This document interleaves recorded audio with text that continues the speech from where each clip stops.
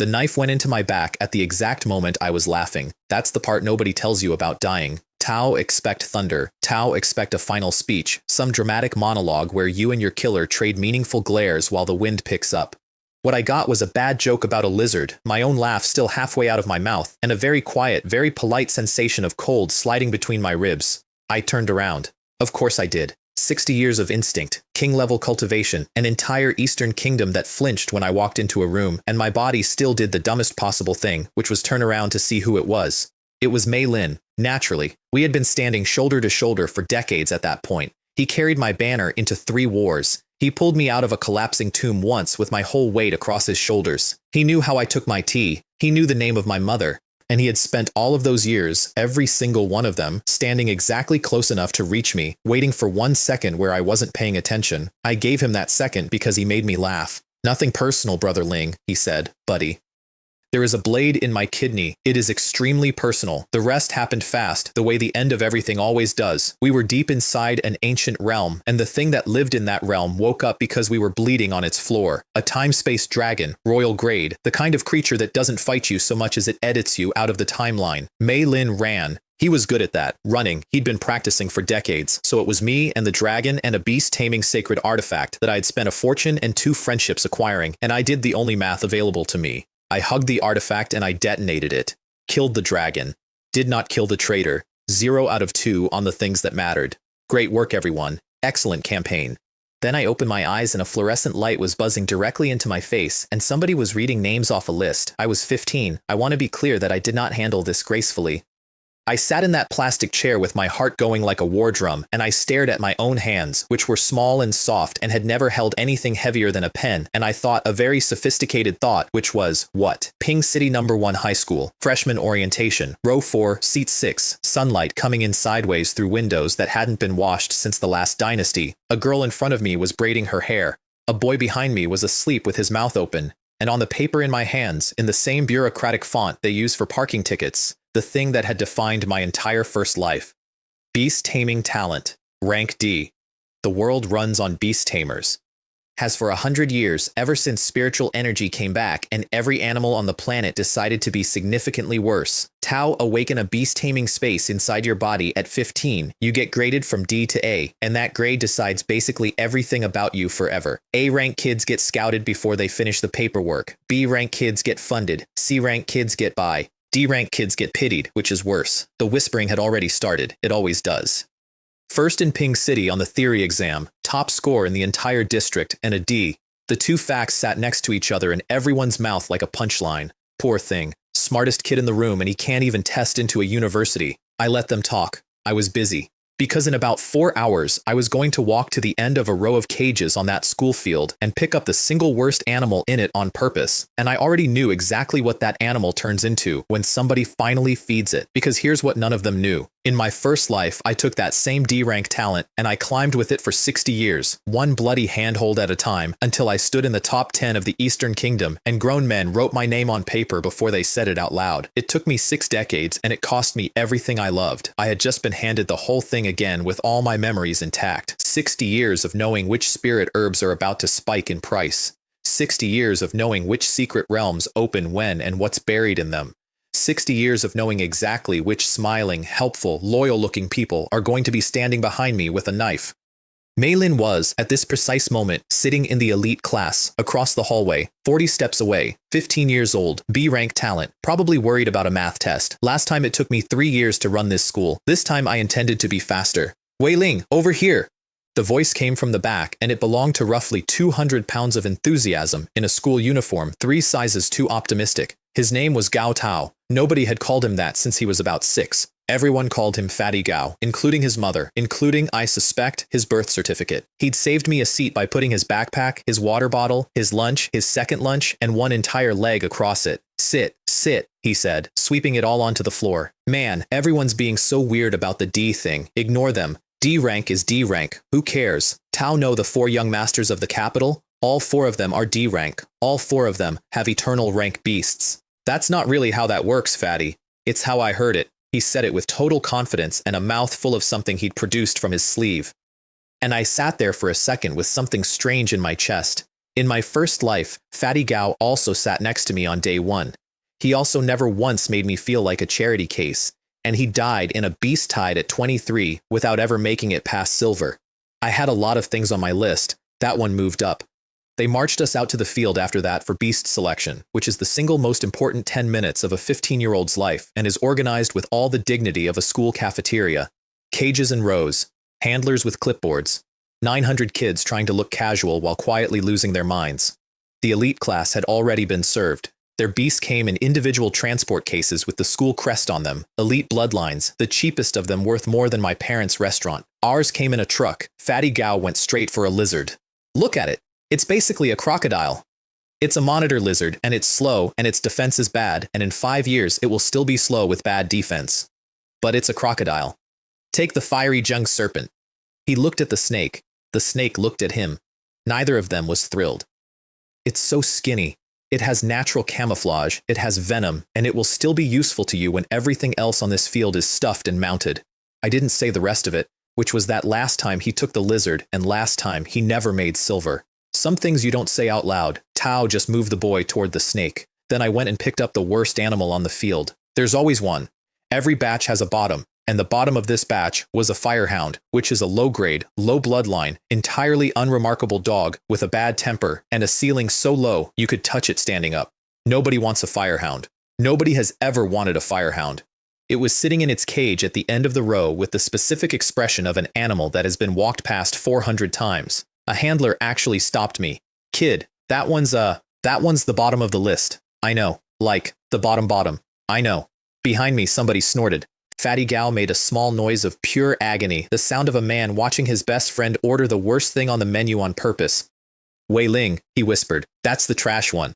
I crouched down and opened the cage and the firehound came out and immediately tried to bite me, which I respected. Fatty, I said, there are no weakest beasts, there are only weakest tamers. He didn't get it. He wouldn't get it for about 2 more weeks. That was fine. Here is what nobody on that field knew. In my first life, it took me 11 years to find out that Firehound bloodline carries one buried strand of Hellhound in it. Nobody ever grows one out, because nobody is willing to spend 11 years finding out. The ceiling everyone assumes is there is not there at all. They had all just watched me pick up a piece of garbage. I had just picked up a Hellhound with a lot of paperwork to do. That night, I locked my dorm room, sat on the floor, and went into my beast taming space for the first time in this life. Everyone's space is different. Most people get a room, a field if they're lucky. My cousin in the elite class, I happen to know, got a rather nice bit of grassland with a pond in it and never shut up about the pond. I got a valley. Green mountains going up on all sides, a river coming down over rocks with actual sound. A small wooden house with a porch, a patch of turned earth already waiting to be planted, and the light in there was the warm gold you only get about 20 minutes before sunset, permanently, forever. The firehound was already asleep on the porch like it had been born there, and the mark on my wrist, the dragon-shaped one I'd woken up with and hadn't had time to think about, went hot and dumped an entire encyclopedia into my head at once. The sacred artifact hadn't been destroyed. It had gone in with me. It had fused with the dragon I killed and with whatever was left of my soul, and it had rebuilt itself as this. And the number it gave me made me sit down on the grass. 30 to 1. 30 days in here. 1 day out there. I want you to understand what that means because I understood it instantly and it took the strength out of my legs. Spirit herbs that take 3 years to mature take 37 days in here. A beast that needs a decade to grow into its bloodline needs 4 months. Every single thing that had cost me time in my first life, and time was the only thing that ever really cost me anything, had just been marked down by 97%. I lay flat on my back on the grass of a place that didn't exist and laughed at the sky for a while like an idiot. Then I got up and started working because there was also a breathing technique in that download, and it was the reason I'd been able to climb with a D-rank talent in the first place, the entering sainthood method. 4 stages, and the names alone tell you what kind of technique it is. Whale devouring, silkworm devouring, dragon sucking, ant devouring. It doesn't cultivate energy so much as it robs the surrounding world of it, and the world doesn't get a vote. I took 1 breath. 1. And it did more for me than a normal technique does in weeks. My skin went hot from the inside, my vision sharpened until I could count the individual leaves on the far bank, and when I opened my eyes, I had the distinct and slightly stupid feeling that I could punch through a bull. D-rank talent. Sure. Fine. Rank me D. I sat there in my valley with a garbage dog and a stolen breathing technique and 30 days of every day, and I started counting forward. 3 months to the newborn realm trial, which the school runs every year, which is microscopic and pointless, and which this specific year happens to contain something that a great many powerful people are going to be extremely upset about missing. 3 months. I could work with 3 months. 7 or 8 days later, by my count, which was a single evening by everyone else's, my phone rang and Fatty Gal was breathing into it like a man being chased. Wei Ling, I'm in the bathroom. Congratulations. No, I'm in the bathroom. Xiao Gang's outside. He brought 7 guys, maybe 8. He wants my snake. Xiao Gang. I had to dig for that one. Big kid, loud second cousin to somebody who mattered, the kind of boy who has decided that his entire personality will be the fact that he knows a guy. He wants it through a duel, Fatty said. So it's official, so I can't complain about it after.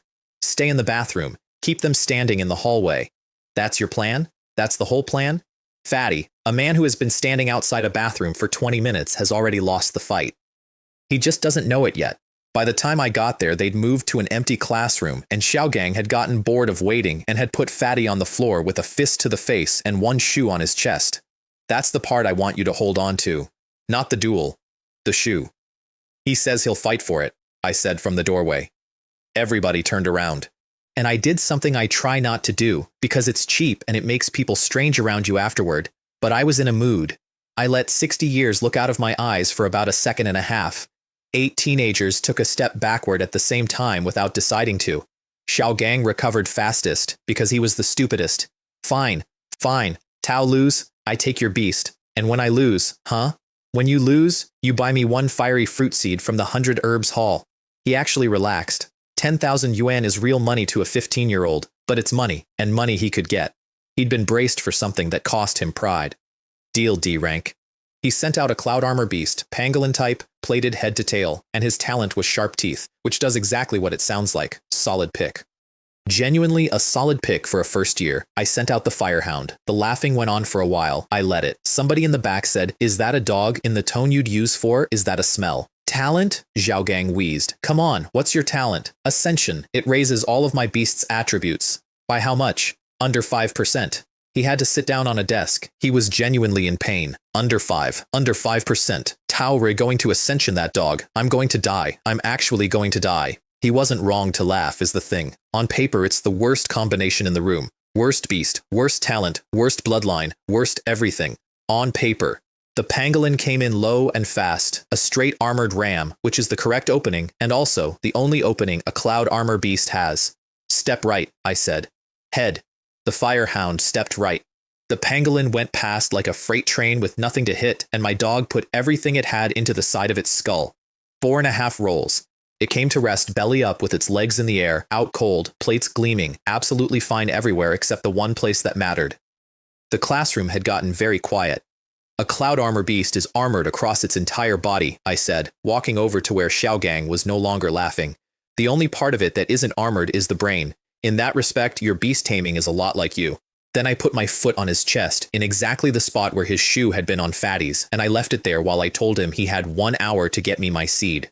He got about 40 minutes into that hour before the cavalry arrived, and the cavalry was wearing a leather jacket. Xiaojia, the cousin, elite class, B-rank talent. In my first life, he never bothered with university at all. He built the Dragon Gang instead and ran half the underside of Ping City by 25, and he spent 9 years bleeding my parents' restaurant 1 protection payment at a time until there was nothing left in it to take. I had been looking forward to this. Let him go, Xiaojia said. Where's the thing I asked for?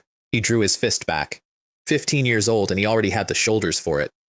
And then he looked at my face and he stopped, because I wasn't braced and I wasn't scared. I was waiting, and there's a difference, and boys like Xiaojia can smell it. He put his hand in his jacket and counted out 10,000 yuan in cash instead. Cousin, Xiao Gang howled. Get him back for me. Shut up, this is school. Xiaojia looked at me the whole time he said it. There are plenty of ways outside of school. There it is, written down, filed, dated. I counted the money on the way out, exactly 100 notes, to a high schooler that is 6 months of existence, and Fatty Gao was shaking so hard beside me that his shoes were making noise on the tile. Wei Ling, you just made an enemy of Xiaojia. Yes. On purpose. Yes. Why would you do that? Because in 9 years he takes everything from 2 people who never did anything to anybody, and I'd rather he came at me now while he still fits inside a school. What I said was, Fatty, if you swallow it every time, people decide you're easy to hit. Back in the dorm, I taught him a breathing technique. He didn't believe me. That's not an exaggeration. He physically did not believe me because a real breathing technique costs tens of millions of yuan and gets passed down inside a family like a house, and I was offering him one across a bunk bed at 11 at night. It's called the gluttony technique, I said. Tao Ti, 7 levels. Every level doubles the number of beasts you can control. What's the training method? Eat. He stared at me. Eat food, eat ore, eat spirit herbs, eat basically anything, and the technique renders it into energy instead of into you. At the 6th level, you can control dozens of beasts at once and digest refined gold ore for breakfast. I did not tell him where I got it. Where I got it was off the corpse of a man who had reached the 6th level and who came at me with 40 beasts at the same time and who was, up to that point, having a very good day. Fatty Gao broke through on his first attempt, sitting cross-legged on a dorm bed with crumbs on his shirt. Wei Ling, a second slot opened up. I can feel it. There's a second one. Then his stomach made a sound like a drain unblocking, and his face changed and he said, "What if people think I'm gross?" Fatty.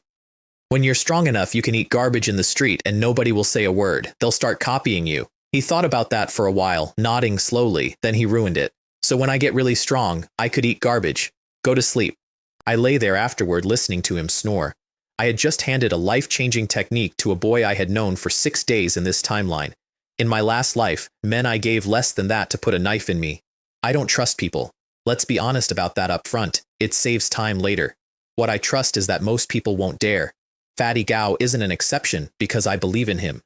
He's an exception because he is the only person I have ever met who is genuinely too uncomplicated to betray anybody, and I intend to keep him that way for as long as the world lets me. 10,000 yuan, by the way, does not go into a savings account. 10,000 yuan goes into a taxi to the Lingkao Hall. Here's the arithmetic that was running behind my eyes the whole ride over. A fiery fruit seed costs 10,000. A fiery fruit costs 50,000. 100 if it's fresh. A fiery fruit plant takes 3 years to bear.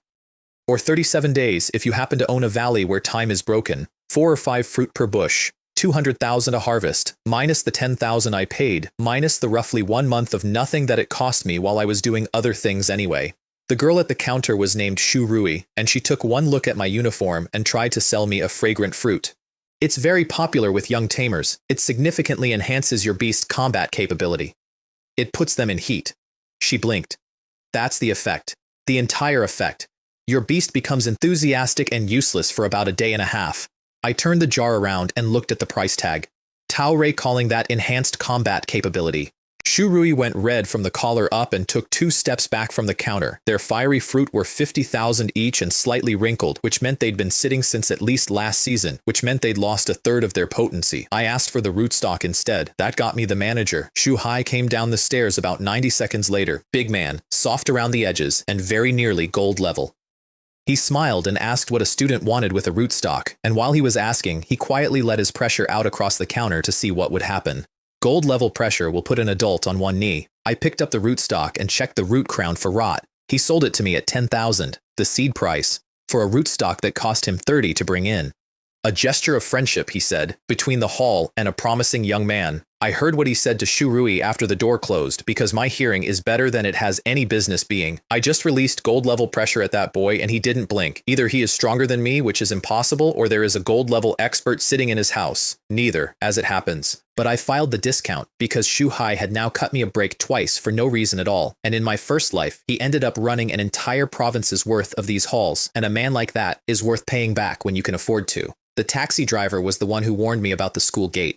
Kid, there's a dozen of them out front. Big ones. One of them's got a school uniform on. Tall boy. Dumb face. Thanks. Wait here, I'll only be a minute. There were 14. Xiao Gang was standing behind them the way he always stood behind things, and the one at the front had tattoos up both arms and threw a punch that cracked the air like weather. That was interesting, because that's a breathing technique. Tao can hear it. And this man was not a beast tamer, he was a street thug from a city that hasn't had anything worth having in 20 years, and somebody had handed him a cultivation method. I stepped off the line of the punch and put him into the pavement. The other 13 took a little longer, not much. Xiaogang ran, and I let him get about 10 meters before I called after him. Tell your cousin that next time he should send someone more impressive. These ones insult me by fighting me. Then I sat the tattooed one up against the wall and asked him where he got the technique. His name was He Kong. Thunder breathing technique, 3 levels, he was on the first and enormously proud of it, and he'd been given it a few days ago, free, by people who had recently arrived in Ping City and quietly bought the entire underside of it, every casino, every club, every gang. Xiaojia was apparently very well thought of by them. They'd handed him something precious personally. What do they call themselves? He had to think about it. His face did actual work. Restoration, he said. Something about restoration. And there it was, sitting in the mouth of a bleeding street thug outside a high school. The Dynasty Organization. They want the fallen dynasty back on its throne, which is a stupid goal held by a lot of extremely dangerous people, and their preferred method of softening a city up is to arrange for a beast tide to walk through it. In my first life, a beast tide came through Ping City when I was 22. It took most of the city.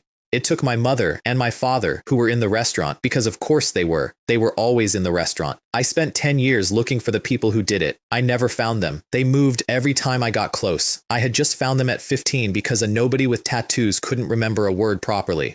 Work for me, I said. He Kang worked his jaw for a second. What's the other option? There isn't one. I gave him 60 seconds.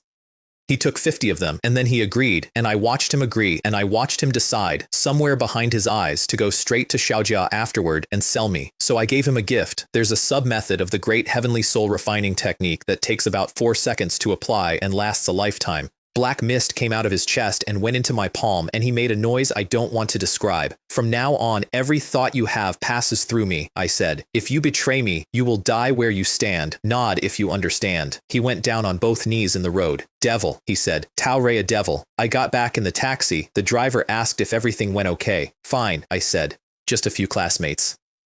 Back in the valley, 10 days had gone by while I was in a taxi. The firehound had put on weight and hit black iron too. I planted the fiery fruit rootstock in the turned earth by the porch and told him not to touch it, not even when it started smelling good. Woof. I mean it. Woof, woof. I'd smuggled a whole roast chicken out of the cafeteria for him, which he inhaled in about 4 seconds. I sat on the porch step while he did it. Eat up, I said. We have a long, long life ahead of us. Morning brought a knock on my door, and Fatty Gao standing in the hallway with his hands pressed flat against his stomach, and an expression I can only describe as spiritually constipated. Appetite's gone up, I said before he opened his mouth. But you can't go to the bathroom, and your stomach is distended, and it hurts. Yes, yes, yes, yes, all of that. Tao ate, and then you lay down without circulating the Tao Ti technique. Tao told me that. I did tell you that. I wasn't listening. He went back to his room. The dorm walls are extremely thin. I'd like to move on. Class that day was the first time I met the man who would matter more to me than anyone in that building. Guo Wei, late 30s, permanently annoyed, built like a door. He walked in, wrote nothing on the board, and looked at 40 D-rank teenagers for a long, uncomfortable moment. Getting into this school and becoming a beast tamer, he said, is not your first success. It is your first failure. Somebody's pen stopped. A D-rank talent means you are destined to be worse than the person sitting across the hall. That is not an insult, it is arithmetic. Do you know what they call this class? The useless class. They call it that in the staff room. They call it that in front of me. He let that sit. Xiaogang, incidentally, had come in that morning, seen me, and physically lost strength in his legs. His cousin had called him in the night and told him not to touch me for now. He spent the entire class looking at his desk like it owed him money. On the 10th of every month, Guo Wei said, there is a dual selection. The top 10 go into the school's microscopic realm. Today is the second. Tao have 8 days. A hand went up in the front row, a girl with a very straight back. If talent decides everything, she said, why are we even in school? Guo Wei looked at her for a while. Good question, he said. I've memorized your name. He Qing. Write that down. It comes back. Here's the part he didn't say out loud. The elite class gets a selection twice a month, and there is no cap on their places. 10 places for us. He had gone and begged for those 10 places personally from people who despised him for it, and here's what I knew that he didn't. In my first life, Guo Wei was too honest for the faculty, and they buried him in this class for it, and then a beast tide came through Ping City, and he stood at the front of the line and did not move, and that was the end of Guo Wei. He was also, in that same first life, the man who dragged me to the place where my entire fate turned. He never once got anything out of it. So when he asked if anyone had questions, and nobody did, and he turned to leave, I was already deciding how much of this I was going to change. I went hunting instead of studying. Silver Moon Forest is north of the city, and Fatty Gao nearly cried when I said the name. That place has gold-level beasts in it. In the core, on the edge it's black iron, bring the snake. There was a welcoming committee at the school gate, and this time it was mine.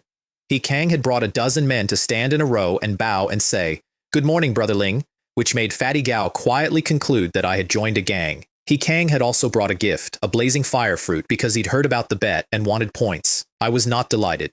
I said I would contact you. Tao are standing outside a high school with 12 men. Tao are a decoration, not a bodyguard. He left fast. He did leave one useful thing behind. The people from above had gone. Out of the city, months at a time, not coming back soon. Good. That gave me room. On the walk out, Fatty Gao asked me something that stayed with me longer than he'll ever know. Wei Ling, can you trust sworn brothers? We're brothers, aren't we? Sure. But when there's real interest on the table, what is a brother? He honestly didn't understand the question.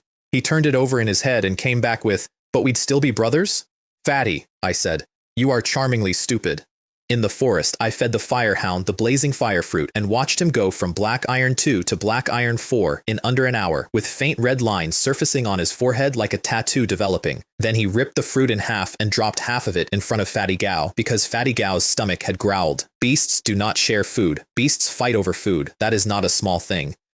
We tracked a silver deer, and Fatty's snake did the smart thing and vanished into the leaves without being told, and I said, Firehound, go, and the deer went down with a throat lock inside 4 seconds. Fatty felt bad for it. Look at it, it's a deer. Fatty, look at its mouth. There was cloth in its teeth, torn and not clean, and about 4 meters into the grass, there was the rest of the man it had come off. Fatty Gao went backwards 7 steps and hit a tree. That's not grass, he said in a very small voice. That's a person.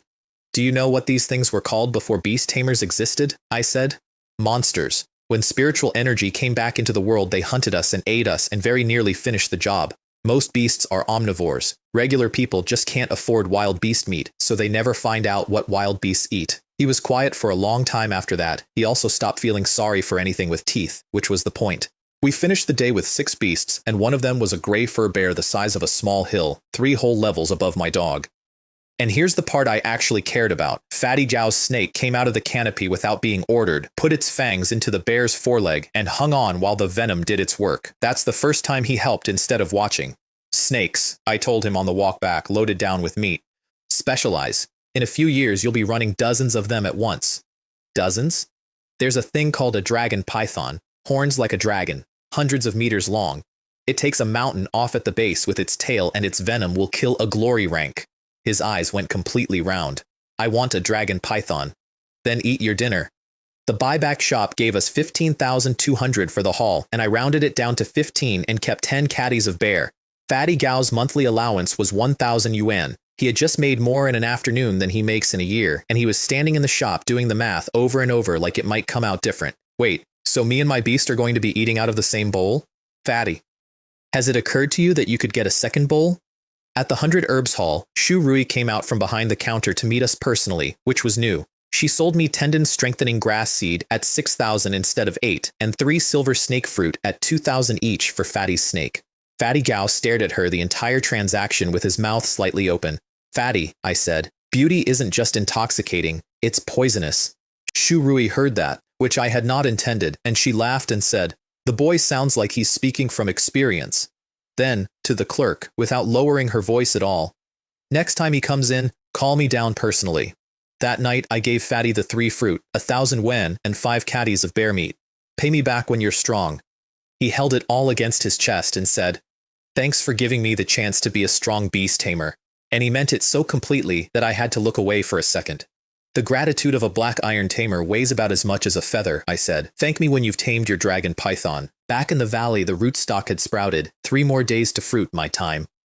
I planted the tendon grass beside it and gave the firehound his 5 caddies. There's something about canine-type beasts that nobody bothers to put in the promotional material. They imprint once. If their tamer dies, they don't take another one. They walk into the mountains and lie down, or they simply stop eating. It is the single most inconvenient trait an investment can have, and it is a large part of why nobody buys a firehound. He was working on the bear meat with his whole face. I'm going to give you the best of everything, I told him. Tau are going to be the thing the rest of your bloodline gets measured against. He stopped chewing. Then he tore off a chunk and put it down by my feet and looked up at me. All yours. I don't eat that kind. I sat on the porch of a house that doesn't exist for a while after that.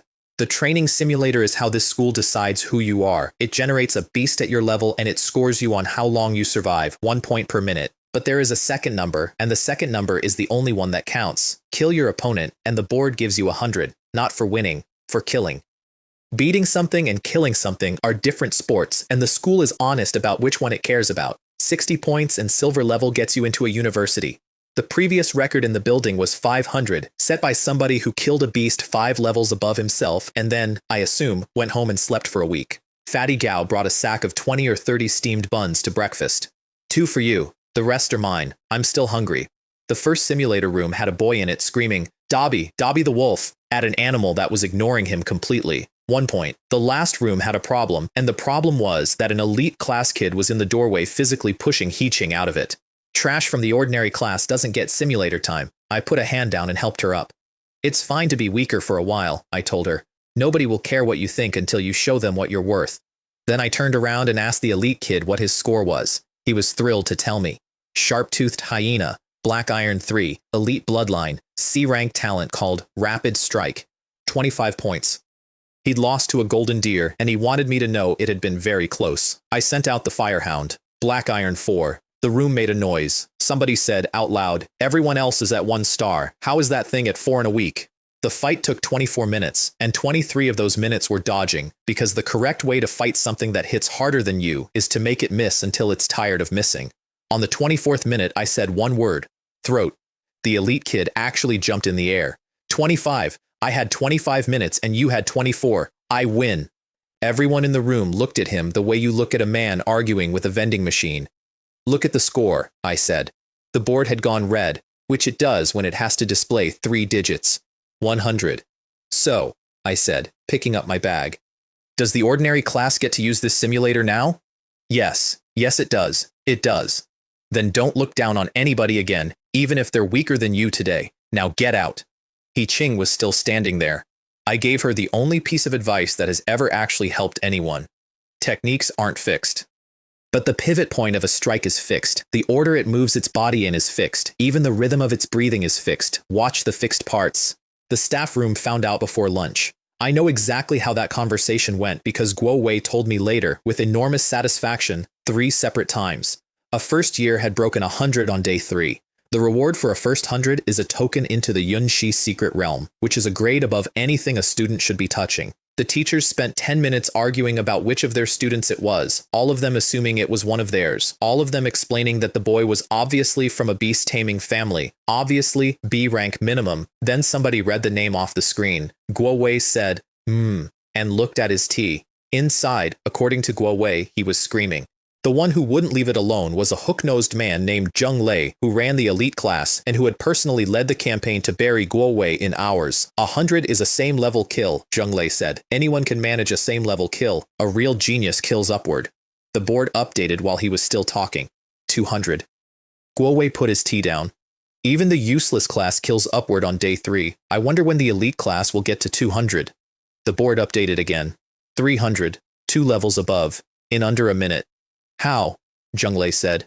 How is that possible? On the sand, all I'd actually done was notice that the berserk ostrich they generated has a neck like a drinking straw. I came out of the room and found Fatty Gao and He-Ching staring at me with identical expressions. What? I said. With a weakness that obvious, you could take it 5 levels up. Fatty Gao's best score that day was 8. Wei Ling, he said with real feeling. Do something wrong. Just once, please. Guo Wei settled the staff room by letting his own pressure out across it, which is a rude thing to do among colleagues, and which was significantly ruder than it had been last year, because last year he was gold 8 star. I placed first in the teacher evaluation, he said. If anyone here thinks they're more qualified than me to teach Wei Ling, come and try. The principal walked in during that, which is the sort of luck Guo Wei has. Old man, small, and I have genuinely never been able to read his strength. He handed Guo Wei the Yunxi token, said, the first-year competition is in 3 months, and left. That night, a hand came out of a dark stairwell and grabbed my shoulder, and I was already turning and driving the edge of my hand into the elbow behind it before my brain caught up. It was like hitting a wall. Are you trying to hit your teacher? Sorry. Guo Wei was rubbing his arm and looking at me strangely. Your reward. Anything up to 50,000. Do you have elite beasts with innate skills? Those cost tens of millions. Tao won a first-year prize. You didn't save the city. I thought about it. Cash, then. There was a pause long enough to hear the building settle. In 20 years, Guo Wei said, I have never had a student ask for cash instead of spirit herbs. He handed over a card. Pins 6/8. He told me later what he was thinking while he walked away, and I believe him, because it was the correct thing to be thinking. In that half-second in the stairwell, I hadn't just evaded, I'd countered. If he hadn't spoken, he'd have taken 2 more. The video of the 300 went around the school by the next morning, and it came with a nickname attached. Throat-locking maniac. Nobody would duel me after that. The reasoning, as reported to me by Fatty Gao, who collects gossip the way other people collect stamps, was that other students play to win and I play to kill, which is fair. The last simulator room emptied out permanently and became, by default, ours. Somebody in a hallway shouted, "Make way for Brother Ling," once. Good volume, I told him. Don't do it again. Confidence comes from the inside. Guo Wei started turning up to watch me train. He came the first time intending to correct my form and stood there for 40 minutes without saying a single word, and afterward he said something I've thought about since. Tao are not fighting the simulator. Tao are a simulator, a better one. Tao are calling every move it's going to make before it makes it. Then he turned around and looked at Fatty Gao. Gao Tao, are you a fish in a costume? My grandmother handles beasts better than this. The next time we went to Silver Moon Forest, somebody followed us.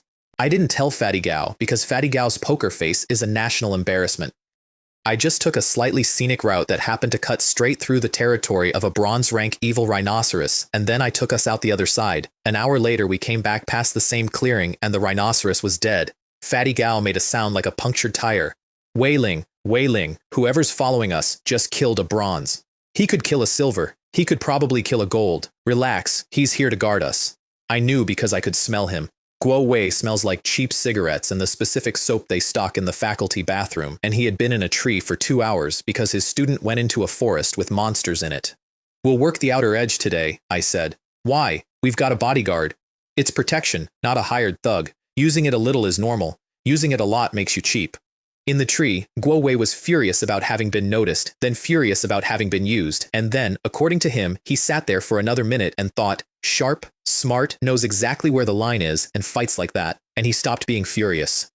He stopped being anything at all about 90 seconds later, when Fatty Gao started daydreaming out loud about one day surpassing Guo Wei, and then bringing his grandmother in to duel him, and how funny that would be. Guo Wei, in the tree, made a note. Gao Tao does not get yelled at nearly enough. We found explosive mushrooms at the root of a dead tree, which gave me an excuse to teach Fatty the only grading system that matters. Heavenly materials and earthly treasures run mortal, spiritual, mystic, immortal. 3 subgrades in each. Silver snake fruit is low mortal. Tendon grass is mid-mortal. Nothing you will ever hold at 15 is above mortal. What's a mystic one do? A mystic grade fruit can change a beast's attribute. Not improve. Change. Fire into ice. Wind into thunder. That's insane. Men who can level a mountain have died fighting over one. So yes. Then we found the grapevines, and hanging off them were 8 silver snake fruit, and Fatty Gao went for the vines like a man going for a buffet. I caught his collar. Look at the vine. I am looking at the vine. Look at the vine's eyes. There was a purple striped snake wound through it, matching the color of the leaves almost exactly, and it had been watching us for a while. Black Iron 3. Terrible in a straight fight. Its venom will kill a bronze rank in under 2 minutes. 2 ways to subdue a beast, I told him. Persuade it or beat it. Fatty Gao squared his shoulders, walked up to the vine, and said out loud, in a clear, polite voice, "Hello, would you like to be my beast?" I had to take a moment. Fatty. Persuading it means releasing your own beast and unfolding a taming array. Also, with your Pink City accent, it can't understand a word you're saying. The snake did in fact hesitate. Then the hellhound stepped out from behind me and growled, showing every tooth he had, all the way to the back. The snake agreed instantly. Fatty Gao spent the walk home troubled. Why does she keep looking at me like that? Like I wronged her? I didn't make her do anything. The snake coiled around his arm. Shh. 15 beasts that day. Guo Wei, in his tree, watched a 200-pound boy operate 2 beasts at once, 6 weeks into his first year, and said something unprintable. He's still, Guo Wei added, terrible at it. The selection was on the 10th, and it worked like this. 10 chairs, sit in one. Anybody can challenge you out of it, and if you're challenged you fight and the loser walks. Fatty Gao almost lost his seat by being 9 minutes late because he was eating. Xiaogang tried to get us disqualified for it, and Guo Wei turned on him with real volume. Do you think I'm blind? Do you think I can't see a clock? Our excuse, delivered by Fatty Gao with his mouth still full, was that I wasn't feeling well. Guo Wei looked at me. I have never in either of my lives looked healthier than I did at that moment. This, he said, is what you're calling unwell. Fatty Gao sat down and laid 2 snakes out in the grass in front of his chair with their heads up, and the effect on the crowd was immediate and gratifying. Nobody challenged me at all. The reasoning had been thoroughly discussed. I was the throat-locking maniac. The loser forfeits their beast permanently, and forfeiting your beast means leaving the school. Xiao Gang told his people to let it go. They deal with me inside the realm with his cousin. One of his boys suggested jumping me anyway and got slapped for it. Do you know who Wei Ling is? Throat-locking maniac. Go fight him. Say goodbye to your beast. 10 places. 5 of them went to Xiao Gang's group, who spent the morning challenging each other in a circle. Guo Wei watched it happen with an expression of profound tiredness. So young and already building factions, none of them will amount to anything. The briefing was short. 5 days inside. The wardens do not intervene until you are actively dying, and if they intervene, your realm is over. Duels are permitted. Killing a classmate's beast is not. He said that last part while looking directly at me. Only at me. For quite a long time. I walked in first, ahead of the elite class, which caused an incident. An ordinary class student going in ahead of the elite class. Your students walk slowly, Guo Wei said.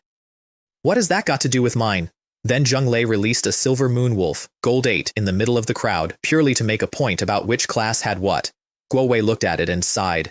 That's a gray wolf. Does it even know who the king of beasts is? And out came a roaring lion at gold 9, and it roared, and every animal in that field, including some of the students, lay down. They had to be physically separated by 4 other teachers. The principal coughed twice and announced a prize for the best haul out of the realm, which fixed nothing but did change the subject.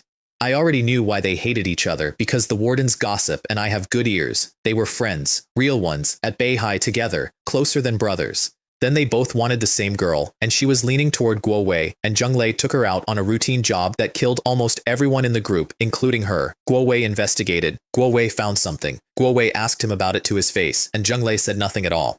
That was 20 years ago, and both of them still get up in the morning wanting the other one dead, which is, I'm sorry to say, an extremely reliable engine. Xiao Jia was also making arrangements. 15 men. And here's the thing that made me pay attention. It wasn't about the 10,000 yuan or his cousin or his pride.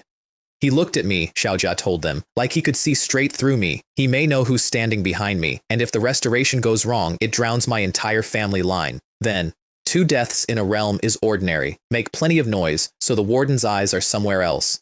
The realm was a copy of Silver Moon Forest, with the difficulty turned up and something silver-ranked sleeping in the middle of it, which meant that for me and Fatty Gao, it was functionally home turf. Day 1, I killed an exquisite white monkey, Black Iron 9, elite bloodline, for the blood demon flower growing where it nested. Primates are the smartest thing in these forests by a wide margin. There's one out in Beihai, a spiritual demon monkey that speaks human language, understands transformation, has hundreds of thousands of primates under it, and built itself a realm called Water Curtain Cave. Fatty Gao lit up. That's the Monkey King. Not quite. He doesn't have the staff. Above the canopy, 2 wardens in masks were circling on bird-type beasts, and one of them said, that one killed a Black Iron 9 on his first pass. He'll come out at bronze. And then the other one noticed 15 boys moving through the trees in formation. Want me to step in? No, these little brats come into a realm and the only thing they know how to hunt is each other. Let them find out. 15 against 2. Xiao Jia opened with a golden armor beast and a talent called Dragon Armor, which is genuinely good, and which he explained at length. Nothing below bronze can break my defense. Then my hellhound stepped out at Black Iron 9, and the temperature in the clearing dropped. Who, I said, told you I need to break your defense? And I hit Xiao Jia in the chest. He went 7 steps backward and sat down hard in the leaves, and his beast turned around inside its own armor to look at him with what I can only describe as concern. Today I'll teach you properly, I said. A beast tamer is not only somebody who tames beasts. The next 90 seconds were mostly shouting. Snake, snake, something bit me. Get the dog off, get the dog off. The golden armor beast poked its head out of its shell, watched me work through its owner's friends, and then looked down at its own extremely heavy plating with what appeared to be its first ever moment of doubt. I crouched down next to Xiao Jia at the end of it. I know who's standing behind you, I said quietly. But would you dare to say it out loud? His pupils went to pinpricks. Things that can't stand the light never will. Go on. Get out. I let him leave on purpose. Small fish are bait. Tao don't gut the bait. I did, privately, hope the big fish would turn out to be nobody I recognized. The boys who took venom got carried out by a warden, which cost them all 5 days of realm time, and Xiao Gang complained about it loudly enough that the warden dropped some pressure on him. Or do you think I'm blind, she said, and didn't see what you were all doing in the forest? On day 2, I decided to kill a bronze. A bronze, Fatty Gao said. Us, the 2 of us. A bronze rank beast has exactly 1 skill, Learn the skill and the rest of it is just a large animal. Our target was a short-legged tyrant lizard, 3 meters, bronze 3, and when it roars, the grass lies down for 20 meters in every direction. I threw a rock at its nest. It came out of the tree line like a demolition charge. And now, fatty, we ran. And while we were running, I put a second rock into a thicket 400 meters east, and out of that thicket came a silverback gorilla, which is bronze ranked, and which has exactly one personality trait, which is that this is its thicket. I dragged Fatty Gao into a ditch and put my hand over his mouth. 1, 2, 3. The impact took a tree down. What's the short-legged tyrant lizard's weakness? I said, while 2 bronze rank animals reorganized the landscape above us. It's too stupid. Its nest had 6 inferior transformation fruit in it, which are mutation fruit, which raise a beast's bloodline grade from low to elite, and which go for about 500,000 yen each on a market where anybody is willing to sell one, which nobody is. The lizard came home limping, found its nest empty, and screamed at the sky for a long time. I gave Fatty 3 of them. I didn't do anything, he said. Tao ran extremely well. Don't spend them blind, though. Bloodline improvement is selective. It amplifies what a beast is already good at, so you feed the venom snake, not the tank. We ate dinner in a tree that night, and he told me his father had suggested he come home and learn to butcher pigs, since that's also a trade. I asked about mine. Your dad just said study hard. Your mom cried on the phone for like 10 minutes. Yeah, that sounds right. It is a very specific feeling, being 15 and having your mother cry on the phone about your grades, when the last time you saw her she had been dead for 40 years. After the realm, I said, let's go home together. Then I fed the other 3 mutation fruit to my dog and stood back. The light took a while. When it went out, there was something else standing in front of me, chest high on a 15-year-old dark red, a firebrand burning on its forehead, small tongues of flame licking up between its paws where they touched the ground. Hellhound, one of the few elite-grade beasts in the world that commands fire. Xiao Huo, I said. Little fire, not creative. He didn't care. He licked my palm to remark me with the new scent, which is a thing they do, and then he sat down and looked extremely pleased with himself. All right, show me. Can you breathe fire? He braced. He puffed up. He opened his mouth. Black smoke came out. He tried again. More black smoke. He sat down and made a very small woof. It's fine. Tauri's still black iron. The first fire skill wakes up at bronze. Fatty's snake evolved the same night into a black flame snake, which trades some venom for a size ceiling it does not currently possess, and while we were admiring it, he said something completely at random that changed the shape of the next 4 years of my life. We'd been talking about dragon eyes, which is what you call the marker left in the bloodline of families descended from dragon-blooded remnant species. Enormous pupils, a gold flare across the iris when the eye moves. Dragon blood is lethally toxic, so the marker only exists in people whose ancestors bathed in it and survived, and I know of exactly 2 families in the world who carry it. And Fatty Gao said, through a mouthful of roast meat, "Oh, your cousin out in that urban village has eyes just like that. I asked you once if they were sick." I did not sleep much that night. Day 3 we acquired a friend, briefly. A small thing like a honey badger walked into our firelight with white dust across its forehead, and Fatty reached for it, and I caught his wrist so fast I nearly took it off. Do not touch it. I fed it instead. It ate everything we had cooked, all of it without hurrying, and then it nodded at us and left. What was that? Xiao Xiao Huan, bronze 1. There is exactly 1 species of it. Immune to venom, and its hide doesn't take fire or water. Small, fast, and it never forgets anything. If you had patted it on the head just now, it would have chased you for 3 days. Fatty Gao slapped his own hand. Badger brother, he said solemnly. Respect. 10 minutes later, we watched the badger walk up to a bronze-rank silver wolf, 4 times its size, and back it out of the clearing. We found Hei Qing after dark, asleep on a pile of leaves. She'd lost a fight with a bear, and her pack with it. I gave her a spare pack, a spare tent, and directions to a valley where the hunting is easy and nothing above Black Iron's 6 lives. Fatty asked why we didn't just bring her along. Our secrets are expensive. I don't let people close until I trust them, and you can't tell a good person from a bad one by looking. Gao Lingxi found us on day 4, which took some doing, and she found us because that is literally what she does. Elite class, B-rank talent, and the talent is Lingxi, which lets her share sight with her beasts and find things nobody else can see. Her family owns a group with their own name on it. She wanted me in her alliance against Xiaojia. I declined. Tao should reconsider, she said. Above bronze, your fists stop mattering. I nodded at Fatty Gao, and Fatty Gao opened his space and dumped the corpse of a bronze-rank short-legged tyrant lizard onto the forest floor between us. Is bronze strong? I asked. She had to work quite hard to find her voice. Opportunities are caught with ability, I said. Go and think about how to get stronger and try not to waste that talent. 5 days later, they counted the halls in front of the whole school with an old appraiser at a folding table.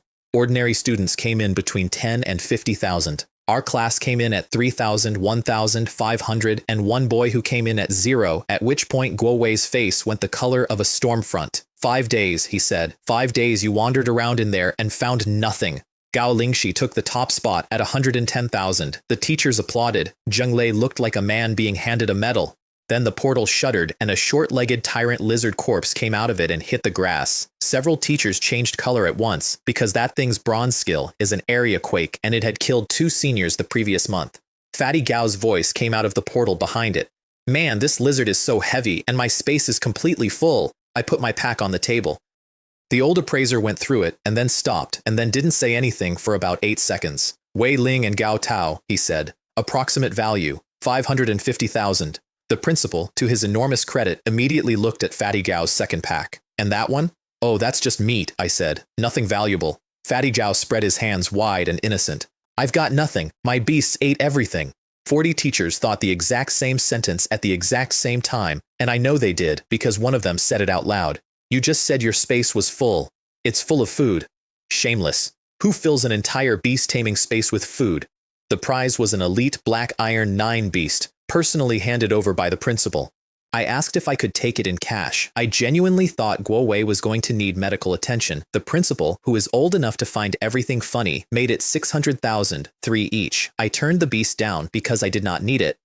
6 mutation fruit had already dragged Xiaohuo's bloodline up to elite, and he had come out of the realm at bronze with his first fire skill awake. Overheat combustion, a burst of heat a few meters in every direction. It is how the lizard died. Guo Wei gave us the rest of the term off. People fear fame the way pigs fear being fat, he said. Go be quiet somewhere. So I went home. My mother was wiping down tables when I came in. Shu Fen, 5 feet nothing, apron, the same rag she has been using since I was 9. I didn't say anything. I just put my arms around her. Mom, Tao've worked too hard.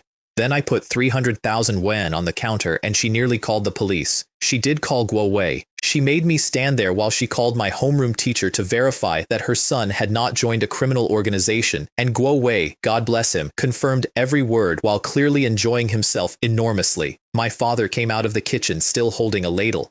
Bronze, and 300,000? Then he saw Xiaohuo and forgot everything else. Look at the size of him. He's 3 times our Xiaobai. Xiaobai is my father's dog. Old White Hound, Black Iron 3, sleeps across the back door and has never once caught anything. My father was a beast tamer too once. D rank, didn't test into university, opened a restaurant. That night I told him a version of the truth. I met a master, someone extraordinary. He passed me everything he'd accumulated in his life. How extraordinary? Dad, have you heard of King Level? He shut the door, took me by the arm, marched me into the back room, and said, "Do not tell anyone," 4 separate times. Then I gave him a breathing technique, not a good one, deliberately not a good one. Mirror of Clarity, 7 levels, purges impurity out of the body, extends life, gives you the lightness of a swallow and the eyes of a hawk, and at high levels, a resistance to poison and to heat and cold. Top-tier techniques have to be started in childhood. My parents are in their 40s. What they need is not power. What they need is to be very difficult to kill quietly. He coughed up something black on his first circulation and stared at it in the sink for a long time. After that, he started coming to Silver Moon Forest with me and lying to my mother about it. Helping old Wang move house. Your friends, my mother observed a week later, seem to move house every 2 days. He killed his first Black Iron 3 alone. He was so happy he had to sit down. And when we took the hall to the buyback shop, the owner squinted at him and said, "Old Wei, is this your kid?" and pushed a pack of the expensive cigarettes across the counter, and my father walked home about 4 inches taller than he left. Am I imagining things? My mother said that weekend. Or is Xiaobai getting bigger? Let me give you the numbers on the world I was born into because they explain everything that comes after. Ping City has 300,000 people in it. Ping City number 1 high has fewer than 1,000 students. Fewer than 1 person in 300 ever awakens a beast-taming space at all. And of the ones who do, raising a single ordinary beast to bronze costs somewhere between a few 100,000 and 1,000,000 yuan, which is a house. The strong get stronger. The weak stay exactly where they are. That is not a tragedy in this world. It is the operating manual. I'm going to test into a university in Kyoto, I told my parents. And I'm taking you both with me. By next year, I'll be silver. I'll buy an apartment there. In my first life, I said something similar once, much later, and they refused. We'd be a burden, they said. That's what they said. The truth was that I did not have the money, and they knew it, and they lied to me about it kindly for years. Your granduncle's birthday is on Saturday, my mother said. We should go. My father developed a sudden intense interest in the ceiling. Last time, he admitted, I brought a bag of fruit. It was embarrassing. So I took him to the 100 Herbs Hall, where Shu Rui now comes out from behind the counter the moment the door chimes, and I asked for a longevity fruit.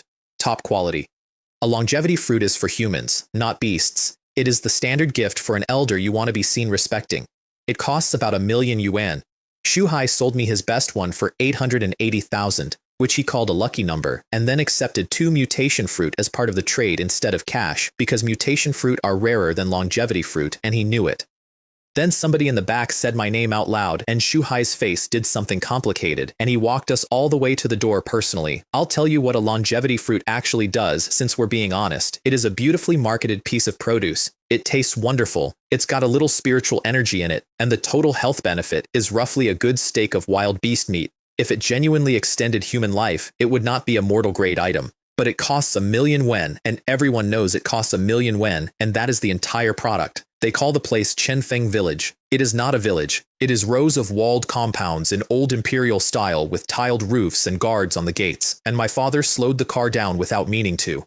Dad, this isn't a village. This is at minimum a royal palace. My granduncle had gone to the front line as a young man and come back a very senior military man, and this was the retirement. There was a guest list at the gate. Our surname was on it. It was at the absolute bottom. Dad, good news. Tao made the list. I am on the list, my father said with dignity.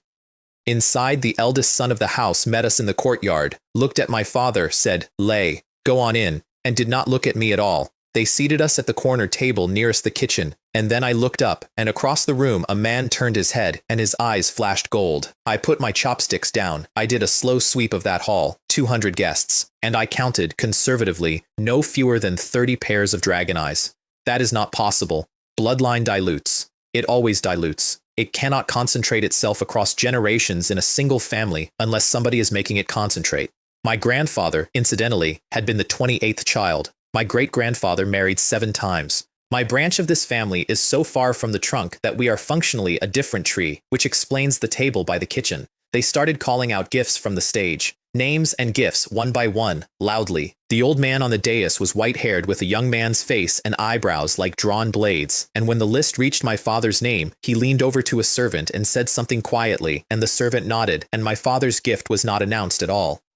My father went gray. I watched the old man's face while it happened, and what I saw there was not contempt. He had looked at his poorest nephew, assumed he had brought a bag of fruit again, and quietly spared him a room full of people finding out. Later, he came to our corner table himself. Tao've changed a lot this year, Lei, he said. That's good. Then he looked at me. Tao looked like your grandfather. Same as Lei. Pity the man was so reckless, or he'd have left you both something. And then he started coughing. A servant moved.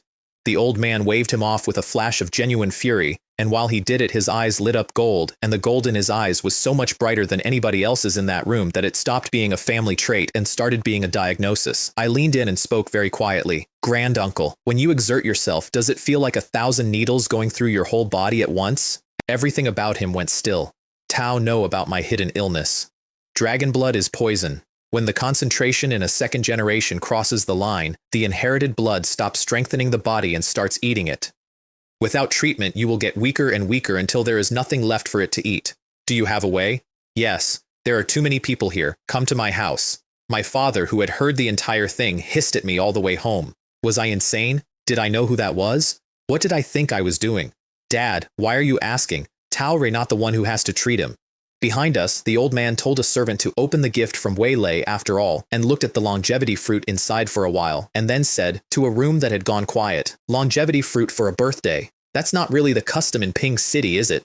His eldest son had to be helped to a chair. At home, my father was quietly wrecked about the 880,000, because 880,000 is an apartment in Ping City, and I pushed 3 mutation fruit across the table at him for Xiaobai instead of arguing. He looked at them like I'd handed him a live grenade. An ordinary family, he said, could work an entire lifetime and not afford 2 of these. Here's the family history, since it matters later. My grandfather died on the front line before my father was born. My grandmother cried herself into an early grave.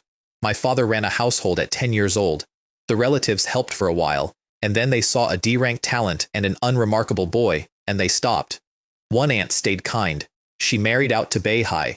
Her son has dragon eyes. That night through the wall, I heard my father tell my mother he wanted to go back to being a beast tamer. At the banquet today, I understood something, he said. I didn't bring my son any honor. He spent the whole evening comforting me. Wei Ling shouldn't have to swallow other people's contempt because of me. There was a pause, and then my mother said, when the lease is up, we'll close the shop and I'll come with you. I don't think I've watched you handle a beast since we got married. I lay in the dark and did math. Because here is what I know about the next 4 years, and what nobody else in that house could possibly know. In 4 years, there is an uprising in Kyoto. Troops move on the capital and take the key positions, and the officers leading them are Dragon Eyes. It is put down only when the strongest people alive come back from the front line to do it personally. Afterward, every single person carrying the Dragon Eyes marker is executed, everyone. The official finding is that the dynasty organization engineered it. I was studying in Kyoto that year. I watched it happen from a dormitory window. And I had just spent an evening in a room containing 30 pairs of dragon eyes and one dying old man who gave his whole life to that country and who would not raise a hand against it if you set him on fire. Which meant the sequence was not what the history books said. Somebody kills the old man, and then somebody walks the Chen family into the dynasty organization. The Dragon Eyes rebellion starts in my family 4 years from now with a funeral. I was still turning that over when a shadow went across the window, something with a wingspan. Xiaobai came off the back step barking at the sky. I stood up and locked my parents in their room. Don't come out until I call you. I took him 4 streets away before I let him land, because whatever happened next was not happening within 100 meters of my mother. The alley I picked was a dead end behind a shuttered barber shop. Come down, I said. Is it fun up there? He came down on a kun-winged bird, bronze 5, elite bloodline, flight capable, which is an expensive animal for an assassin sent after a 15-year-old. Ping City is a no-fly zone, I said. Didn't you know? I knew. It's a fine. How many patrols do you think are awake at this hour? Fair. Is the dynasty organization so short of people that they sent you? He didn't like that. I've read your file, boy. Tower, the son of the most worthless man in the Chen family. Nobody is coming to help you. Everything in me went very quiet and very cold. I'd take that back, I said.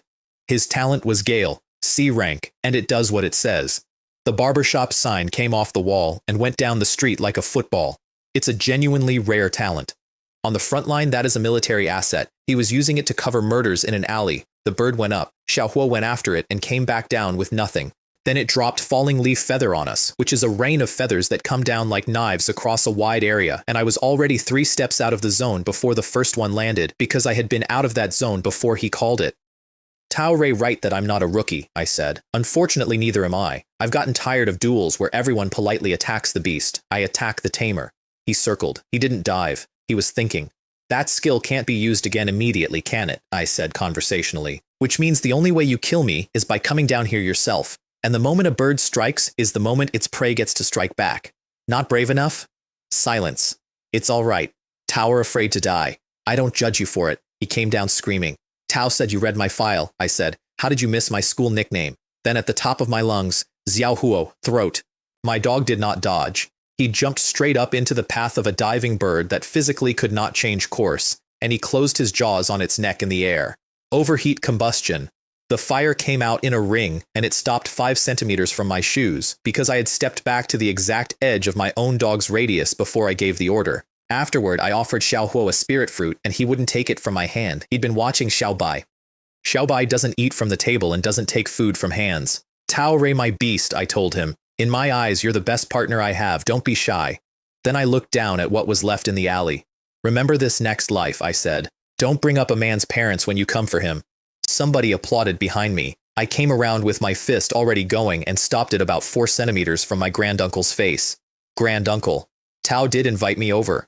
He looked at my fist, which was still hanging there, being awkward. Then I saw this fellow circling your street and thought I'd watch what you're made of first. I did not expect this much. There was an iron token on the body. 1 character stamped into it. King. The old man wanted to phone it in immediately, and I stopped him.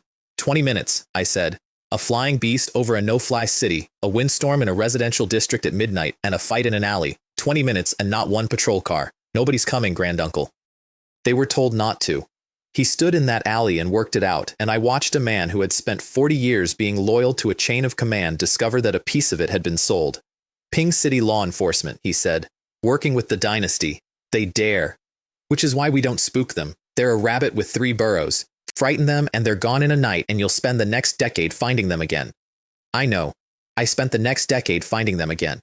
So we use bait, I said. Me. A bronze rank kid from the poor branch with a sick granduncle. Nobody takes me seriously. They'll try me again, and every time they do, they hand me another name. Give me a year, and I'll give you the complete list of everyone in Ping City who's touching them. Then we take it all out in one night. He looked at me for a long moment. 15 years old, standing over a corpse, in a school tracksuit. And in exchange, Tao keep my parents alive. Done. Then I fixed him. The problem was not complicated once you knew what it was.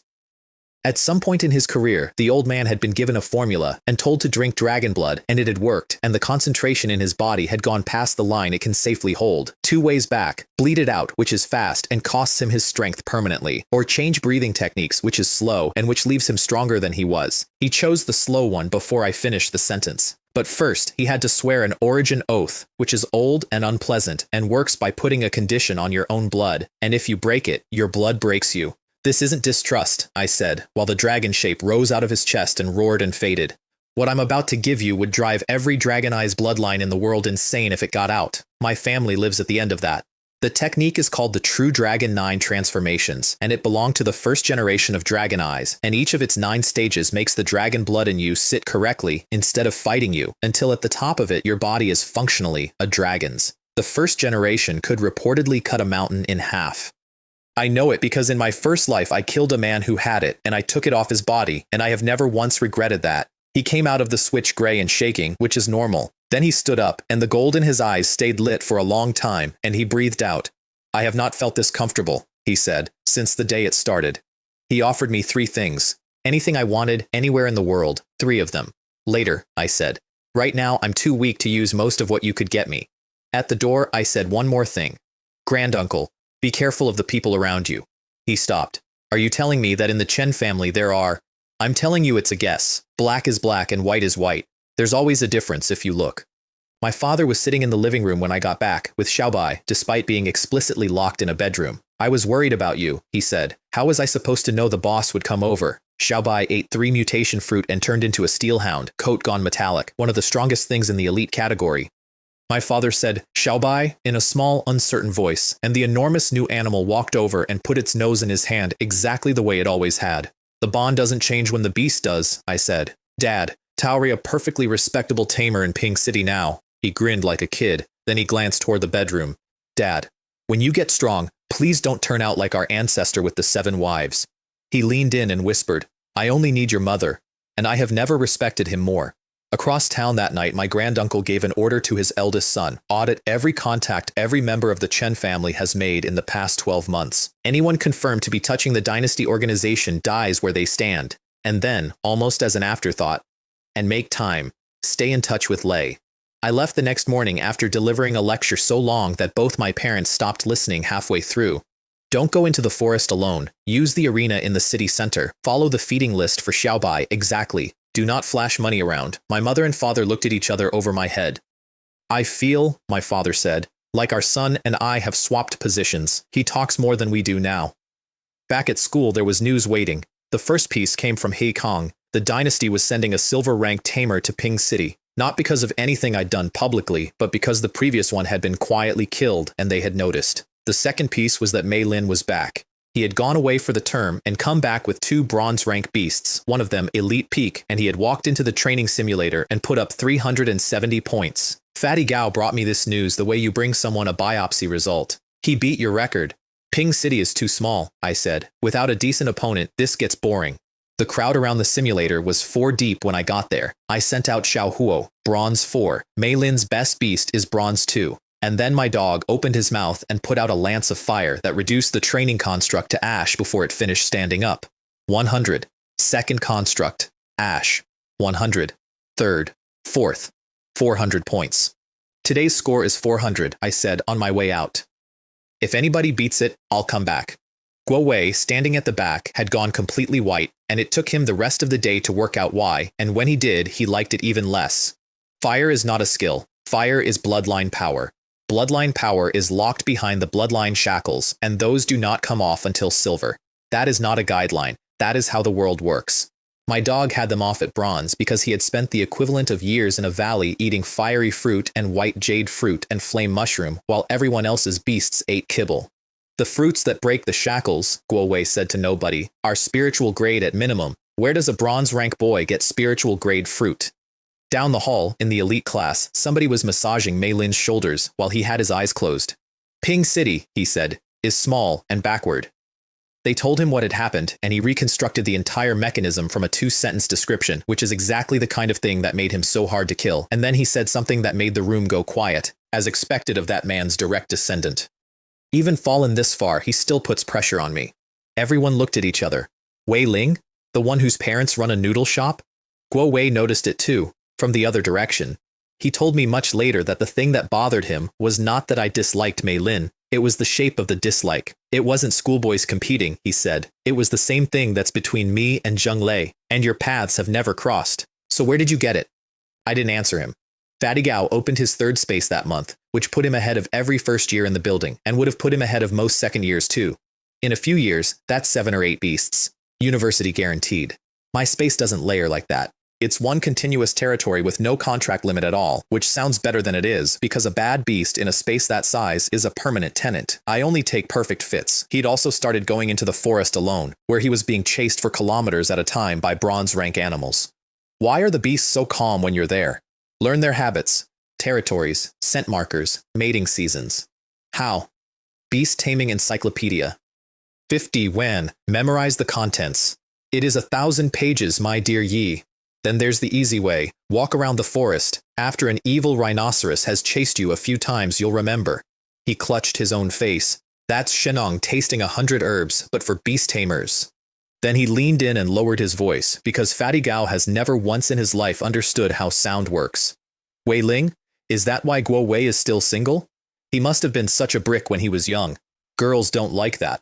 The knock came about half a second later. Guo Wei was standing in the doorway with his hand still raised and a vein up the side of his neck. I am single, he said, with great precision, for other reasons, and I'll have you know I was extremely popular. Fatty Gao turned up the next week with a lump on his head because Guo Wei had caught him mid-sentence again. Every time he yells at me, I tell him to go get his grandmother, he said, rubbing it. Wei Ling, is Guo Wei a pervert? Does he have some kind of weird thing about, Fatty, stop talking. What's my third beast supposed to be? Tao, tell me. Tao, pick. I can't pick for you for the rest of your life. Tao are going to walk out into the world by yourself one day. Learn to think. He sulked for about 4 minutes. Then, slowly, out loud, he actually did it. Black flame snake up front, that's defense. Nether serpent for venom, that's the kill. So what's missing is something that can take a hit and hold a line. Something big, something heavy. A python, he said. I need a python. There. Tao thought about it and your road appeared. What you see for yourself looks different from what somebody shines a light on for you. We found him, a rock python coiled by an underground river like an enormous discarded tire, elite grade, black iron 7. And while I stood there and watched, Fatty Gao fought it himself. He was terrible. Every one of his beasts is individually stronger than that python, and together they could barely handle it because his command is genuinely awful. I finally understood why Guo Wei yells at him daily. Knock it down first, then tame it, I told him afterward. That's the highest success rate there is. Beasts have minds. When you persuade one, it weighs the offer. When you've already put it on the ground, it's choosing between living and dying. He asked me that night how big a dragon python gets. Twice as wide as that river, and 3 times as long. It would crush a house. Somewhere in there he also asked me why the world is like this, which is a real question, so I gave him the real answer in pieces over a fire. Before all of this, there were feudal dynasties, and the people at the top of them kept ancient beasts at their side, and between the two of them they held everyone else down for a very long time. Then the first Beastmaster appeared, and the balance broke, and there was an uprising, and the dynasty fell. The ancient beasts were driven out past the edge of the world, or went to ground in ancient realms. The front line has been fighting them ever since. 500 years ago, we pushed them back thousands of kilometers, I said. Now we've been pushed all the way home, and we are fighting over about 100 kilometers of border. Why? Because we fight each other. Not everyone goes to the front. Plenty of people would rather flip this world over than defend it. Infighting is serious, the outer war is stalled and the rope is not moving in our direction. So the ones we drove out, they come back one day? The people at the top are working on it. They put down cults, they hunt for prodigies, they push tamers up. It'll be fine. I don't know why I said that last part. Habit, probably. It's what adults say. The Gale Eagle almost took Fatty Gao's face off 2 days later. Fatty left. He went left. The talons came through the space where his head had been and took a strip of bark off a tree behind him thick enough to see daylight through. Bronze 6. Elite peak, which means innate skill. Get back, I said. I want to fight this one properly. It circled first. That's the part people don't expect from birds. It went around us twice looking for the weak one, decided it was me, and came down with a self-sacrificing attack that flattened the grass in a ring around the impact and took a hole out of the ground where I'd been standing. Xiaohu's fire couldn't catch it. Nothing that lives on the ground catches a Gale Eagle. So I stopped trying. I put my back near a rock, and on its third pass, I let my footing go, deliberately.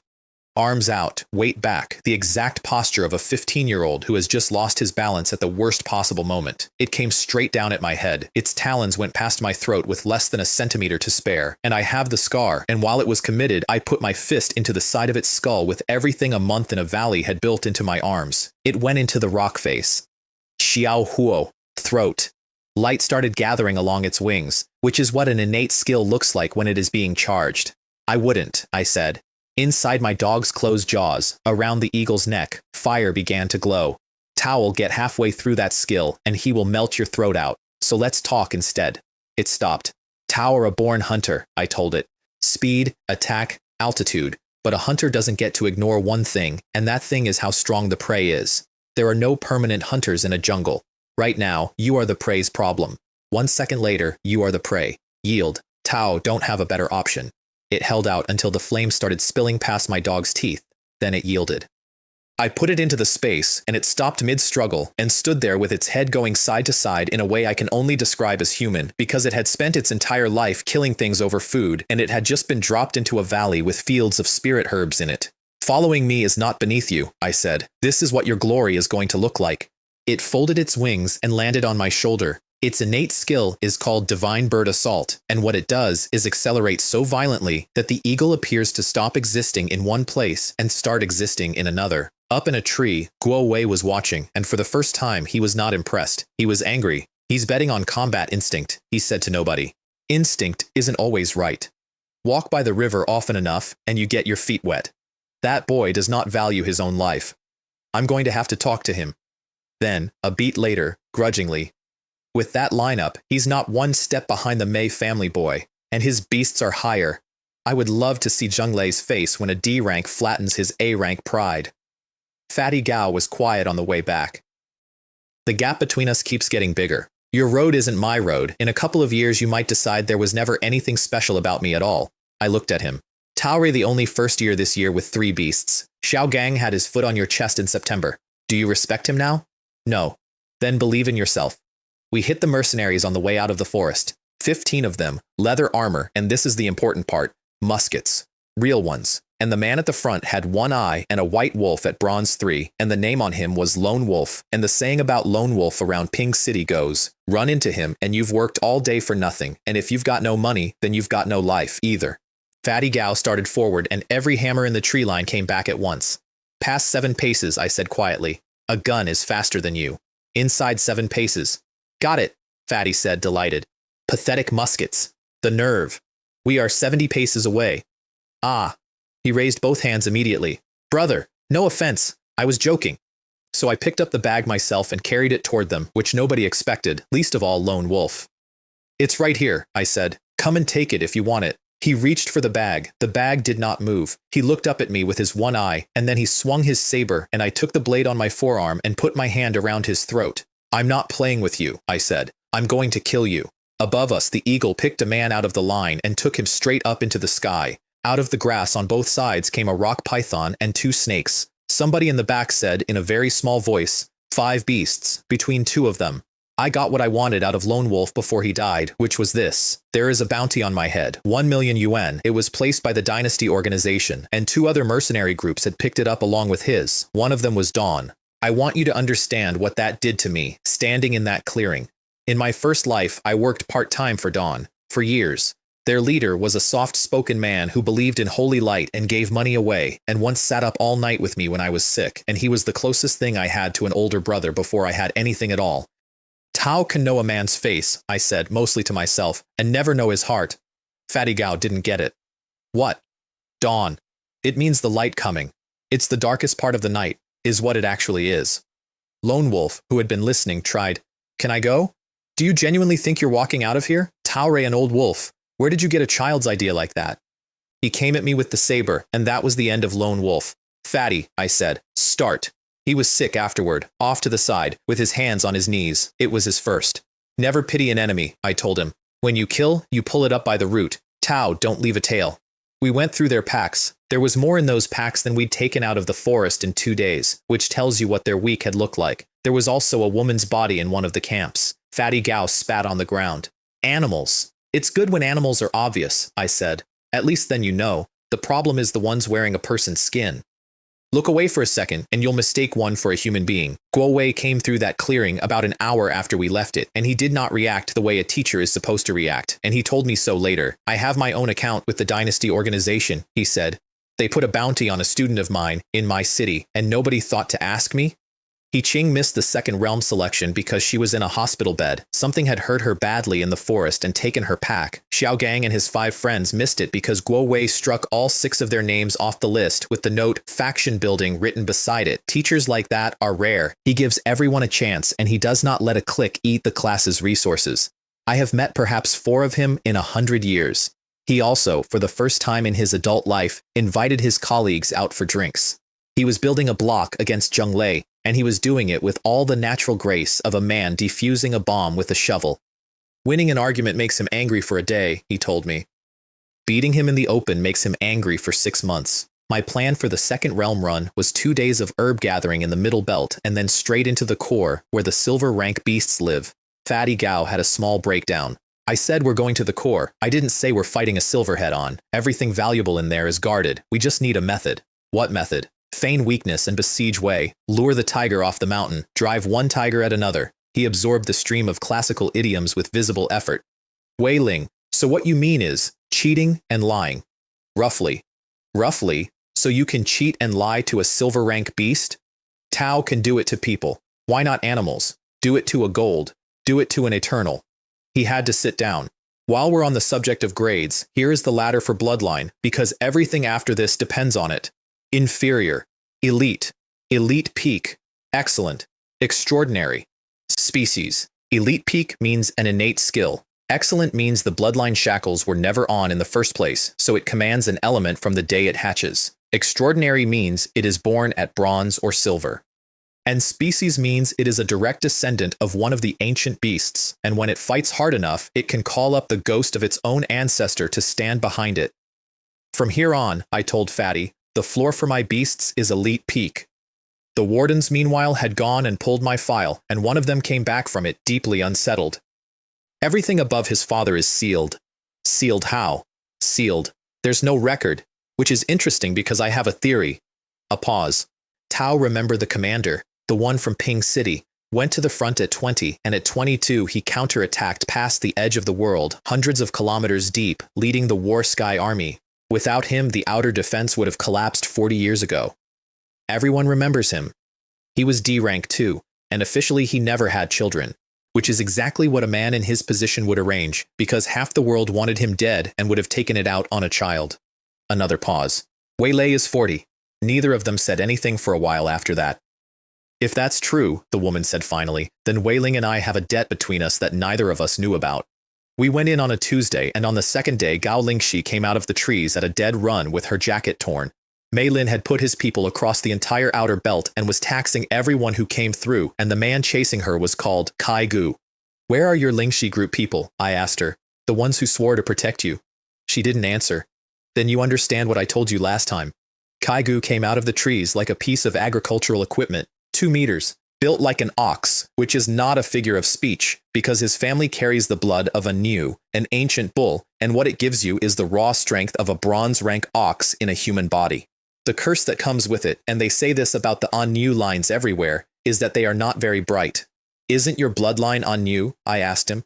Then why are you called Kaigu? Kun means dragon. Tao should be Niu Ming. His face went the color of raw meat. Your ancestors cut down ancient remnants, I said. Tao Rei descended from great men.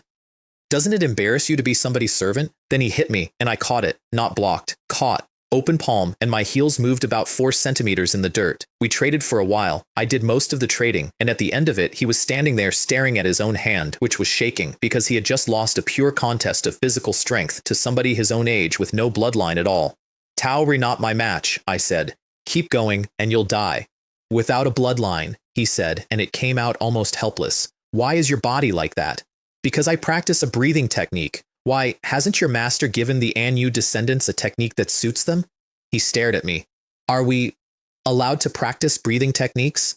And that, right there, is a thing I want you to sit with for a second. Dragon Eyes lines practice them, I said. Phoenix Wing lines practice them. What exactly is so special about the Anu? Have you ever actually tried? He looked at his shaking fist for a long moment.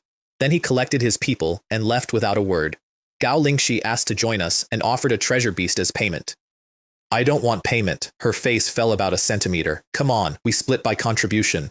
Back at his camp, Mei Lin heard about Kaigu losing and called him an idiot at some volume, and then, in the next breath, brightened considerably. Although this is excellent, now I have a reason. Before you beat a dog, look at who owns it.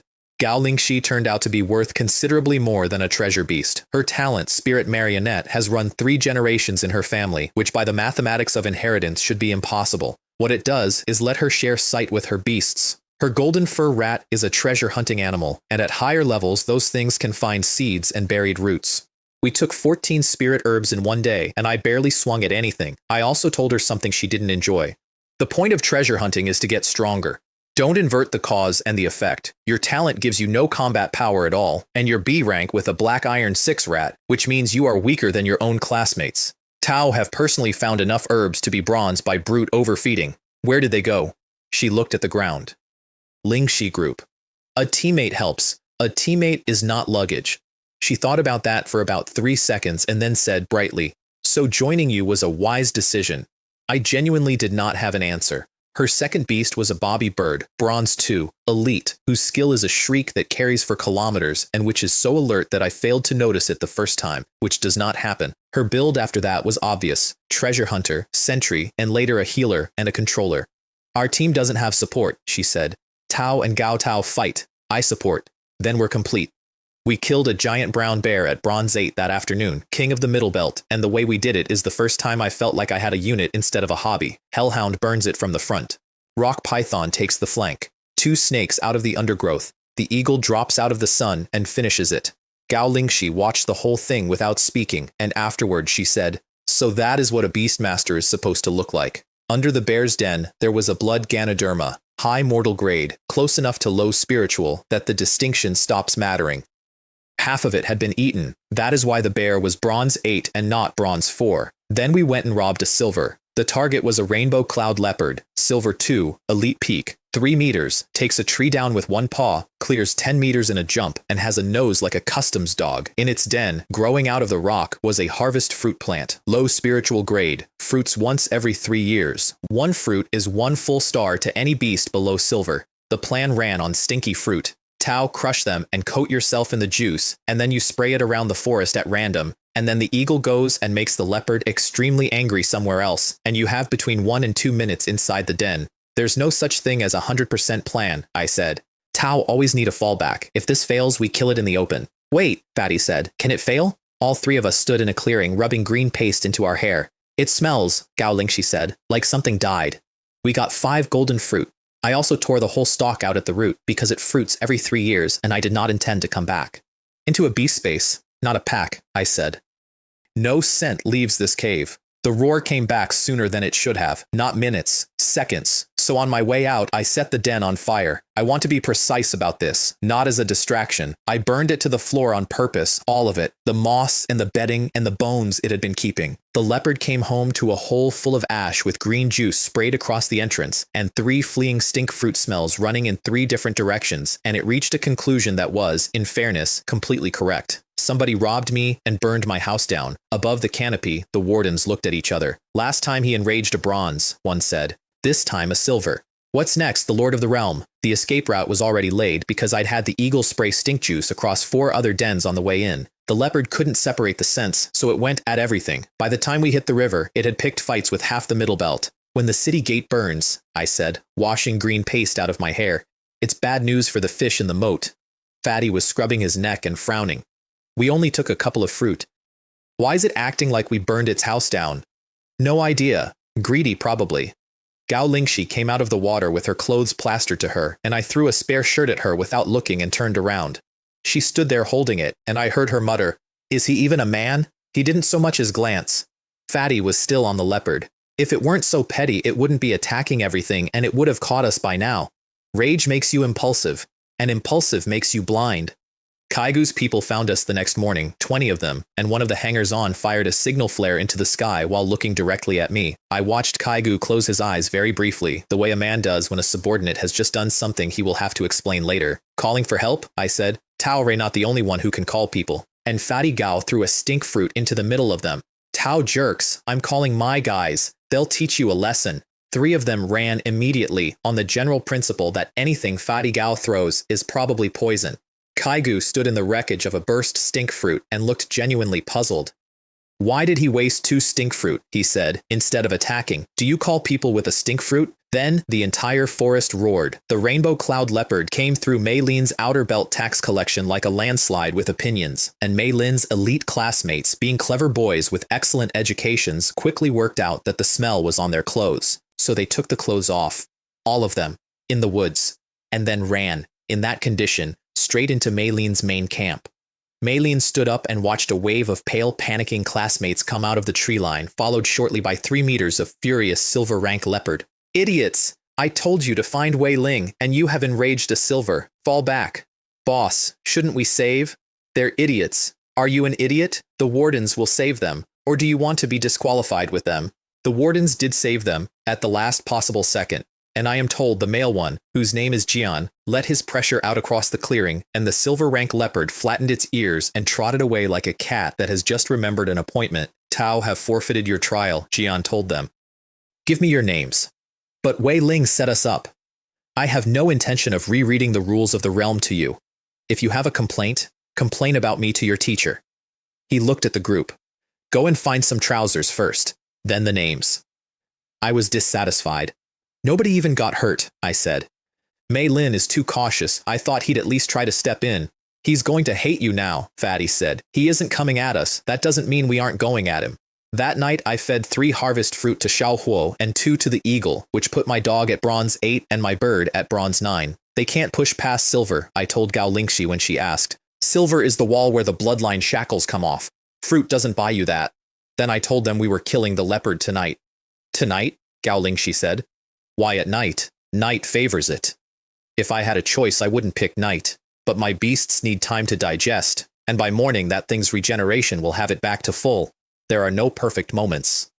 There are only moments. The compensation was that my dog and my eagle both see well in the dark, and Gao Lingxi's rat gave us a second and third field of view from up a tree, and in a jungle at night sight is the whole game. If you don't see it coming out of the shadow, you are simply dead. What about me? Fatty said. Tao, I said, will be fighting beside me, obviously. He shivered from head to toe with joy, which I did not expect and did not know what to do with. The badger came back that night. He walked into the firelight, sat down at the warm side, and let me put a hand on his head. Gao Lingxi reached out too and got a growl for it and pulled back fast. He's used to me, I said. Also my eagle is his natural predator, so he's being polite. Half a month ago, she said, somebody in the elite class touched him. He chased that boy from the middle belt all the way to the outer belt, and the wardens had to evacuate him. There was a healed scar on the badger's foreleg. Somebody had cut him some time ago, and he had walked it off. Give him a blood-generating grass, I told Fatty, and a white jade fruit. The badger looked at the fruit. Then he looked up at me with a question on his face that I have only ever seen on people. Take it. When we left camp, he was still sitting by the fire, holding a white jade fruit in both front paws, staring at it. I'd thought about taming him. I decided against it, and I want to be honest about why. That animal's best home is this jungle, I told Fatty when he asked. He spent every day of his life fighting something. Putting a tamer's leash on him could go very badly. Some beasts are born to fight forever, and not for anybody, for themselves. The leopard fight was the hardest thing I did in my first year, and I went into it holding a knife I normally use to cut meat. I opened by having Xiao Huo set fire to the tree it slept under. It came out of the flames and looked at me and made a decision instantly, and the decision was, it's him. He's the one who burned my house. Nether Serpent laid venom fog across the ground. The leopard went around it, backhanded the snake into a tree, and kept coming. He's coming, Fatty said. Stay in support, we take it head on. Xiao Huo hit it and got pinned flat. I went in under the leopard's shoulder with the meat knife, opened the wound the eagle had already made, dragged its attention onto me, took a claw past my ribs by about a hand's width and kicked it in the jaw. Overheat combustion. Then its innate skill came on, and purple lightning crawled over its whole body, and it stopped existing. Lightning innate, same as my eagle, I said. Wang Lingzi, where? Behind you, right side. I moved my head and something the size of a car door went past my ear. The eagle hit it with divine bird assault and opened its flank. It answered with a field, an electromagnetic sheet across the entire clearing, and I did not retreat. Fatty, rock python.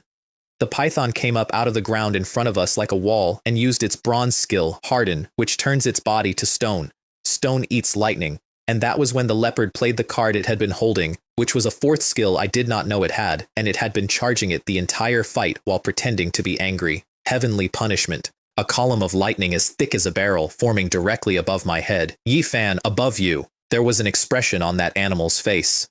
I have replayed it many times. It was pleasure. It had gotten me. I smiled at it, because a silver rank beast is intelligent, and intelligent is not the same as smart, and no skill in the world lands for certain. The eagle came in at the same instant the lightning did, and pulled me out of the pillar by the collar, and rolled with me across the ground half a step ahead of the discharge spreading through the dirt. And while the leopard was still screaming about it, my dog closed on its throat. Inside it was a spirit orb, which every beast silver rank and above carries, and this one was violet with lightning moving inside it, worth about 300,000. That's not very much, Gao Lingshi said. Orbs are rarely sold. They're traded for the attribute you actually need. The higher you go, the more of the world runs on barter. We had just done something that had never been done in Ping City, which I did not know at the time, and the wardens did. Bronze ranks killed a silver, Jian said, above us. In all my years here, first time. Forget the D rank for a second. Combat instinct, control, timing. That is not a teenager's judgment. He really does have something of the commander in him. They agreed to test the bloodline quietly and to keep their distance while doing it, because they represent the will of the people above them, and if they were seen to favor a student, certain other people would notice. Gao Lingshi told me on the walk out that her family had 3 generations of tamers, and the strongest of them was her grandfather, who had been stuck at Bronze 9 for many years. From now on, I said, the strongest one is you. Guo Wei held the spirit orb up to the light for a long time and did not say anything at all for about a minute. Then he said, good, to me, and Fatty Gao made a small hopeful noise, and Guo Wei said, yes, fine, I praised you as well. In passing. I told him we were leaving school hours behind for a while and joining a mercenary group. The reason I gave was money and experience. The real reason was that I wanted to look at Dawn from the inside. Mercenaries are scum, Guo Wei said. Tao know the saying. Tao can see a face, Tao can't see a heart. And then he pushed a communication talisman across the desk at Fatty Gao. Take this.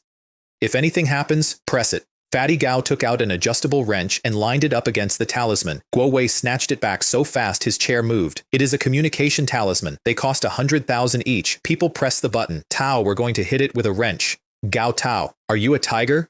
We stopped at Gao Lingshi's house on the way, where I met her grandfather, who is stuck at Bronze 9 because his beast is an ordinary yellow yard dog named Da Huang, with no bloodline worth the word. He could have swapped Da Huang out decades ago. That's what you do. He didn't. At the door, on the way out, I told him quietly, Changsheng fruit, heart-protecting grass, 100 flavor fruit, equal parts, half a pound a day, 7 days. Da Huang goes to silver without changing what he is. He stood in his own doorway with his mouth open. I have been looking for a formula like that for years, he said. And it's 3 ordinary mortal-grade fruits? Most walls are like that, I said. That's what makes them walls. Da Huang crossed into silver 9 days later, still an ordinary yellow yard dog, and Gao Lingshi told me her grandfather sat on his own back step and cried about it.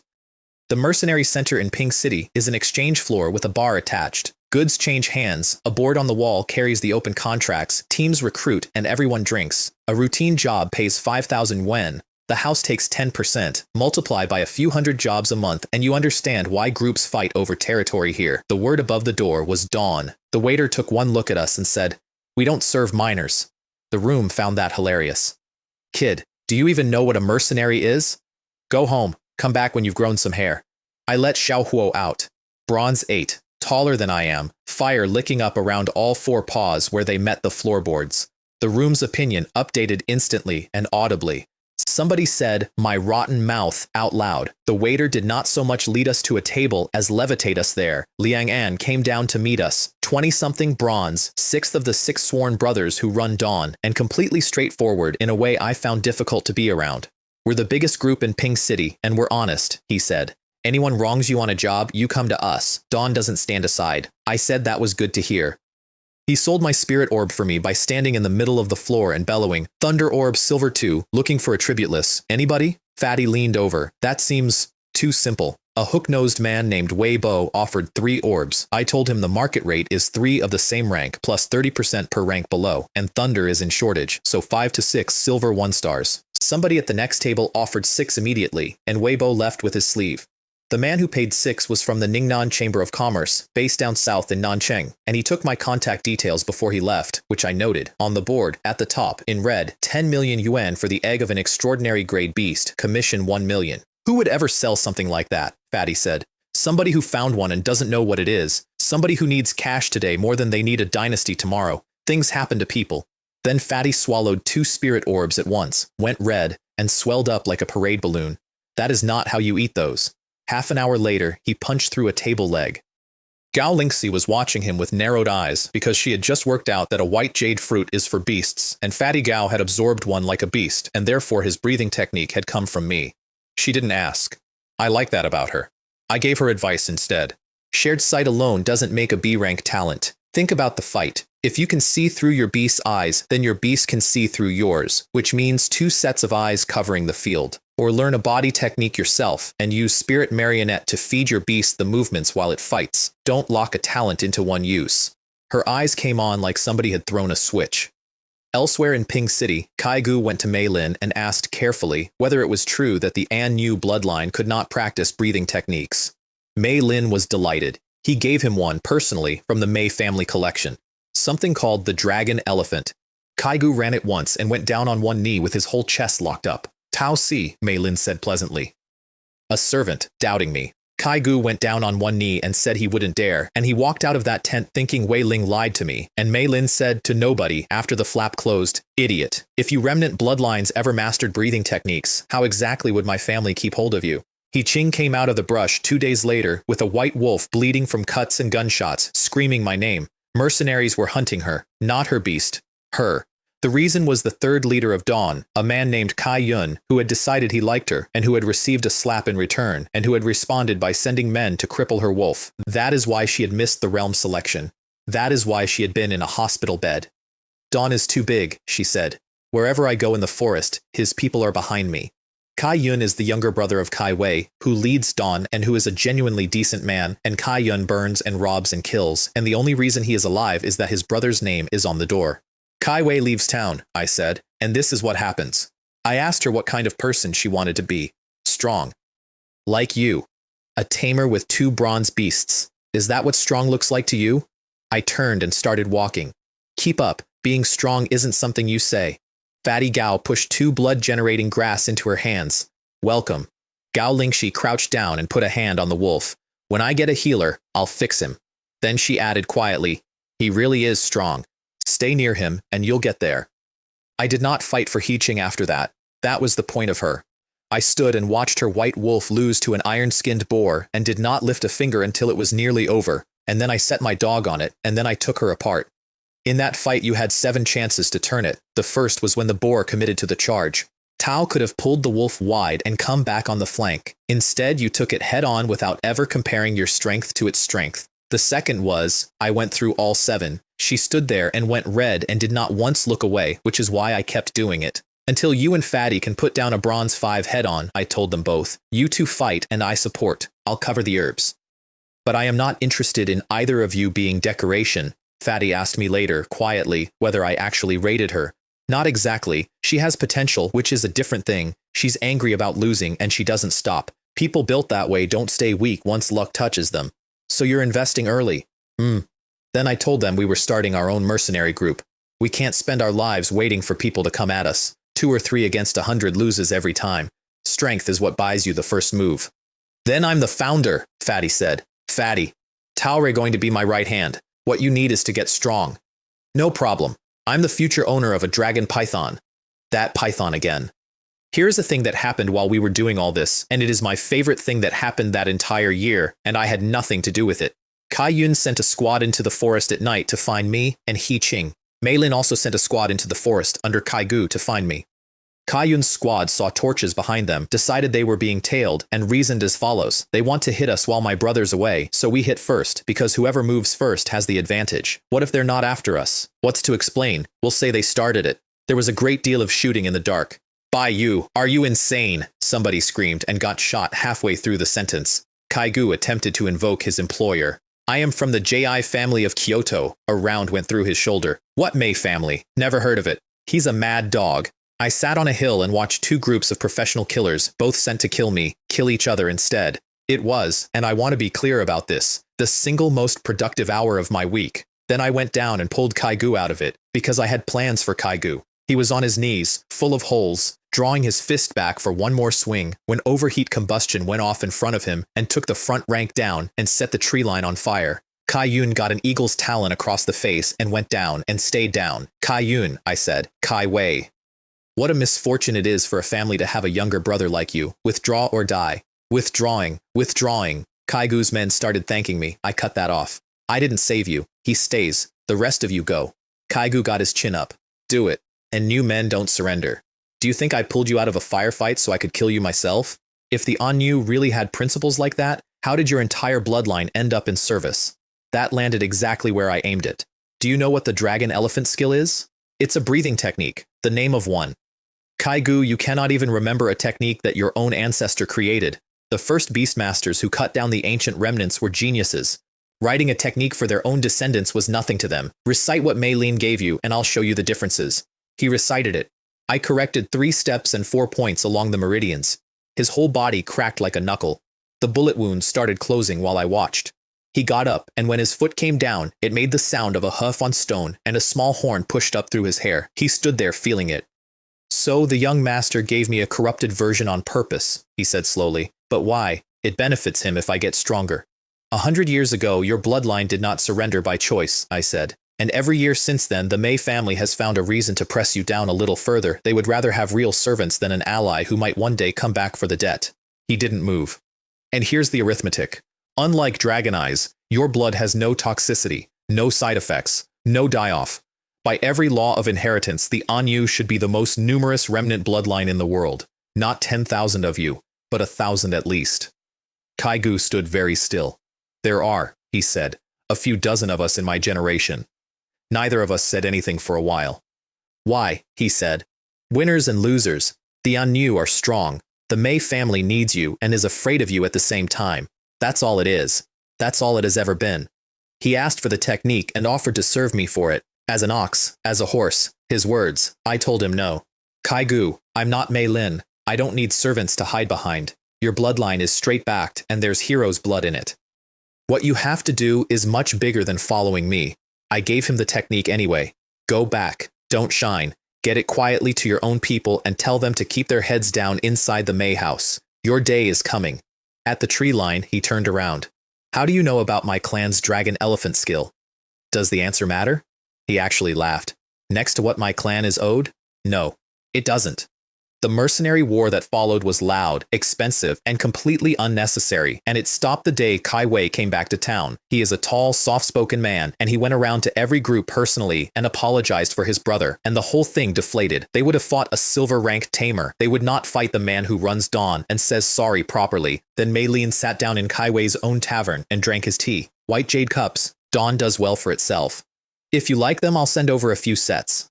Mei Lin put the cup down. Wei Ling is in your group. It wouldn't be difficult for you to move against him. It wouldn't be difficult, but he's one of my...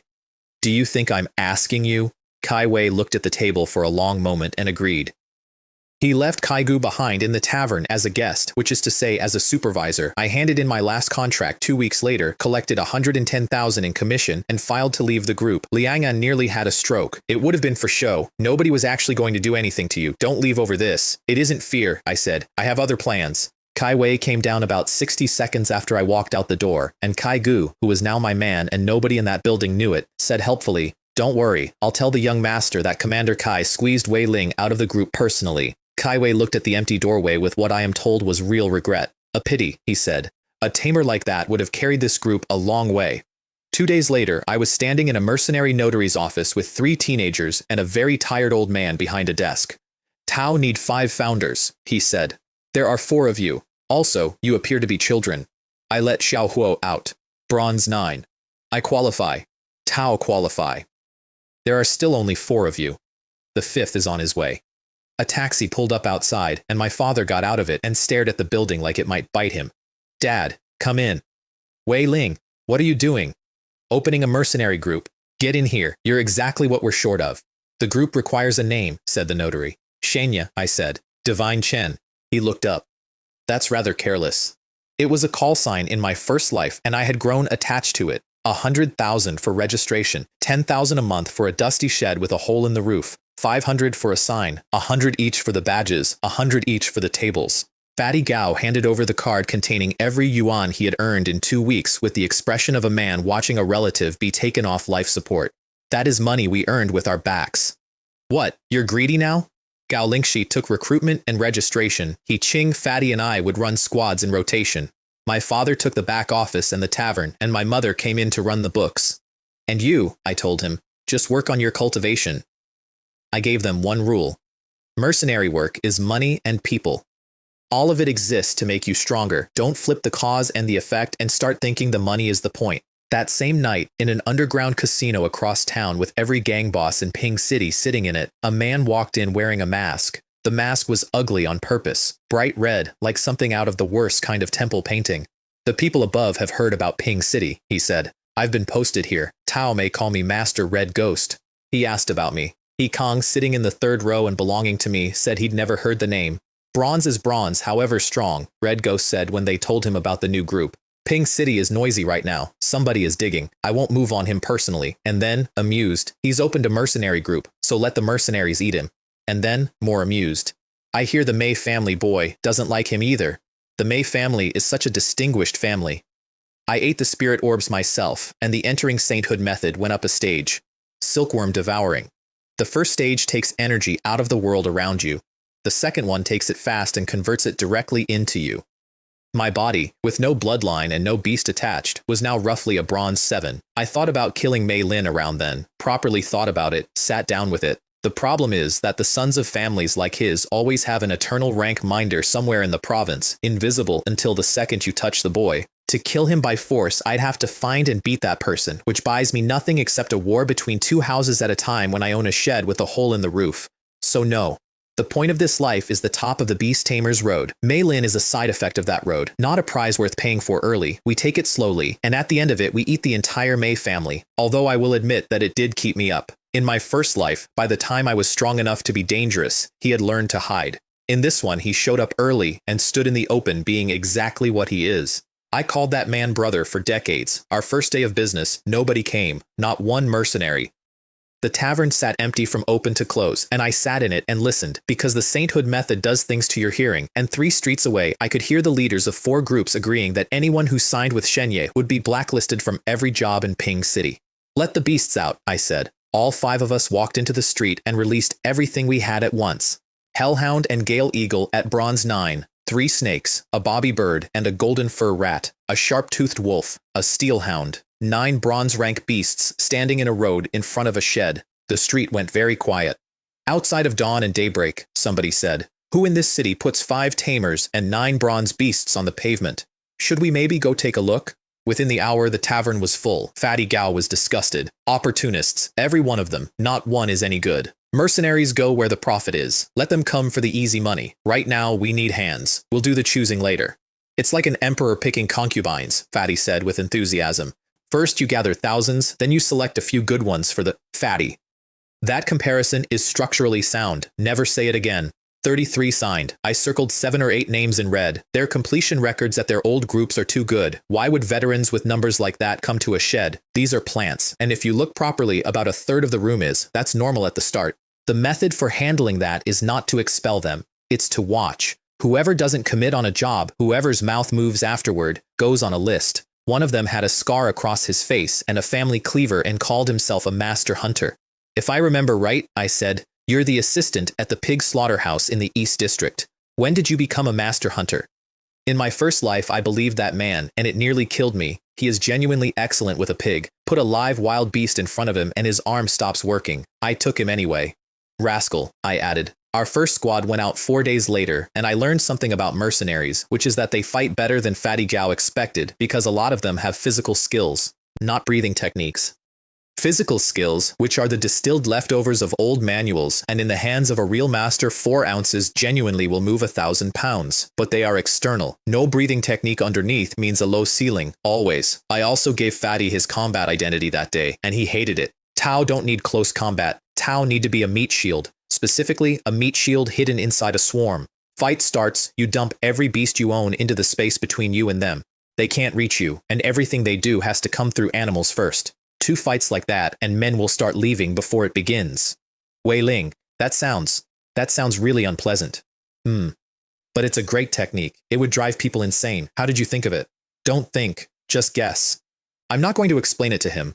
The man who owned the Taudi technique before it was mine did exactly that to me for 2 full days, and I only won because I burned my own bridges and took his head while he was too hurt to stop me. That day, I also taught the crew how to read people, using 2 of our own new hires as visual aids.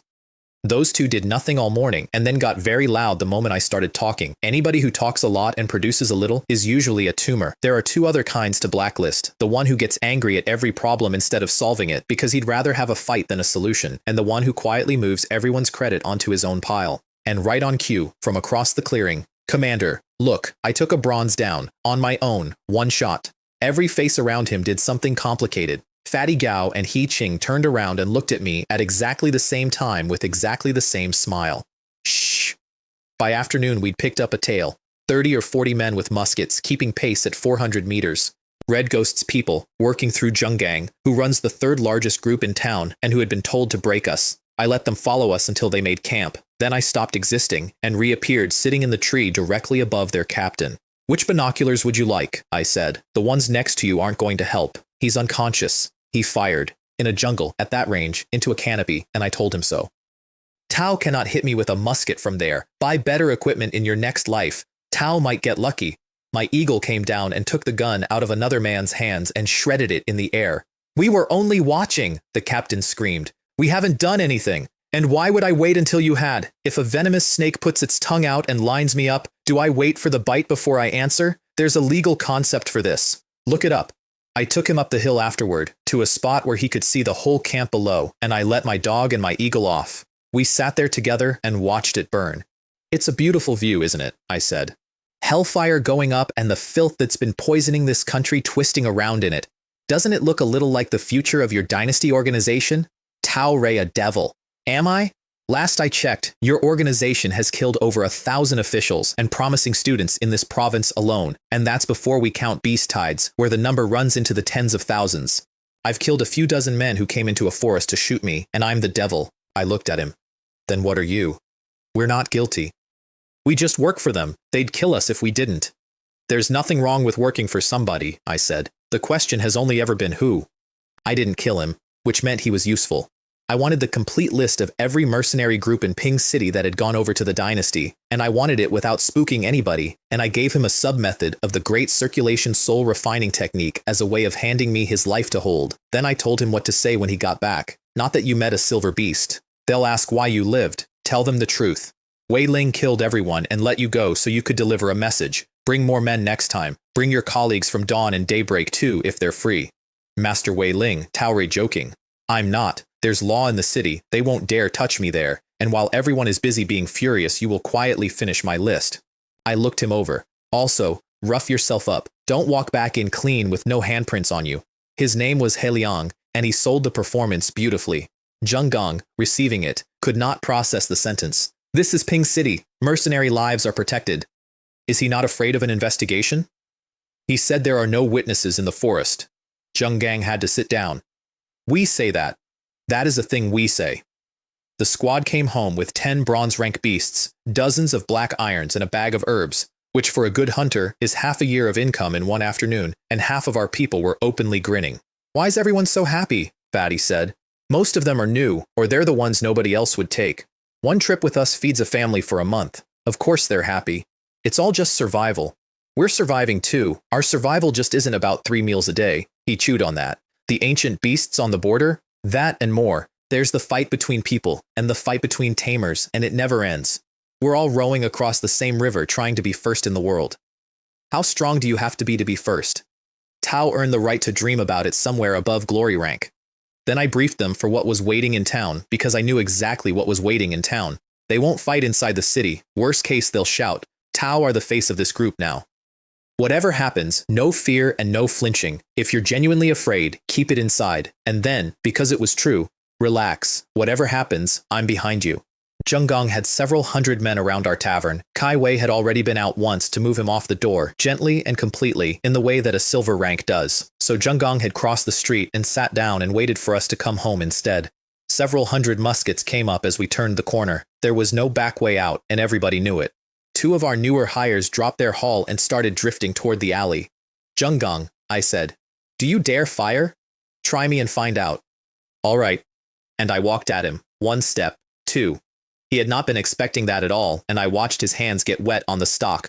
I kept walking until I was close enough to see the pores on his face, and somewhere in the last 2 steps, I let a little of what I actually am come off me, and 300 mercenaries took a step backward without being told to, including him. Fire, I said. He took another step back. So I walked through his line, right through the middle of it, and every man in that street got out of my way. Numbers aren't presents, I said over my shoulder. If you want to fight me, don't threaten me. Tao are not even good at talking. Show me something real. My people followed me through the gap, one of them first, then all of them, except the one who'd already run, whose badge I later had them take back. Zhenggang stood in the road holding a gun for a long time. One look, he told somebody afterward, like looking into the eyes of a monster. I'm a commander. I know I lost face out there. I still can't get warm. He Ching asked me that night why they had all stepped back. There's a thing called presence. And I let it out for 1 second, at about 100th of what it is, and she went down a step with her back against the door frame and her breath gone. It's the weight a strong man accumulates over years, I said. It's why every animal in a valley goes flat when a lion loses its temper. I did not tell her the rest of it. That I have personally killed things whose ancestors are in the history books, and that 100 years of doing that leaves a residue on a person, and that she had just felt about 1% of it through a 15-year-old. Fatty asked the more practical question. Weren't you scared they'd actually shoot? A crowd that size is already being watched by the city. Opening fire is a capital charge. Cowards like that don't dare. I shrugged. But I had a floor under it. At that distance, only Zhenggang could have fired at all, because anybody else would have hit him. And I can read one man's trigger from 2 meters. So you were sure. I don't do things I'm not sure about. While all of that was happening in the street, 4 men were sitting in a back room deciding how to kill me properly. Kai Feng is the 4th of Dawn's 6 sworn brothers, and Kai Feng belongs to the dynasty organization, and he has belonged to them for years while calling Kai Wei his elder brother to his face. Zhenggang went at him first because Zhenggang was in a mood. 6 months ago, the people upstairs told you to bring Kai Wei down. Have you done it? Or does your hand just refuse to move when it's your own brother? They had to be pulled apart. The one who did the actual thinking was Wang Gu, who runs Daybreak, the 2nd largest group in Ping City, and who is also theirs. Wei Ling is Bronze 9, he said. The Hellhound has its bloodline shackles off, which puts it above its rank, and the Gale Eagle is Elite Peak. Combined, treat him as silver. The fat one is Bronze 5 with 3 snakes. The man in the tavern is low bronze. The 2 girls are ordinary. A pause.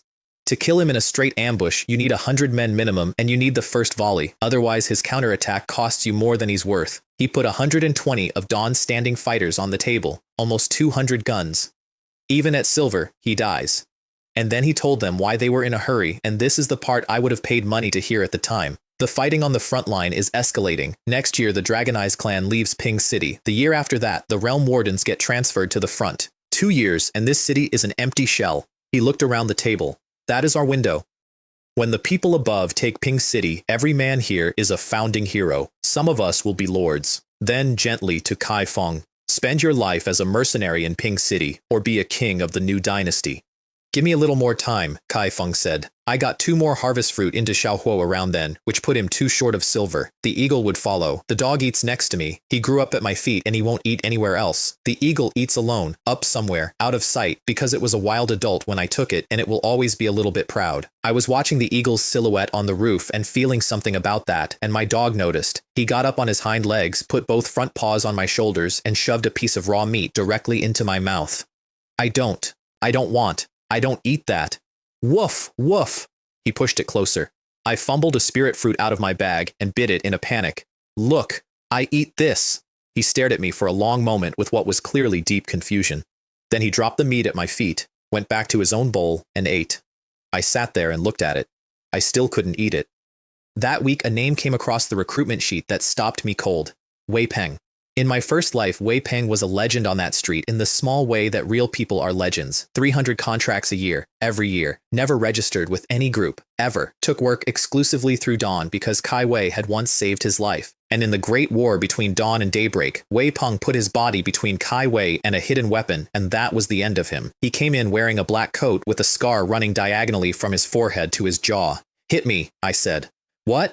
Knock me down and I'll cut your commission another 2%. Is that true? He came in straight and his fist made thunder, which is bronze 4 or 5 in a man with no beast at all. I met it with a sainthood fist and he went back 4 steps. The second one had thunder and light in it, so I switched into the myriad manifestations method, into the raging tiger form, and put him into a wall.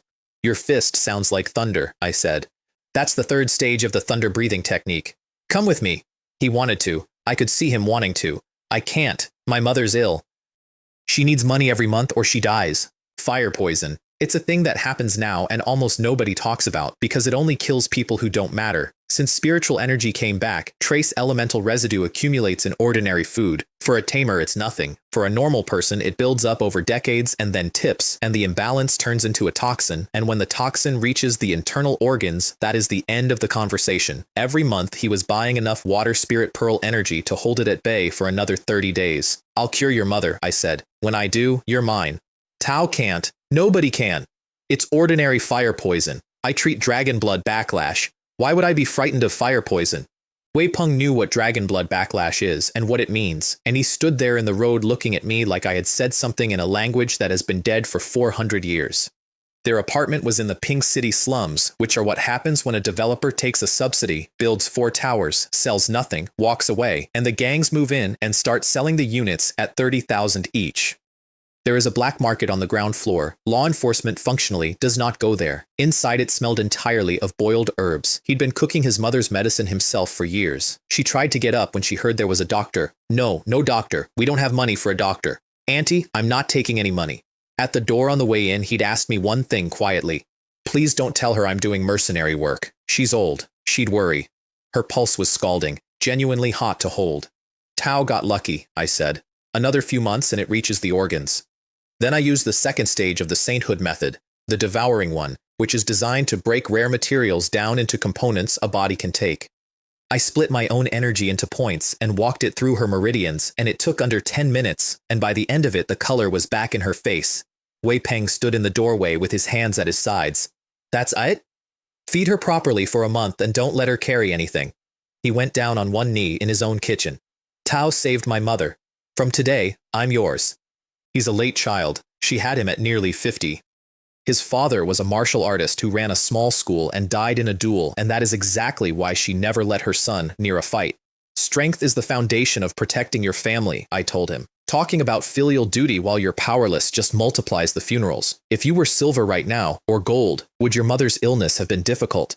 Then I gave him the Awakening of Insects technique, 9 stages. It is the ancestor of every thunder technique in the world, and the thunder breathing technique he'd been running is a simplified copy of it that tops out around the middle of the 2nd stage. 3rd stage gives him silver rank strength and real elemental lightning, the kind a beast has. At the top of it you change the weather and drop lightning across 1,000 li. I gave him the 100 battles fist as well, which grows through fighting. I'm not stingy with my own people. I also stopped in at the black market on my way out, and that is where things got interesting because He Kong was there. Red Ghost had demoted his gang down into the slums as punishment for not knowing anything about me, which meant He Kang was now brokering the things that get brokered down there. Forbidden breathing techniques, sealed sect methods, and this week, on the table, for sale, the Chen family's own breathing technique, the Ping City Chen, my grand-uncle's house. Family techniques are the face of a house. They go to a handful of people in each generation with outstanding talent. Inheritance by blood alone is explicitly forbidden, and stealing one is a capital crime. And somebody was selling ours like a used phone. Find out who the seller is, I told He Kang. Don't go yourself. Send people. If you're made, run to me. What about the organization? Do you honestly think the seller isn't with them? He can see who's standing behind you. That's exactly why he picked you as the broker. Then, and don't sell it. If you're made, run with it. I want to be honest about what that order was. Sending Hikang to dig was close to burning a piece I had spent effort acquiring, but trading a pawn for a traitor inside a Dragon Slayer bloodline is a trade you take every time. It was also, incidentally, the first moment I was glad I'd already fixed my granduncle. If he had heard in his condition that someone was pawning a 1,000-year family technique for cash, I think it would have killed him on the spot. 2 weeks later, Fatty Gao came and got me because Wei Ping had put down a bronze 9 and then a bronze 8 back-to-back in open ground. He's stronger than my 3 beasts put together. Is he from a remnant bloodline too? No. He's an ordinary man. Fatty, some people are good not because of talent or blood, but because they work harder than you are willing to imagine. Outside of half a day at his mother's on the weekend, he is either hunting or training, bed at 10, up at 5. If it was me, I would not get up at 5. He Qing hit bronze 5 and took a second beast, and she and Wei Peng were running 4 or 5 contracts a week each, and one afternoon, Fatty Gao stood up in the middle of the tavern and announced that he would be leading a squad, once a day, 7 days a week. The mercenaries who had just walked in the door stared at him. We literally just got back. Behind him, He Qing stood up too. Squads assembled. Who's on the list? Another one? What is wrong with all of them today?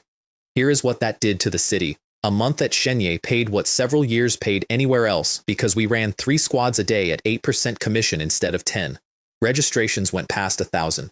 We took 3rd place on the street. Zheng Gang lost his mind. 3 trips a day? From tomorrow we do 3. No. 4. Then everyone else matched him. Then Dawn, which had famously gone out about once a month for 6 years, went to once every 3 days, with Kai Wei leading squads himself. The guild started paying cash prizes for the top 3 by volume, and clients from other cities started showing up because Ping City had suddenly become the place where things got done. Fatty Gao came back one evening soaked through and furious.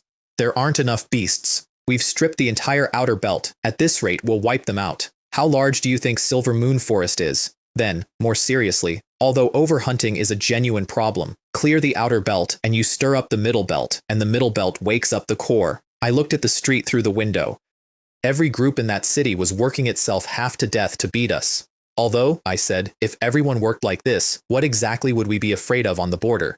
Meanwhile, in a tea house outside town, Mei Lin was being handed a map.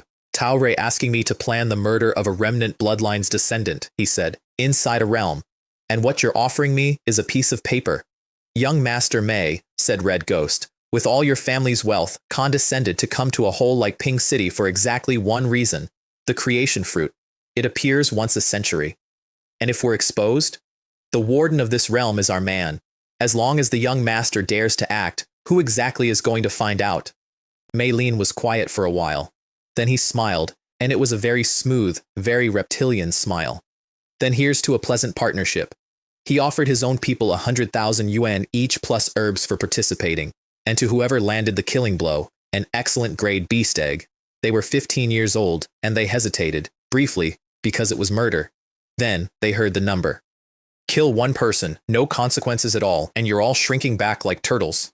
He told them no fires, no tents, no traces. 100 and some teenagers moved through that forest with their heads down, and one of the wardens described them afterward as a nest of dark rats coming up out of a manhole. Privately to Kaigu, he said something else. I'm not desperate enough to rely on those idiots. That's cannon fodder. I'm killing him myself. 2 months of closed-door training changed me. The depth of the 8 great families is past what you can imagine. And then, I'm working with the dynasty, not a word to anyone. Kaigu bowed. There was a very cold light in his eyes when he came back up. Before the trial, I had 2 problems. One was 100 boys with orders to kill me. The other was that the man supervising the entire realm was working for the dynasty organization, and I only found that out because I caught the boy they'd sent to watch us. Wei Ping and I got up in the dark to go hunting, and Fatty Gao surfaced halfway, saw 2 black silhouettes standing over his sleeping bag, and screamed loudly enough to empty 3 trees of birds. Who wouldn't? He said later. Tao wake up and there are 2 black shapes. A man with a heart condition would have died. We were after a silver rank, and a silver rank sleeps properly for about 3 hours out of 24, so timing was the whole plan. What should I do? Wei Peng asked. Whatever you like. Just put out everything you've got. I need you to understand that this man is a lunatic. The instant the shackles came off his technique, he started looking for things to hit. The watcher we caught had a face like a monkey and a talent that had been graded useless. Meditative vision. He feels surges of life around him, and his own heartbeat works like a bat's echolocation. His family had bribed him into the elite class. He ran, and the entire time he was running, his own talent kept feeding him a live update on exactly how fast we were closing, which he described afterward as the worst experience of his life. He said he wanted to turn it off. He tripped on a root, and my eagle put him face first into the dirt with talons through the meat of his shoulder. Scream, and you can die. He gave us everything, the ambush, the prices, and then the part that mattered. The wardens theirs too. That stopped me. Wardens in a city like this are veterans of the frontline Demon Suppression Legion, retired downward, answerable to nobody except their own chain of command. The Mei family has no people in that legion, nobody does, which meant the rot wasn't Mei Lin's, it was above him. What about the beast egg? The boy asked, hopefully from the ground. The excellent grade one, for whoever kills you. The 8 great families are rich, I said. They are not insane. An egg costs more than the beast that hatches from it, and an excellent grade egg is rare even for them. Hand it to an outsider, only somebody exactly like you believes that. Fatty, tie him up. I told you everything. And I never said I'd let you go. Fatty tied him into a shape that he described with genuine pride as artistic and gagged him with a sock. Up above the tree line, the wardens for this realm were not the ones from last time. This pair wore black and hung off the rock face like bats. Composure, strategy, man management, and combat talent all far past his peers, the man said. His name was Kang. In 2 months on Mercenary Street, he casually broke an order those groups had held for decades and built a third power out of nothing. Give him time and he becomes a serious enemy. He's a teenager. I have never misjudged a person. It's the one thing I was born with. A pause. And I can see the shadow of his ancestor in him, faintly. He has to die, or he becomes the single greatest enemy the Dynasty organization has. His partner didn't understand, so he explained. And when he said the name, I understand why he lowered his voice to say it. Wei Feng. Tao didn't live through the Great Battle 40 years ago, so the name means nothing to you. If not for Wei Feng, the restoration would have succeeded 4 decades ago. We have spent 40 years growing back into the cities and the towns and the villages. This is the best moment we have ever had. And then, we cannot allow a second Wei Feng. The silver rank I wanted was an Iron Claw Tiger, Silver 5, sleeping in a canyon. Iron Claws are the weakest of the tiger types, I told them on the approach. Barely elite. Do not take the claws head on and watch the tail. Go for the spine and the head. Anything of yours that gets hurt goes back in your space immediately. Shouldn't we plan it out? Fatty said, like the leopard. Details get sharpened in practice. Knowing the key points is enough. Opportunities are brief. There won't be time for a meeting. The nether serpent went in first, right up against the sleeping animal, and put venom fog directly into its open mouth. After that, it was fire, claws, wolf, python, snake, and a great deal of noise. An iron claw tiger's rage is a physical thing. It came off that animal in waves, and every person in that canyon felt it in their spine. I've heard a dragon cry as it died. A tiger roaring before it dies is not the same category of sound. I opened its throat to the bone with a dagger I bought for almost nothing, refined gold ore, light and sharp, exactly the balance I like. And the tiger stopped fighting 5 people and came for me specifically, the way anything intelligent does once it works out who is actually in charge. Its claws hit the dagger and struck sparks, and I felt my whole arm go dead. Evil tiger. Get away from the commander. Wei Peng hit it with a fist full of lightning, and the air genuinely detonated, and the tiger went sideways with a scorch mark burned into its flank. I knew that punch. Inch-step bombardment fist, I said. From the 100 battles, the point of it is instantaneous release. One strike delivers more than twice the force it should. Tao Ray at the entry level. I haven't learned it, he said, embarrassed. I was just in a hurry and I felt like I could. Most realization arrives in the middle of a fight. And then, because it was true, and because nobody had said it to him in a long time, thank you, for just now. He looked at the ground and something in his face changed permanently. The tiger's spirit orb was silver 5 and attributeless, which is worth 10 silver 1 stars minimum. We were not there for the orb. Behind the undergrowth at the back of the canyon there was a crack in the rock about half a person high. Inside it was wet and black, and then, all at once, there were 70 or 80 red eyes hanging above our heads. Fatty Gao made a sound I have not heard a human make. They're cave bats. Black iron one.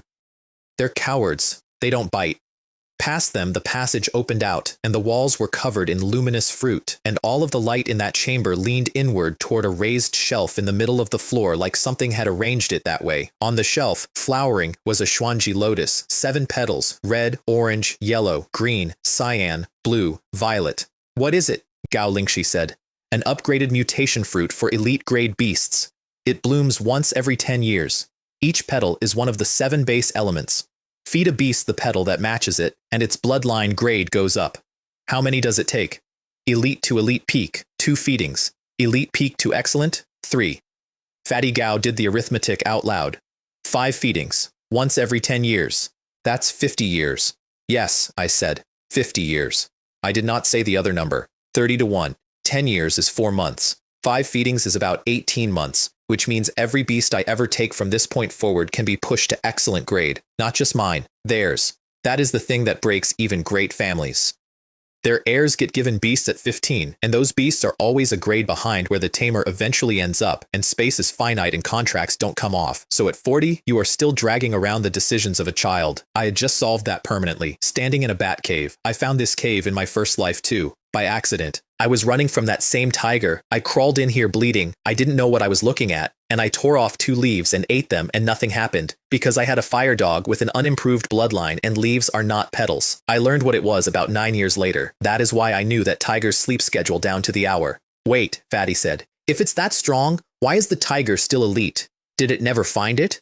Of course it found it. How do you think it got to Silver 5? Why do you think it lives in a hole like this? Then why? I pointed at the crack we'd come through. It fit through there when it was small. He looked at the crack, then at the shelf, then back at the crack. Oh, we also can't get back out with it, so eat quickly. Poor tiger, Fatty said with feeling. All that, right under its nose. Don't feel too bad. Without the lotus, it wouldn't have been fierce enough to be a problem. On the walk back, there was a boy standing in the middle of the path, untied. A classmate let me go, said the monkey-faced watcher miserably, and told me to wait here for you, and then somebody stepped out from behind a tree. He was broad-shouldered and wore glasses and looked like a graduate student who lifts. Chu-ji. Independent, permanently interfering on behalf of whoever is losing, and the school calls him Justice Chu. In my first life, his habit of finding justice found him enough enemies that a group of mercenaries crippled him in Silver Moon Forest, and that was the end of Chu-ji. Tao tied a fellow student to a tree and gagged him, he said. That is functionally attempted murder. Tao will apologize and compensate him. Fatty went bright red, and I put a hand on his chest. Before you go looking for justice, I said, did you find out the whole story? Then I made the boy on the ground tell him. All of it. The contract on my life, the price, the 2 months of following me. Chuju's face came apart slowly. He turned around. Why didn't you say so? Tao didn't let me get a word in. To his enormous credit, Chuju took about 1 second to accept it. He bowed properly. I intervened without understanding. That's my fault, and I apologize. Then, straightening up, Wei Ling, would you like help? As an apology? I told him no, later, when Fatty asked why. He talks about justice constantly, and he wants everything done justly. Tao have seen it yourself. And then, because it bothered me, he's a good man. There is no absolute justice in this world. The Watcher, whose name was He Liang, I did let go, on a condition. Tomorrow you take me to your camp. Young Master Mei will have me thrown out of school. Do you intend to be Mei Lin's errand boy for your entire life? My talent's not very good. A Beastmaster should at minimum have the spine of a Beastmaster, since he clearly isn't out there suppressing demonic beasts. What is this, begging for scraps like a stray? And then, come to Shenya if you want. I'm not taking you in. Tao will earn like everyone else, no privileges. And don't call me Brother Ling. Use my name, or use Commander. Wei Peng started getting up before dawn to copy my movements. Is this an ancient martial art? That's generous. I assembled it out of old body techniques. It's called the Myriad Manifestations Method. Tao made it? Commander, that makes you a school founder. It makes me a man with too much time in a valley. He was embarrassed about how much I'd given him, which is a thing about Wei Peng. I haven't accomplished anything, and you've given me the Awakening of Insects, and the 100 Battles Fist, and now your own. To accomplish anything, you first have to be strong enough to accomplish it. And I'm not especially attached to a technique I wrote myself. If it bothers you, pay me back with one of yours when you're strong enough to found a school. Meanwhile, He Liang had a childhood friend in Mei Lin's camp named Xiaofei, and Xiaofei's internal monologue, which he shared with us later at some length, is the most honest description of that entire arrangement I ever heard. We came here to study, and we became somebody's errand boys. With Mei Lin, it's insults every day, and almost no money. Without Mei Lin, you get bullied, and nobody lets you earn. If I'd known, I'd have just gone into the forest with He Liang. Dangerous, but at least nobody your own age is shouting at you. He spotted He Liang walking beside me and immediately fled. Fatty whistled. The black flame snake came out of the undergrowth and had him wrapped up in under 2 seconds. I wasn't going to do anything to him, Fatty said, hurt. I just didn't want him shouting. The two of them then had a conversation on the ground that I did not interrupt. Tao sold us out? What was I supposed to do? He's offering me a place in his mercenary group. Which one? Divine Leaf. Divine Leaf? That's the fourth biggest group in Ping City. They're famous. The terms are incredible. He stopped. I've never even had soap off Maylene, just the shouting. So wailing is better. So wailing is better. When the fighting started up ahead, they looked at each other, picked up a stick each, and jogged toward it to be helpful. Maylin's camp was already gone by the time I reached it. Gao Lingxi called the field from up a tree. Wei Ping flattened the only man who actually stood his ground, and 100 supporters scattered like sheep discovering that wolves are real. Then Maylin brought out what he'd been holding, a Qianjun beast. Extraordinary grade, silver 2, twice the height of a man, plated like something built rather than born, and an A-rank talent, beast taming, divine power, which adds 50% and swells the animal until it hits with a sound wave, and which is functionally 2 stars. An A-rank talent and an extraordinary grade beast against a D-rank talent that provides under 5%. All this noise over an exceptional grade beast, I said.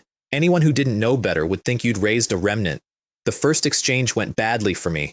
My dagger skated off its plating and threw sparks, and overheat combustion left a scorch mark and nothing else. My beast isn't some wild thing out of the woods, Mei Lin said.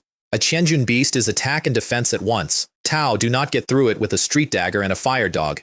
Gale Eagle, I said. Self-sacrificing attack. It came out of the sky from very high up. There was a shriek of metal, and when it pulled off, there were 3 red furrows in the Qianjun beast's back. Mei Lin's mouth was open. Extraordinary grade, and you decided that made you unbeatable, I said.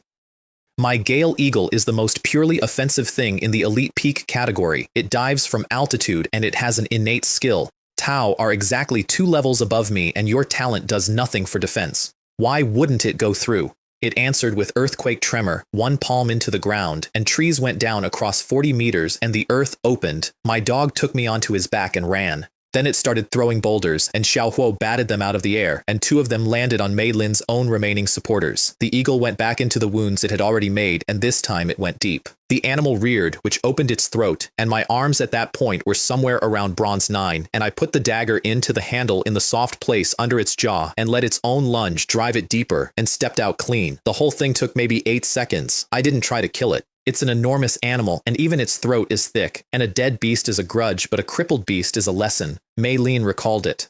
Your command in a fight, I said, is atrocious. It's worse than Gao Tao's. That got him. Tao Rei saying I'm worse than that fat. At least he doesn't underestimate his opponent. Tao Rei a coward. Tao hide and you ambush.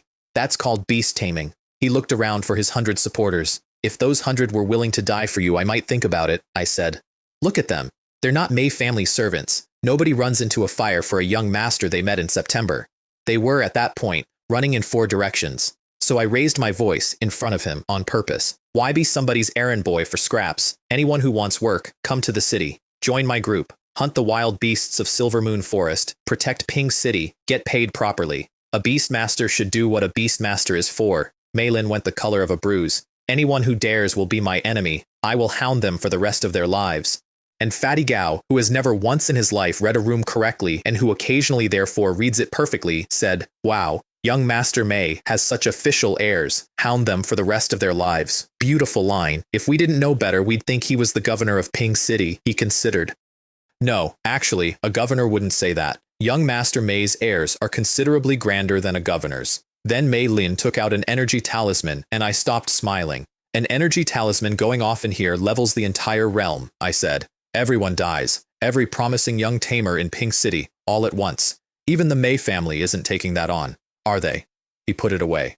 What do you want? An extraordinary grade beast egg. The young master can manage that surely. How dare you? My family had to work to get me one. Oh, I assumed at your status it was pocket change. I had no interest in the egg. I wanted something else, and I wanted him too insulted to notice what it was. Fine. Give me a few tyranny fruit seeds. I'm assuming you have some. He blinked. Why would you want? Tyranny fruit is for enormous beasts. Tao own a Qianjun beast, and the Mei family isn't going to refuse you a supply. The pit of the fruit is the seed, and the pit is worthless to you. He handed over 2 dark red stones the size of my fist, still visibly trying to find the catch. Kaigu turned up afterward, ostensibly to deliver a message from his young master, and delivered a different one under his breath instead. Mei Lin moved on me because of a deal with the dynasty organization. The payment was a map, and the warden of this realm is theirs. Then he walked away without waiting for a reply. Kaigu, I said, mostly to myself, is mine now. A map to what? Fatty said. The creation fruit. Nobody said anything, because none of them knew what that was. It's a legend. It appears a handful of times in 1,000 years, it flowers once a century or less, it grows in realms that only open while it's flowering. I turned the seeds over in my hand, and it opens a second beast taming talent. Gao Lingxi actually sat down. 2 talents means double the bonus, double the space, and a multiplication rather than an addition in the number of combinations you can run. People occasionally get born with 2, and when they do, the grades are always poor, double D, double C, sometimes double B at the outside. Every single one of them grows into a monster. In my first life, I spent several years hunting the creation fruit in an open race against half the continent, and I never found it. And what I did not say out loud, standing in that clearing, was the part that actually mattered. I can transplant it. A fruit that flowers once a century in a valley running at 30-1 produces a second fruit in a little over 3 years. I would still be at university. In 20 years, there would be dozens. I looked at the 4 of them arguing about it and thought, if every person standing near me has 2 talents, this becomes something the world has no answer for.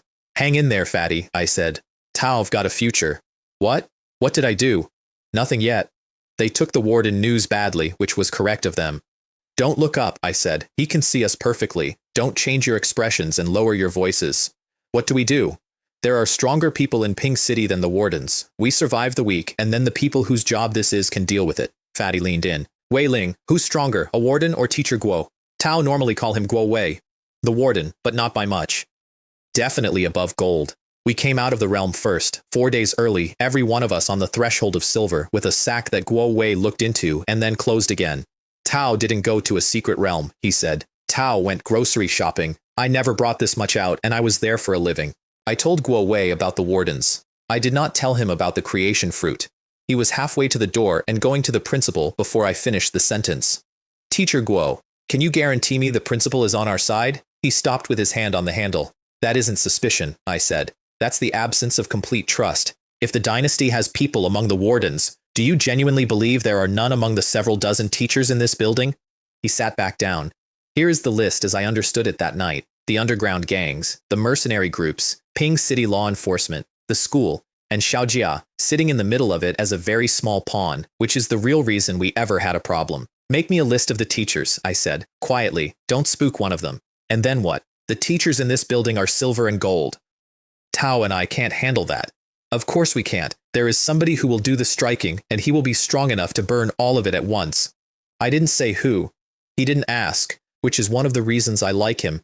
He told me afterward that standing that close to me had started giving him a feeling he did not enjoy, which was that he could not see through a 15-year-old. That same night, in a candlelit office on the other side of the building, Kang appeared behind Zheng Lei. Tao were told a year ago to kill Guo Wei. Why is he alive? We're evenly matched. We're both instructors. There are too many connections. With your mind, if you wanted it done, it would not be difficult. Don't let personal feeling obstruct the plan. A pause. I don't imagine you want to make the same choice you made 15 years ago.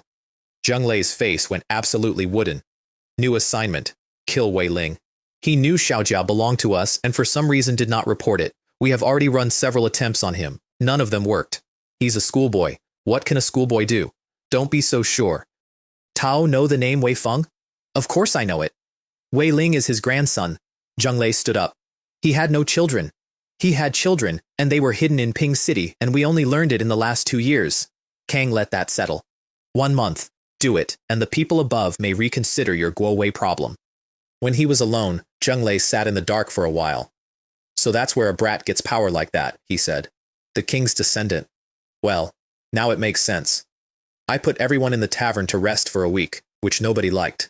I didn't sit you down to do nothing. Tao Rei all one step from silver. Getting stuck in front of silver is the best time in your life to digest what you've already got. Digest it how? Fatty said. I don't have a single handle on it.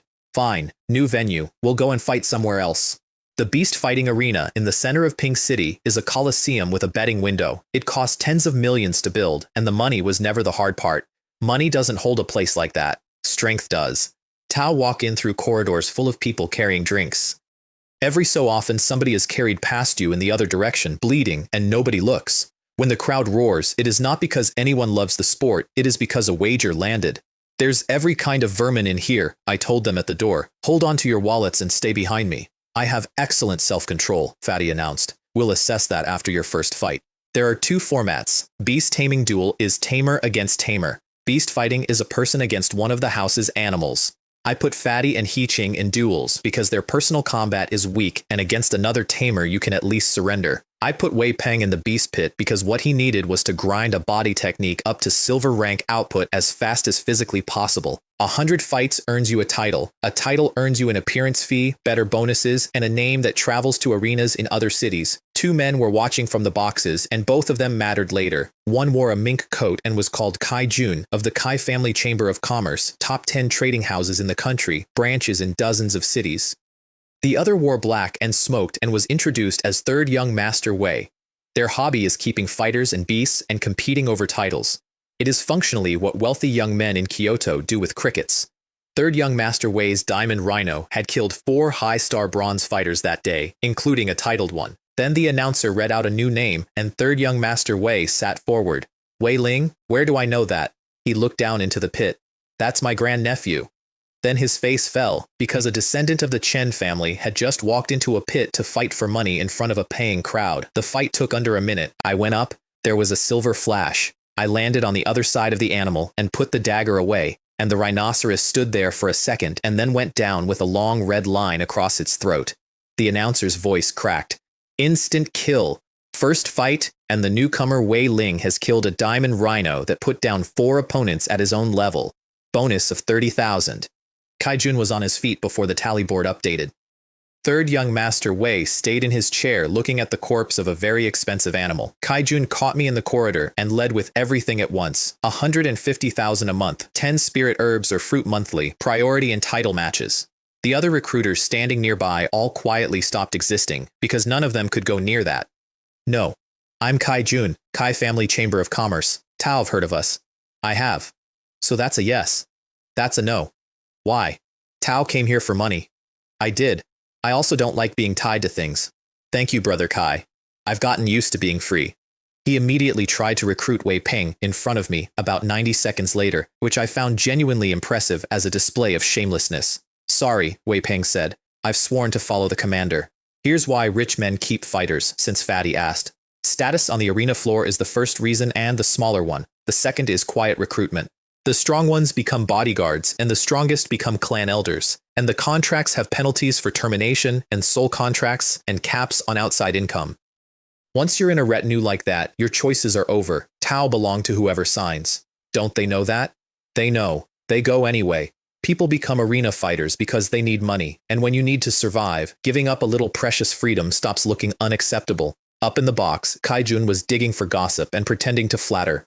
They say the Chen family is choosing an heir for the next generation. They say the third young master rates highly. Not higher than my eldest brother. He's the firstborn. The firstborn suits the seniority, but heirs are chosen on talent. His is mediocre, and he's nearly 30 without touching eternal. Whereas the third young master has the thickest dragon blood in his generation, made gold 9 star at 23, and glory is not out of reach.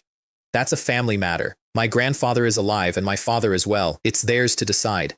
Then the third man walked in. Gray robe, square face, deep-set eyes, clothes so plain they were a statement, and a quietness around him that made the room adjust. Chen Shenji, eldest son of the head of the family, eldest grandson of the old man, the most likely heir.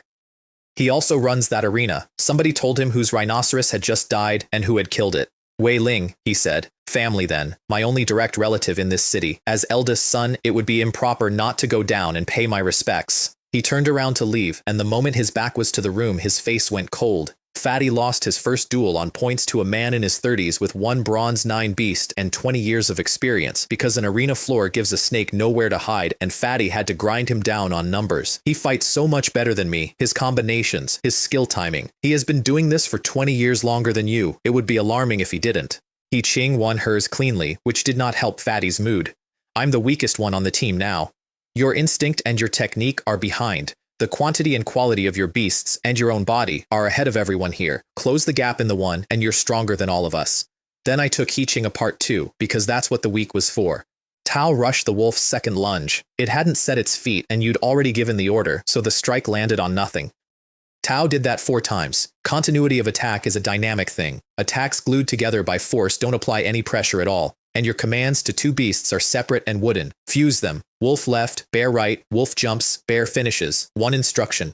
7 fights that day. All of ours won. 30,000 a beast kill, 15 a duel, 600,000 before dinner. The money came so fast, Fatty said. Fast money is useless. Above silver, you either buy spirit orbs directly, which requires being obscenely rich, or you go and take them. Half the herbs you'll want cannot be bought at any price.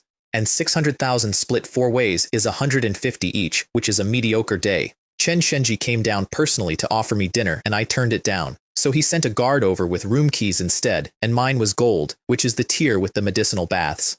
I took it. Here is what was wrong with him, and I want to be exact, because everything after this turns on it.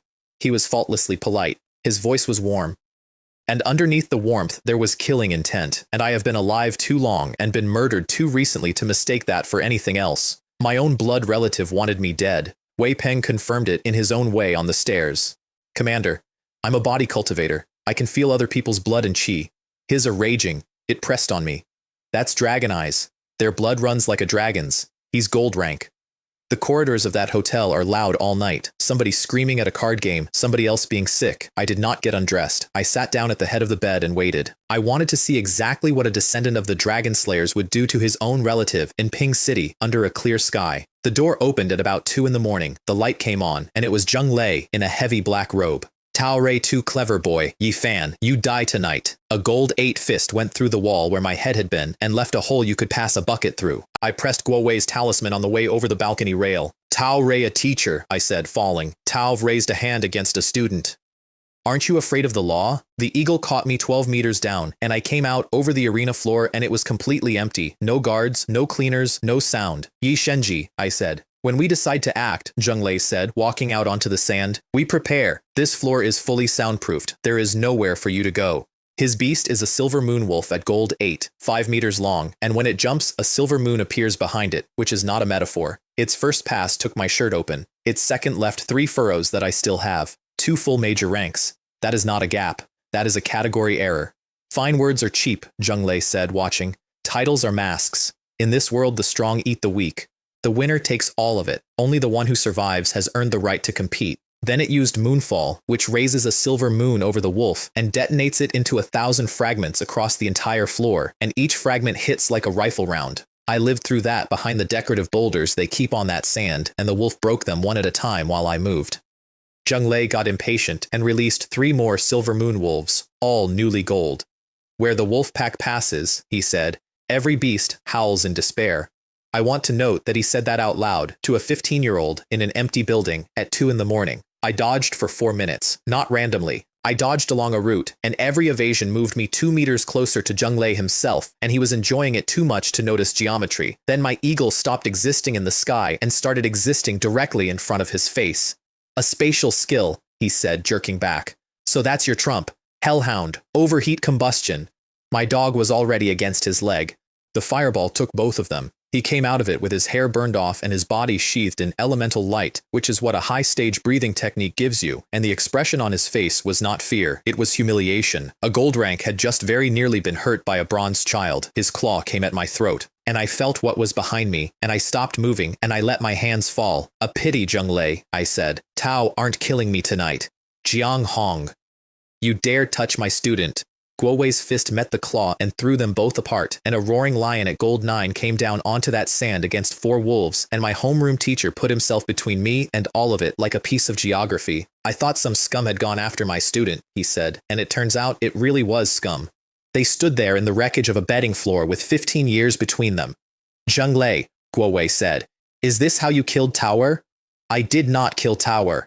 Tao didn't. I interviewed every survivor of that realm. By the end, there were 2 of you left, her and you. She was strong. Tao went in together. Everyone agrees the dynasty ambushed you. Guo Wei's voice did not go up at all. And you walked out without a scratch on you, and she died quietly inside. If that isn't rotten, what is? Which is when Chen Shenji strolled in with a lantern and a puzzled smile. Teachers, the arena closed hours ago. What are you both doing here so late? Guo Wei did not bother being polite. Somebody tried to murder my student in your building, and your people did not lift a finger.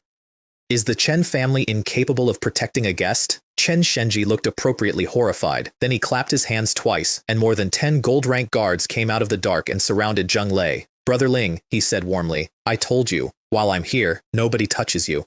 He had been in the building the entire time. If he had been protecting me, he would have come out when I was being hunted across an empty arena by 4 gold-rank wolves, because those 10 guards are not deaf. He came out at the exact second Guo Wei arrived and retreating stopped being an option. I decided not to say any of that. How you deal with Zheng Lei is up to you, Brother Shenji, I said. I trust you. And then mildly. After all, our grandfather is still alive. If the old man heard that a relative of his was attacked in his own family's arena and nobody intervened, I don't think he'd take it well. Chen Shenji's smile stayed exactly where it was, and everything behind it moved. I walked Guo Wei out of that building fast, and he wanted to know why. Because Zheng Lei and my relative are working together. He didn't bring 10 gold ranks down there to arrest anybody. If you'd stayed, he might have gone through you, so that none of it ever came up again. He was quiet the whole way to the car. Then, without looking at me, Guo Wei, Zheng Lei, and Tower grew up on the same street. I know. That's why it took him 15 years to say her name in front of me. Here is what that night actually bought me, and it was worth every centimeter of skin. First, the Dragon Eyes Rebellion, 4 years from now. I had never been able to work out who could possibly lead a family that size after my granduncle died, because nobody in that house had the weight for it. Now I knew. Chen Shenji, eldest son of the head of the family, presumptive heir, and dynasty. Second, the beast tide that killed my parents. I had spent 10 years of my first life not understanding it. How did every realm around Ping City end up in dynasty hands with wardens sitting on top of them? How did a city with this many strong people in it get very nearly erased? Because the wardens were theirs. Because the senior teachers were theirs. Third, and this is the one I sat with for a long time. In my first life, I underestimated them. Badly.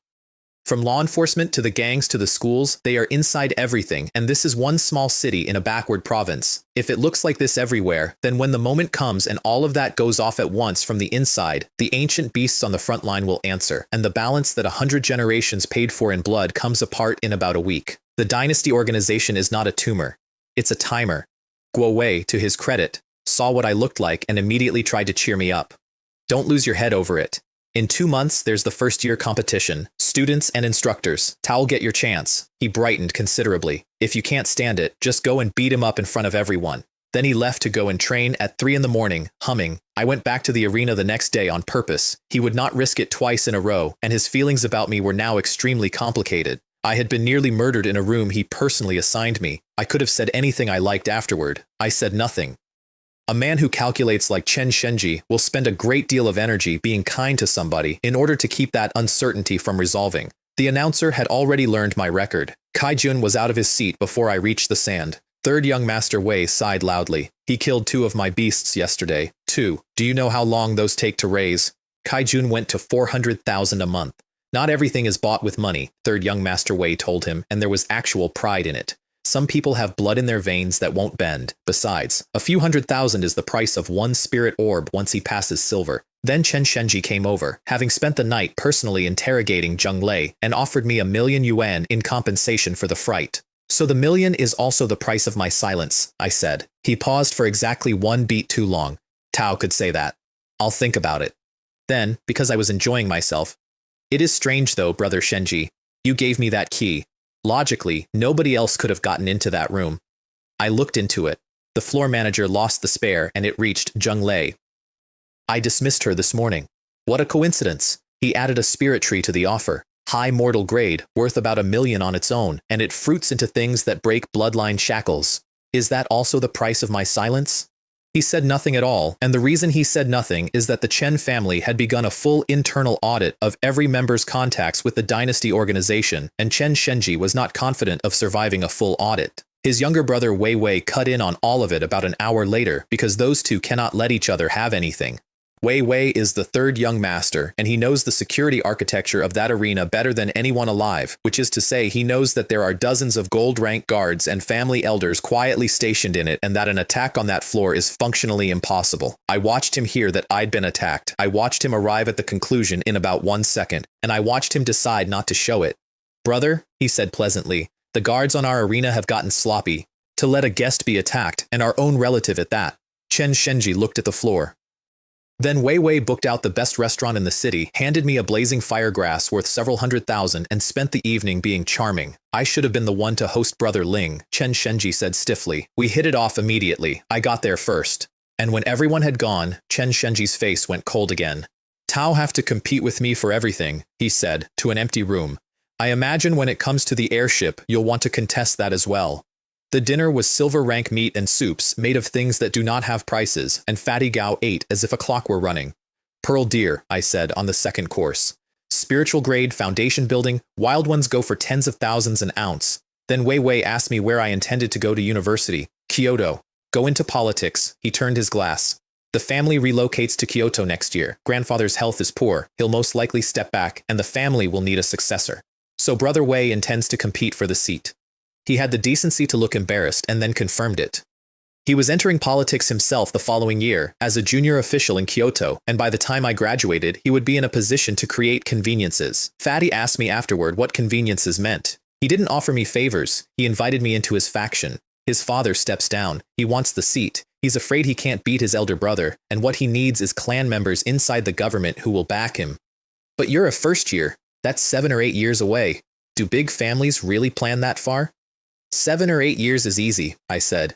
With enough resolve, you can plan in decades. Meanwhile, Zheng Lei was reporting his failure, and Kang was not sympathetic. Tao are gold rank, and you could not kill a teenager. He had Guo Wei's talisman, so you failed to kill him and succeeded in exposing yourself. Kang paced. And here is what actually concerns me. He said nothing afterward and accepted the payoff. Silence is a dangerous sign in a boy that age. Then he laid out the plan that everything else in that year came down to. When the creation fruit matures, I'll put the word out that it's about to ripen. Wei Ling is D rank. He will go. He cannot not go, and a realm like that has no oversight, and there will be a war inside it over the fruit, and that is where he dies. How do we get the map to him without it stinking? The mercenary groups in Ping City are already at war with him, aren't they? Find the right moment. Have red ghosts send them to their deaths, and let Wei Ling take the map off a body. Taorei gifting it to him through somebody else's hand. No, Kang said. I'm having somebody else's hand do the dirty work. By then, Wei Peng and I were 50 fights into 100, and the arena was running low on animals to throw at us, which is when a runner came in from Mercenary Street. Zheng Gang and Wang Gu had been sitting on the entrance to Silver Moon Forest for 3 days, robbing anyone wearing a Shenyi badge and killing the ones who refused. They'd killed several more that morning. Nobody would take a contract. I asked the room instead of deciding. Punish them, Fatty said instantly. Us they can come at, Wei Peng said. Squeezing rank-and-file mercenaries who just want a day's pay is filthy. Agreed, said He Qing. I wasn't planning to deal with them, I said. But since the vermin have come to us, we'll teach.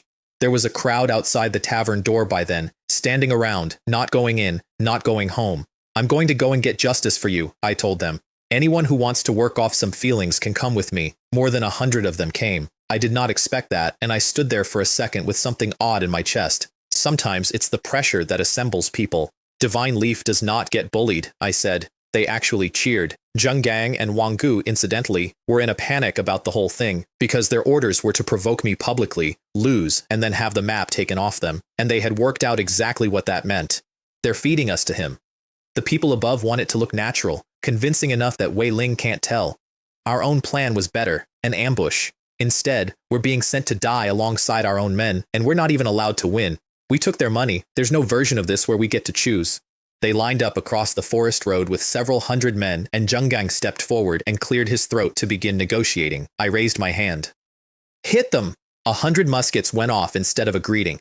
Yi Fan! Zheng Gang screamed. How dare! Why not?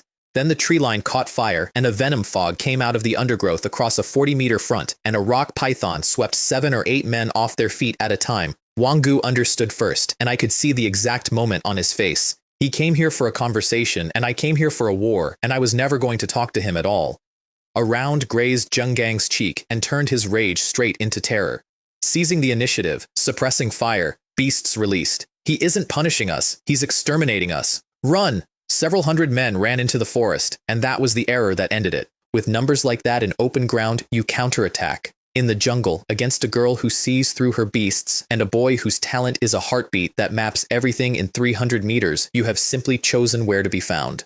Then we'll do it slowly, I said, and we'll do all of them. There are hundreds, Fatty said. That's a lot. It isn't difficult for us anymore. It's just labor. And it's labor in a forest we know better than anyone alive. I looked at the tree line.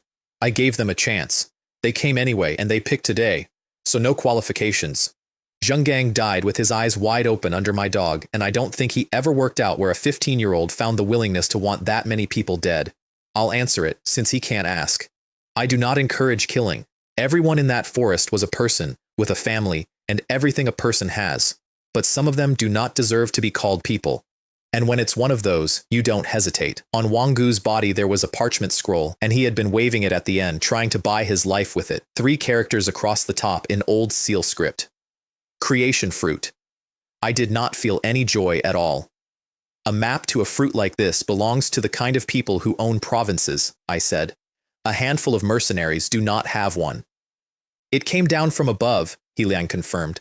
So I said it out loud, because it helps to hear a stupid plan spoken in a normal voice. They're handing me a map so that I'll walk into a sealed realm with no oversight where I can be killed without consequence. I rolled it up. Fishing this crude, the dynasty still thinks I'm a child. Of several hundred mercenaries, a handful walked out. The second leader of Daybreak died on that road, so did Zheng Gang. And because the men who died were precisely the ones loyal to the dynasty, both groups came apart in the weeks after, with the survivors fighting each other over what was left. Shenya went past Daybreak inside a month and took second on the street, which left one group ahead of us, and it was dawn. Xiaohuo went silver first. He came out the other side of it 3 meters at the shoulder with fangs that no longer fit inside his mouth and fire burning off all 4 feet where they touched the ground. He had spent about 2 months at bronze, which is a number that would get me investigated if anyone knew it. I gave him the red petal off the Zhuangji lotus and a silver 1-star fire orb on top of it, and he went straight to silver too. Now, I told him, with my hand on a head the size of a car door, you're actually on the field. Then I did the math on my opponent, which is a habit you should acquire. Mei Lin has an exceptional grade beast with no bloodline shackles and a family that hands him spirit orbs on request. By the first-year competition, he would be somewhere around silver 7. And I had a map in my pocket that had been placed there by people who wanted me dead. I was in no hurry. It's bait, I told the others. I'm not stupid, but that fruit flowers once a century, and when it ripens, the rumor gets out no matter what anyone wants. I have several people inside the dynasty, so I'll be leaking it myself. When that realm opens, I want the entire province standing in it. It is very hard to murder a man discreetly in a crowd. And then I said the honest part, because I was still bleeding under my shirt from a gold-rank teacher. I'm weak. Zheng Lei nearly killed me, and Zheng Lei is nobody. Next to a genuinely strong person, I am an infant who has recently learned to walk. Fatty looks stricken. But an infant, I said, can still trip an adult. I was short 2 things. A new beast, ideally extraordinary grade, and a body technique of my own, because the entering sainthood method had taken my body to silver and I was fighting with a meat knife and improvisation. I needed something old, and something that fit me, and there is exactly one place in Ping City that sells both. Chengnan Ancient City is 4 streets of peeling buildings where people lay blankets on the ground and sell things off them like a vegetable market. Jade. Calligraphy, martial manuals, beast eggs. Last year, somebody in this city bought an extraordinary grade egg off one of those blankets. It had a birth defect, so it got resold for 10 million, and the going rate for a healthy one starts at 30. Fatty Gao picked up a bracelet. Excellent fake. He picked up a painting. Painted yesterday. I bought one thing openly, which was a blood dragon jade pendant, carved dragon shape with a red cast through the stone, and the seller went into a long speech about how it contains a drop of dragon blood essence and nourishes your blood and brings you luck. I demolished him in front of a crowd. If there were dragon blood in that, it would not be lying on a blanket. Jade is priced by carving and by stone. Your dragon blood is a contaminant. Blood got onto the rock in the quarry and didn't wash out, and your carver built a story around a stain. 4,000. He took 4,000. Tauri not old, he said, but your eye is frightening. Around the corner, I handed the pendant to Fatty. Soak it in beast blood for 3 days. When it starts glowing red, put a drop of your own in and wear it. He stopped walking. So it's not just a pendant. It nourishes blood and chi. The blood in it isn't premium dragon essence. It's at best essence from a dragonkin remnant, which is mediocre. It's worth about 100,000. You just told everyone it was garbage, in public, and we all believed you. I said I would pay 4,000. I never said it was worth 4,000. I kept walking. The process for making them is obscure. If you know it, you see a dragon pendant. If you don't, you see a mediocre carving. Then I spent 20,000 wen on 2 steel bracelets. Those are scrap, I said, putting them on him. 10 wen of metal. We just paid 20,000.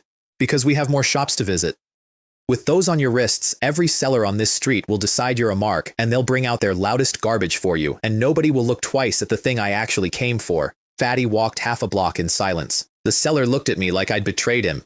Playing the fool is a useful habit. Hide yourself and let people guess. He thought about that for another block and then said something that genuinely surprised me. Wei Ling, if even I can't tell what you're doing, how would an enemy? Now you're getting it. The shop I wanted had a crooked gold sign that said Creation Shop and glass cases inside with handwritten price cards. Guardian token of an ancient clan, commands clan members, grants warden privileges. 1 million. Thunder chasing waves. Technique, supreme breathing technique, strikes with the force of thunder and rain at late stages. 4 million. Creation fruit, legendary, opens a second beast taming talent. 15 million. I laughed out loud at that one. If that were a real creation fruit, you could not buy a seed off it for 15 million. Behind the counter, an old man in reading glasses was asleep in a deep chair. Boss, I'd like to buy something. He came up out of that chair like a stoat coming out of a hole, and his eyes were bright and delighted and entirely dishonest. Qiangu. The street calls him Old Fox Qian. Almost everything in that shop is fake, and people walk out of it poorer than they walked in, and in my first life, I was one of them. I was there because a legendary body technique surfaced in Chengnan Ancient City a few years from now. A boy bought it out of this shop, decided it was fake, nearly threw himself off a roof about it, and sold it 2 years later for tens of millions, which reportedly made Old Fox Qian unwell for a month, which meant it was still on his shelf, and it was critical that he never work out why I was there, so I asked to see weapons. He looked at Fatty's 20,000 yuan bracelets and brought out an avalanche of junk. Black gold knuckle duster. Pure black gold, 1,000 gold a gram, punches through a silver rank beast's defense. 300,000. In reality, it contains under a gram of black gold and the rest is tempered iron, and it is still a perfectly good knuckle duster, so I bought it and handed it to Wei Peng and said, nothing valuable, with a completely straight face. Then a rack of weapons, carrying the might of the great masters who wielded them, 500,000 each, all of which was extremely attractive scrap. And leaning against the end of the rack was a black, heavy sword. What's the story on that one? That, said Qiangu, warming up, is the evil dragon. They say a dragon was killed with it. They also say it was forged for dragons, and that if you kill a remnant with it, the soul and blood essence go into the blade and become a sword spirit obedient to whoever holds it. I picked it up. There was a roar inside my skull, a black dragon with red eyes, and my blood came up like a kettle, and the grip went hot enough to burn. I put it down and turned away and kept my face exactly where it was. A sword spirit formed from the remains of a dragon kind. That thing is not a fake. Too heavy, I said, rubbing my wrist. I don't practice body techniques. I couldn't swing it. Fatty Gao and Wei Peng made complicated faces, because 2 days earlier I had killed a bronze 9 rhinoceros with my hands in front of a paying audience. Qiangu lit up like a holiday, doesn't practice body techniques, and he went and fetched the martial manuals himself, unprompted, which was the entire purpose of the visit. Most of them were anatomical diagrams with no text at all. 200,000, he said. I could draw 10 of these a day. At the bottom of the pile was a rotted book with the top half of its cover torn off. What was left of the title read, General Outline. The first page was not a technique, it was an introduction. My name is Shadow Falling on Water. The world calls me the Shadow Sword Saint. I have never once, I said, seen a manual where the author opens by giving you his own title. This saint cared about his reputation. I kept reading. I followed the human king for 10,000 years. When my Tao ran dry, I opened the gates of heaven with one sword and held back the strength of an entire world with one sword. I crossed the Milky Way for 10,000 years. Now I am leaving, and I leave this sword art for whoever, later, wishes to learn. I have read a great deal of history. There is no Shadow Sword Saint in it. There are no human kings in it either. The technique was real. I paid 150,000 and took a genuine leg technique off him free as part of a promotion which I gave to Wei Peng. Tao Rei a fist man, here are legs, close the gap. Behind us, Qiangu counted his day. 200,000 for the manual, 300 for the knuckles, 500 for the sword, nearly $1 million before lunch. Don't work for 3 years, he said happily, and then live 3 years on it. Young people are so much easier. Then he stopped. Wait, that boy said he couldn't lift that sword. Out on the street, Fatty was pleased with himself. I worked it out, the weapons were a decoy so he'd bring out the manual. Tao Rei growing, although the manual wasn't the main event either. I adjusted the strap. The main event is probably the thing on my back. The egg shop is a different kind of theft. Beast eggs sit on shelves with no descriptions, covered in illusion seals so you cannot see the grade. Could be inferior. Could be extraordinary. The economics are elegant. Humans set the seals so the owner decides what's in the batch. 500,000 an egg and one excellent in 1,000. Occasionally, an extraordinary does come out, and when it does, it is a plant, opened in public by a friend of the house. So everyone just hands the owner money, Fatty said. And yet there is always somebody who believes he's the one. Everyone thinks, if it's 1 in 1,000, why not me? Here is what nobody in that shop knew. From the second stage of the entering sainthood method, your eyes see through applied seals. At the final stage, you see through illusion entirely and through the nature of things generally, but I'm not there yet. So I walked down the shelves, peeling the seals off with my eyes and looking at embryos. The first one was a firehound, Xiao Huo's cousin, essentially. Behind me, Wei Peng was being envious in a whisper. The commander does body techniques and beasts. Comparing yourself to Wei Ling, Fatty said, will only make you angry until you die. Gao Tao, what does he value you for? There was a pause. I've got things I'm good at. Longer pause. Probably the friendship. So no particular strengths. There must be some. Fatty, I called from the far shelf. Card. The egg I bought was completely black. Have you heard of the great Tengu? The one that eats the moon? Obviously not. This is the small one, Xiao Tiangu. Maylene walked into that shop about 4 minutes after we left it to collect an egg he had reserved and found an empty spot on the shelf. The owner went the color of paper. A waiter had sold it while he was in the bathroom. Tao, idiot. That was one of the few high-class extraordinary eggs in the batch. It was already bought through private channels. It was on that shelf as a display, so we could open it in public. Who bought it? Maylin said. Tell them I'll pay 5 million. The description he got was a young man with a sword on his back, a fat one, and a solid middle-aged man. The owner had never seen any of us before in his life. The first-year competition is coming, Maylene said on the way out. I am a young master of the May family. I am the family's face. I have to take first place. And then, to nobody. Ever since I met that bastard Wei Ling, nothing has gone right. He beat me once, and I haven't slept properly since. Xiao Tiangu came out of the shelf 4 days later, wet, furious, and the size of my 2 hands. He has the body of a raccoon and a white dog's head and a voice like an elephant, which coming out of something that small was the funniest thing that happened to me that year. The old texts describe him. There is a beast resembling a fox but with a white head. It is called the Heavenly Dog. Its voice goes liu liu. It drives away evil. The real name is the White-Headed Beast. Everybody calls them Xiao Tiangu because they look almost exactly like the Great Tengu, which is a bit like naming your dog after a hurricane. He is my first excellent grade beast, and here is what that means. He smells anything unfamiliar within 10 miles. He fights far above his weight. He can digest herbs and orbs of any attribute, which means he can learn skills across every element instead of one. And he grows. Right now, he is a puppy. Fairly soon, he will be larger than my hellhound. In the long run, if I feed him properly, he becomes the size of a hill. Gao Lingxi went quiet when she saw him. There was a cold spot in our old house, she said. Freezing, even in August. My grandfather hired a specialist and the specialist brought one of those, and it went away. There was no exorcism. There was a beast in your house with a concealment ability that none of you could perceive. I scratched the puppy's ears. And he could. Then I announced I was going into seclusion for a month. The first-year competition is close. Put mercenary work down and open another beast space each. I'll come out a few days early and help you hunt. I went to see my father before I went in and gave him a harvest fruit and Xuanji lotus petals for Xiaobai, and he tried to give them back. I'm old. I grow slowly. A few months of this and I'll be low bronze. Give them to your people. We don't need harvest fruit anymore. And then I said the true thing, because he'd earned it. Dad, I keep you and Mom in the mercenary group because it's safe. I know you're bored behind that counter, but you two are the most important people I have, and while things are dangerous, I want to know where you are. When it's calm, you can go back to the arena and the forest and chase whatever you like. He laughed at me helplessly. Tao thought of everything, you little brat. Inside my valley, I looked at the black sword with the breathing technique running, and hidden runes came up out of the metal, dense and tangled. Every single one of them was a suppression rune for an evil spirit. That many suppressions on one blade means it is not a sword, it is an instrument for killing. I picked it up again and it went red hot in my hand, and the dragon in my head came at me. If you were a real dragon, I told it, we'd be having a different conversation. Tao Rei a spirit. Tao have a dragon shape and nothing else. And you're in my hand playing at being the master?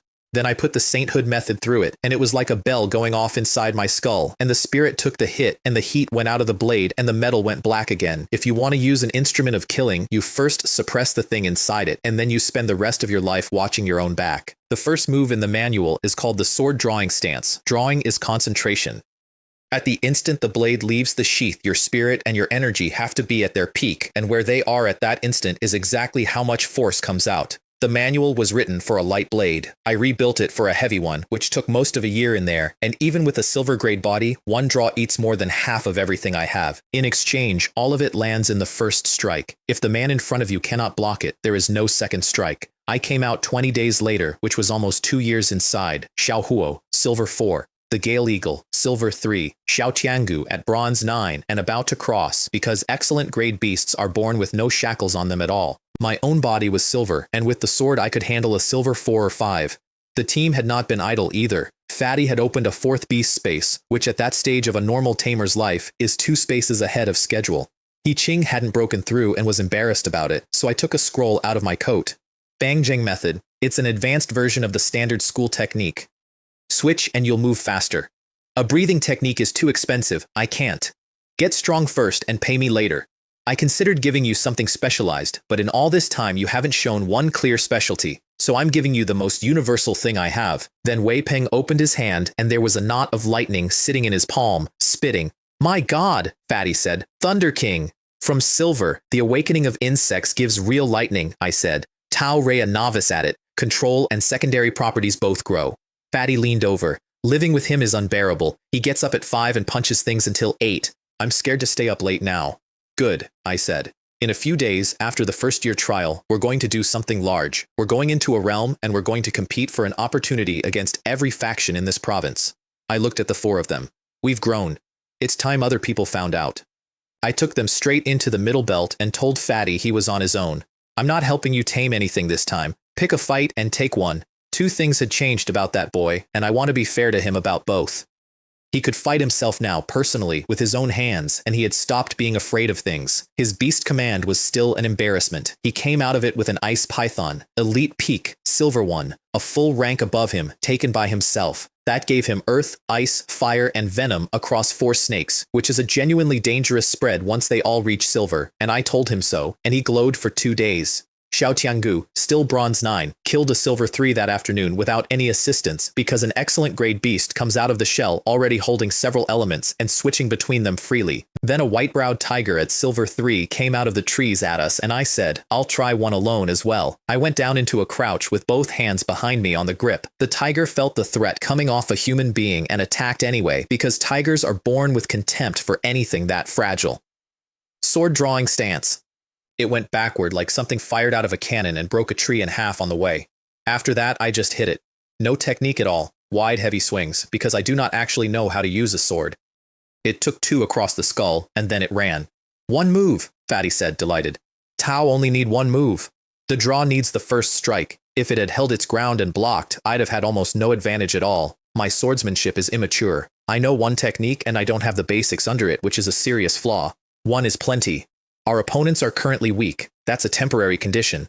The maps started showing up in other people's hands about a week later. Chu Zhi caused it, in a way, because Chu Zhi was in the middle of a shouting match on a street corner, having confiscated something from a man that he had decided was stolen. I arbitrated because it was faster than walking around them. Truth can't be hidden, and a lie can't be made true. Bring the person he supposedly stole it from. The actual thief confessed the moment somebody went to fetch him, which meant the man Chu Zhi had grabbed was the victim, and Chu Zhi stood in the middle of the street turning a remarkable color. The item was a creation fruit map, almost identical to mine. Where did you get this? A shop. Which shop? Why should I tell you? Because otherwise you don't get it back. South City, place called the Qizhen Pavilion. I gave it back to him and told him not to follow it. The water is much deeper than you are. Then I stood in the road and thought about it, because somebody was stirring that water on purpose, which meant the creation fruit had already ripened and somebody wanted a crowd. The Qizhen Pavilion is the government's own shop. Cities like this get very little funding from above, so they run businesses, and a curio shop with official protection in the South District prints money. The dynasty is inside state enterprises now? Fatty said, going pale. Not necessarily. It might be that the authorities have the same information and a plan of their own. Either way, the conclusion was identical. If somebody's muddying the water, I said, let's make it mud. Print 500 copies of my map. Post it on Mercenary Street tomorrow as a contract. Finding the creation fruit. Entry fee 100 coins. I was right about the authorities, as it happens, and I found out later exactly how right. The man behind the Qizhen Pavilion was Warden Jian, the honest one from my first realm trial, and he had been a soldier in the Jiantian army, and he had personally ordered 400 or 500 copies of that map put into circulation in a single day. His reasoning went like this. He took the map off a dynasty corpse. Intelligence said the dynasty controls one of the realms around Ping City, and it is almost certainly the one where the fruit is flowering, and that realm has an entry restriction, nothing above silver 9. A restriction like that, he said, is aimed at school children. The shop manager did the arithmetic out loud and went white. 100 and some third years in this city made silver this year. 30-odd second years. Maybe 2 or 3 first years. That's the entire hope of a generation. If something happens to them, this city is finished for 20 years. Which is why the people above told me to spread the map, Jian said. Muddy the water, mix the good in with the bad, let our students disappear into a crowd. The more people go in, the thinner the danger spreads across all of them. And then he explained why they were willing to gamble students at all, and it is the single clearest statement of the world I have heard from anyone in this life. The dynasty came back and slept for 40 years and accumulated too much. On the front line, we are losing ground. The line contracts and contracts again. There are no new king-rank humans. The strong hide. The old ones are wounded and retiring one after another, and there is almost nothing behind them. The people above are negotiating with things that dream of enslaving us. The initiative on that border is no longer ours.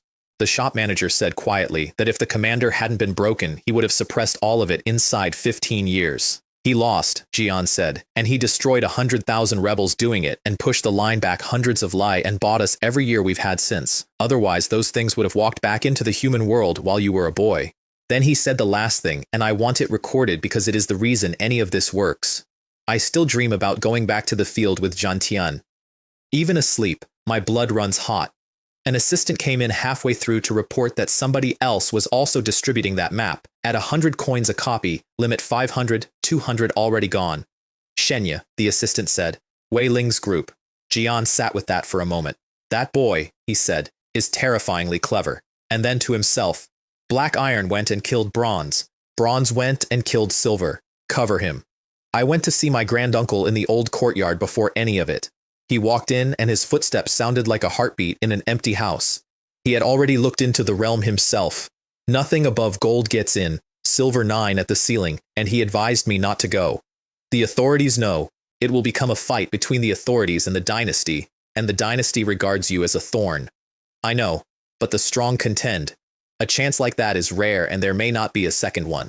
He didn't argue twice. Then go. Don't think about the rest of it. I'm going to be there. If it comes apart, I'll step in.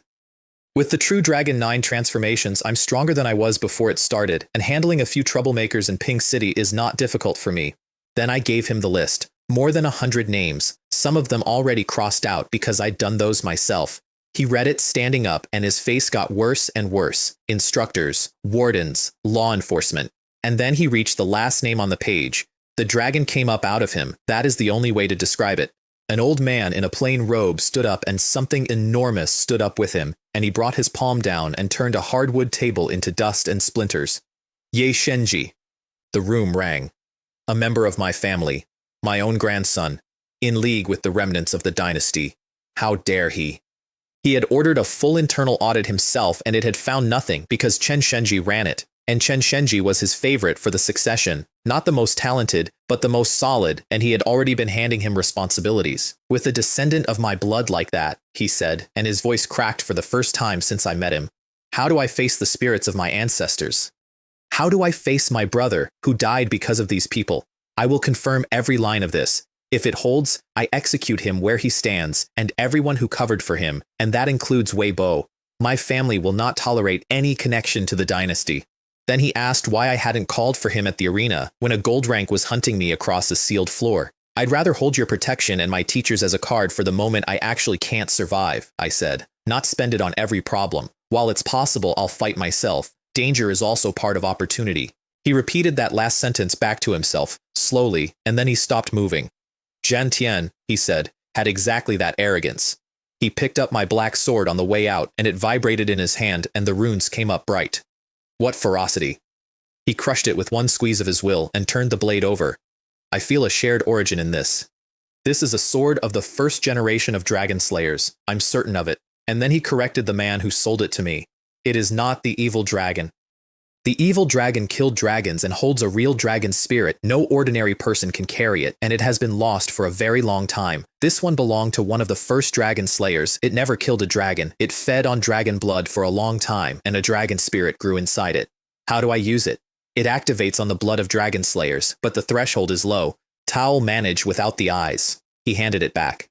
There is a scale inside it and runes along it. The spirit strengthens on the blood of your enemies. Kill a great many with it. And if the spirit ever manifests, it will be an enormous help. There is a whole class of fighters built on that. Beast spirit martial artists who own no beasts at all and instead put a spirit into a weapon and raise it.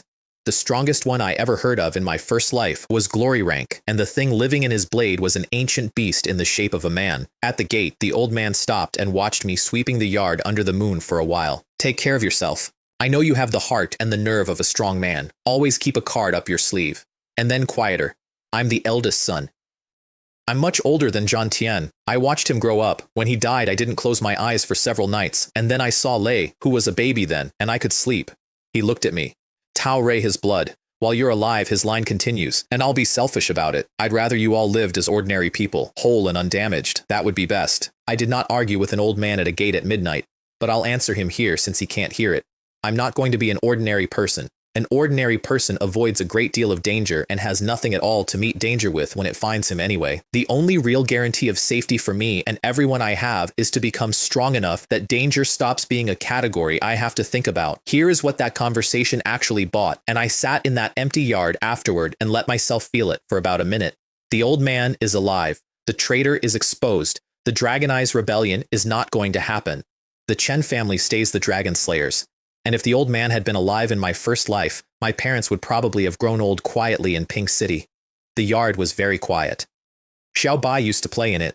My parents used to bring chairs out on summer evenings. Nobody lives there now. I went up in the world and they moved, and I don't think they'll come back often.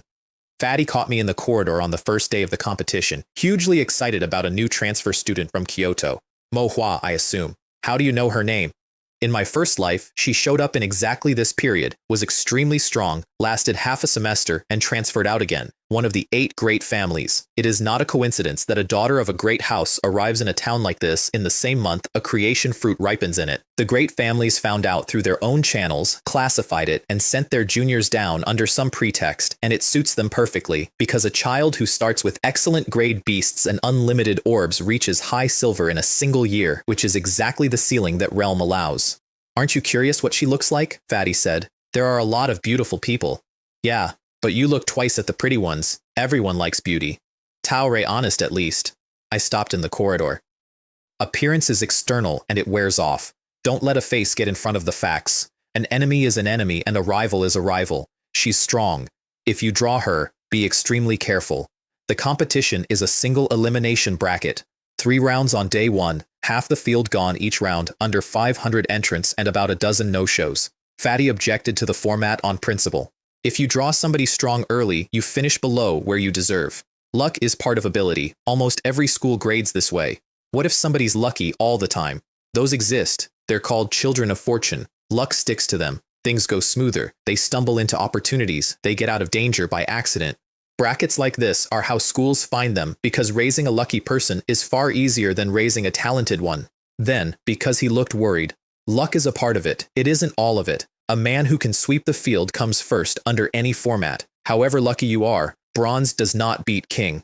And because he still looked worried, Tao find treasures with your luck. I'll go and find them myself. Tao escape a beast's mouth by fortune. I'll kill the beast. Tao have your luck and I have my methods. Which of us is standing on top in 100 years is genuinely an open question. He spent the rest of the day trying to identify children of fortune on site, which with a dozen no-shows meant a dozen people had walked into round 2 without fighting. Look at that one. Rosy cheeks, oily hair. He looks like a little Buddha. That's definitely a lucky one. The bracket put me against Manhua in the first round. Ye fan? Fatty said. You're a reverse child of fortune. Luck, bad luck. Same thing. She wore white and had a voice like a small bell. Which of the 7 daughters are you? She actually blinked. The Mo family does something nobody else does. Every generation they select the 7 most gifted women, and those 7 co-govern the family, and they have been doing this for several hundred years. 4th, she said. I was not especially interested. In my memory, it was the 6th who mattered. Unbending, rose shortly after I was crowned, went to the front line and killed a remnant species and became a queen. They called her the first princess of the Mo family.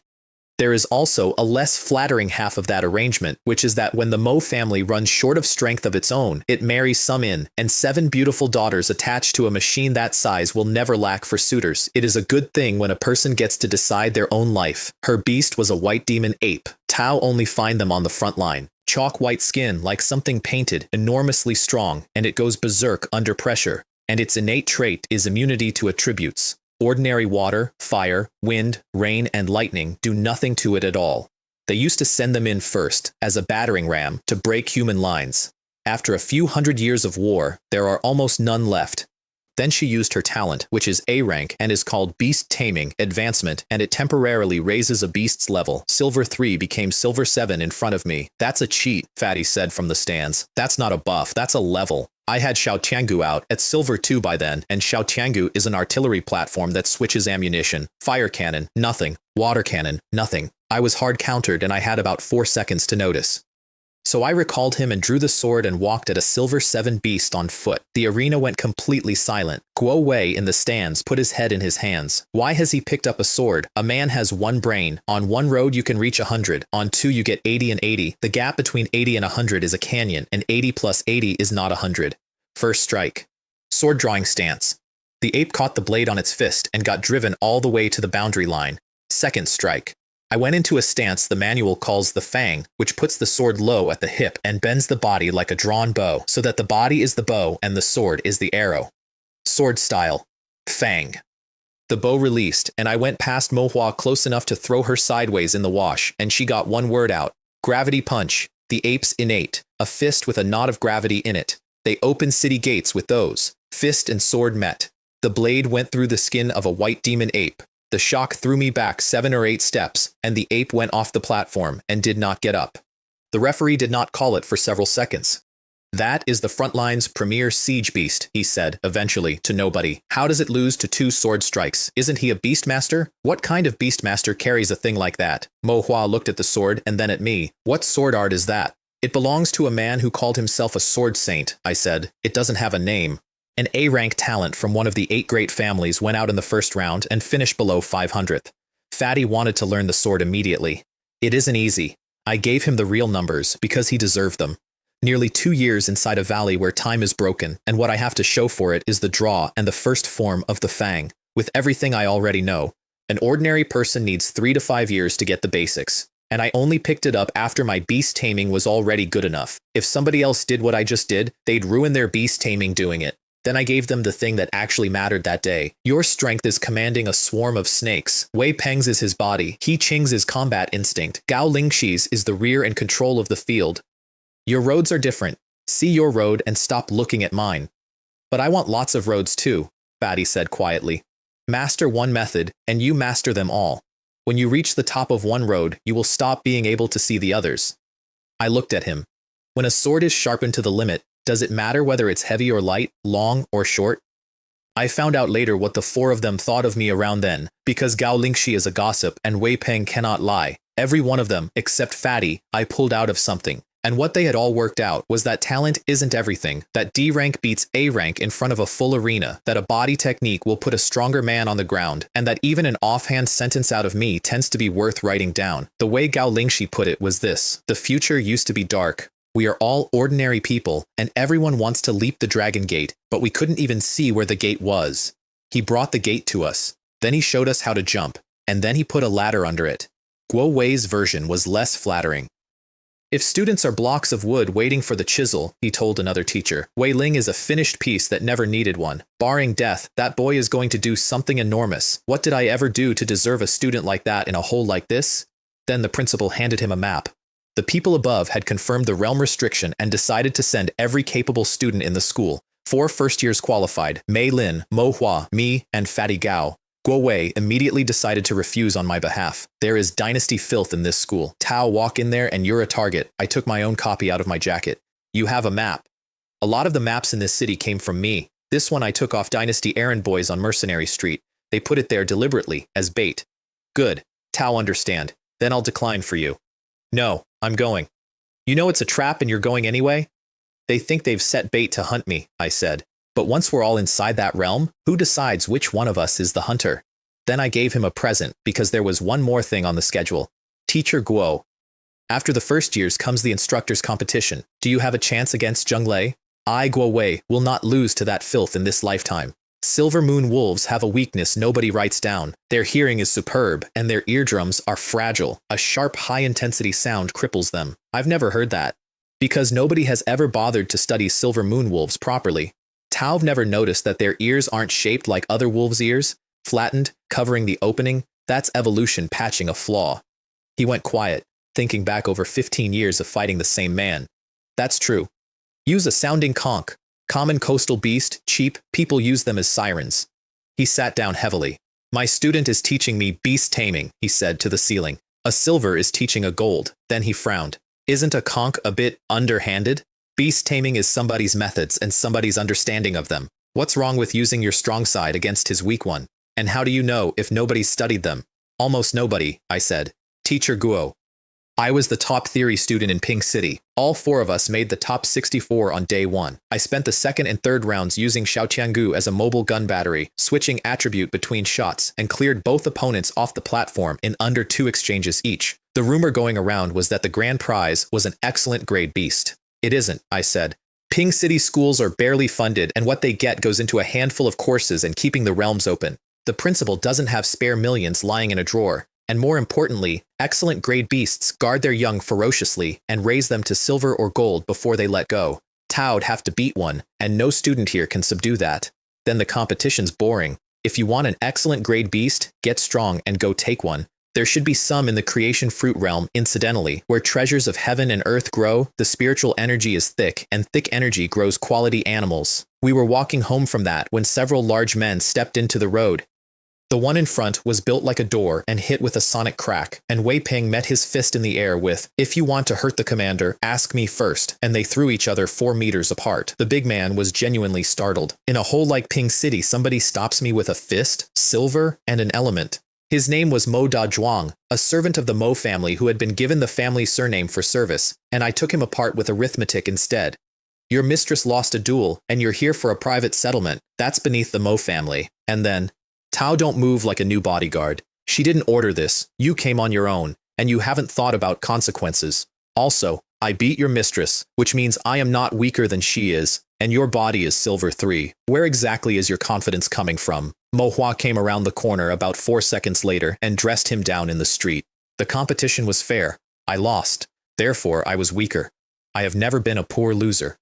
Then she apologized and invited us to dinner at the best restaurant in the city. There's no need, I said. Just be more attentive.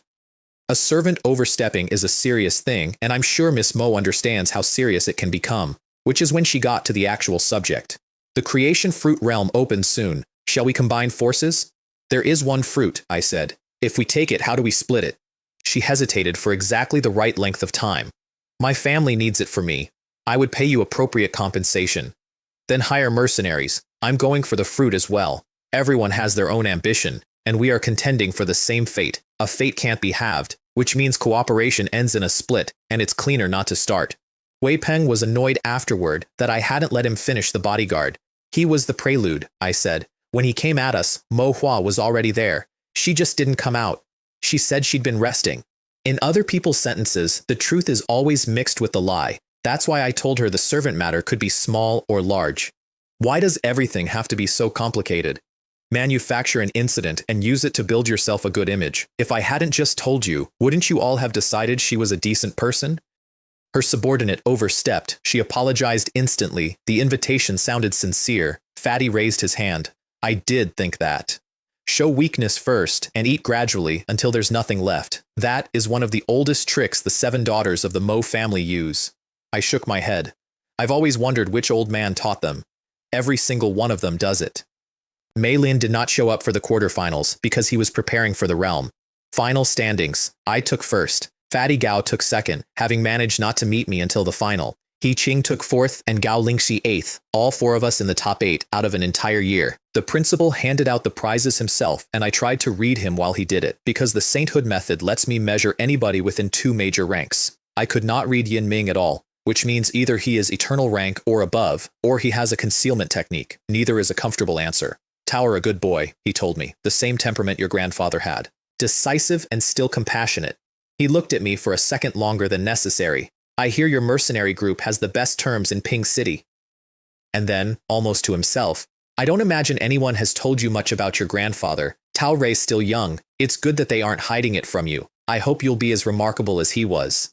That was sincere. I am completely sure it was sincere, and that is exactly the problem. Because in my memory, it was the principal who moved Guo Wei into the ordinary class and kept him there for years while promoting Zheng Lei. He is not a stupid man, so either he never saw through Zheng Lei, which is difficult to believe, or he did. The gift was 3 spirit breath pills. First rank, made from low spiritual grade fruit, and they will pull back anything below gold that hasn't already killed you. They are functionally a second life. I smelled one before I put it away, checked the quality, and checked it for poison. You're so suspicious, Fatty hissed. That's the principle. Be on guard with everyone. I'll be honest about that sentence since I'm being honest about the rest. I'm on guard with everyone. My parents are the exception. My granduncle swore a blood oath. And I trust the 4 people standing beside me, and I have also, quietly, kept my exits open because their breathing techniques and their beasts and their body arts and even their attack patterns all came from me. I can see every one of their strengths, their weaknesses, and their fatal points at a glance. Following me is a road into the sky. Splitting off is a road into the ground. I hope that day never comes. I have been wrong about a friend before. The instructors' competition ran the same afternoon, and the gold rank matches genuinely shook the building. I thought Guo Wei could only be sarcastic, Fatty said. He and Zheng Lei are in the top 5 instructors in this school. If it weren't for 2 old veterans, they'd be first and second. And because the numbers are worth knowing, after silver to gold, growth collapses. Tao need enormous resources and actual combat experience. Guo Wei is barely past 30. He could touch eternal by 40. What's the record? Youngest star glory, 27. Youngest glory, 34. Same man, both records. He must have been incredible. He went down a heretical road. He fed his own beast to his other beast to force the ranks. When he made glory, he decided to eat 4 glory rank beasts out of his own space and become a king himself, and the energy got away from him, and he detonated. Fatty wiped his forehead. I thought that was going to be a legend. Set the technique aside, and he is the legend. Without him, the records are 30 and 42. Then, over the arena, there was a sound. It was a conch, and it was unnaturally high and sharp, and half the crowd covered their ears. Zheng Lei's wolves came apart. The pack leader howled and several of the silver moon wolves started bleeding from the ears and stopped being able to hold formation at all. Pan Zhao, you disgrace, bringing a conch into a duel. What kind of skill is that? Tao, feed your beasts excitement fruit to raise their level for the afternoon, Guo Wei said. And I'm not allowed a conch? The stands made a noise because a great many people had just understood something about the last several years of instructor competitions. There it is, I said. He was cheating the whole time. And here is the honest tactical red, which I gave the others quietly. Guo Wei stands on 1 beast. His lion is a star above the pack leader, and the pressure holds the whole pack down. Pull the leader up to the lion's level and let it hold that pressure, and the pack rolls him under, which is precisely what Zheng Lei has been doing. I watched them circle. Beast taming is an interesting profession. There are a lot of surprises in it. A week later, a group of men in black suits walked onto the school parade ground. They didn't look out of place, which is the thing. They looked calm. They also walked in step without appearing to try, like moving geography. I knew what they were before anyone spoke because I spent years on that border in my first life, and you never lose the ability to spot it. Veterans. They bowed to me first, and to the principal second. General Wei Qin requests that young master Wei Ling be brought to Chenfeng on a family matter. The entire school watched me get escorted off the grounds inside a square of frontline soldiers, and I would like it on record that I asked them not to do it that way. Fatty's summary, delivered later at volume. He said his family didn't value him and that formation was better than Mei Lin's. Wei Peng, loyally. What's gold 9 at 20? The commander will pass him. If they don't make a descendant like that, the heir, the head of the Chen family, is blind. In the car, the veterans told me about my grandfather, and they told me because they had served under him. Wei Feng. Battle Heaven. Wei Qin's younger brother. He started from nothing, and he was also D rank. With Dragon Eye's blood and one enormous piece of luck, he became the only man in modern history who could freely enter dragon transformation.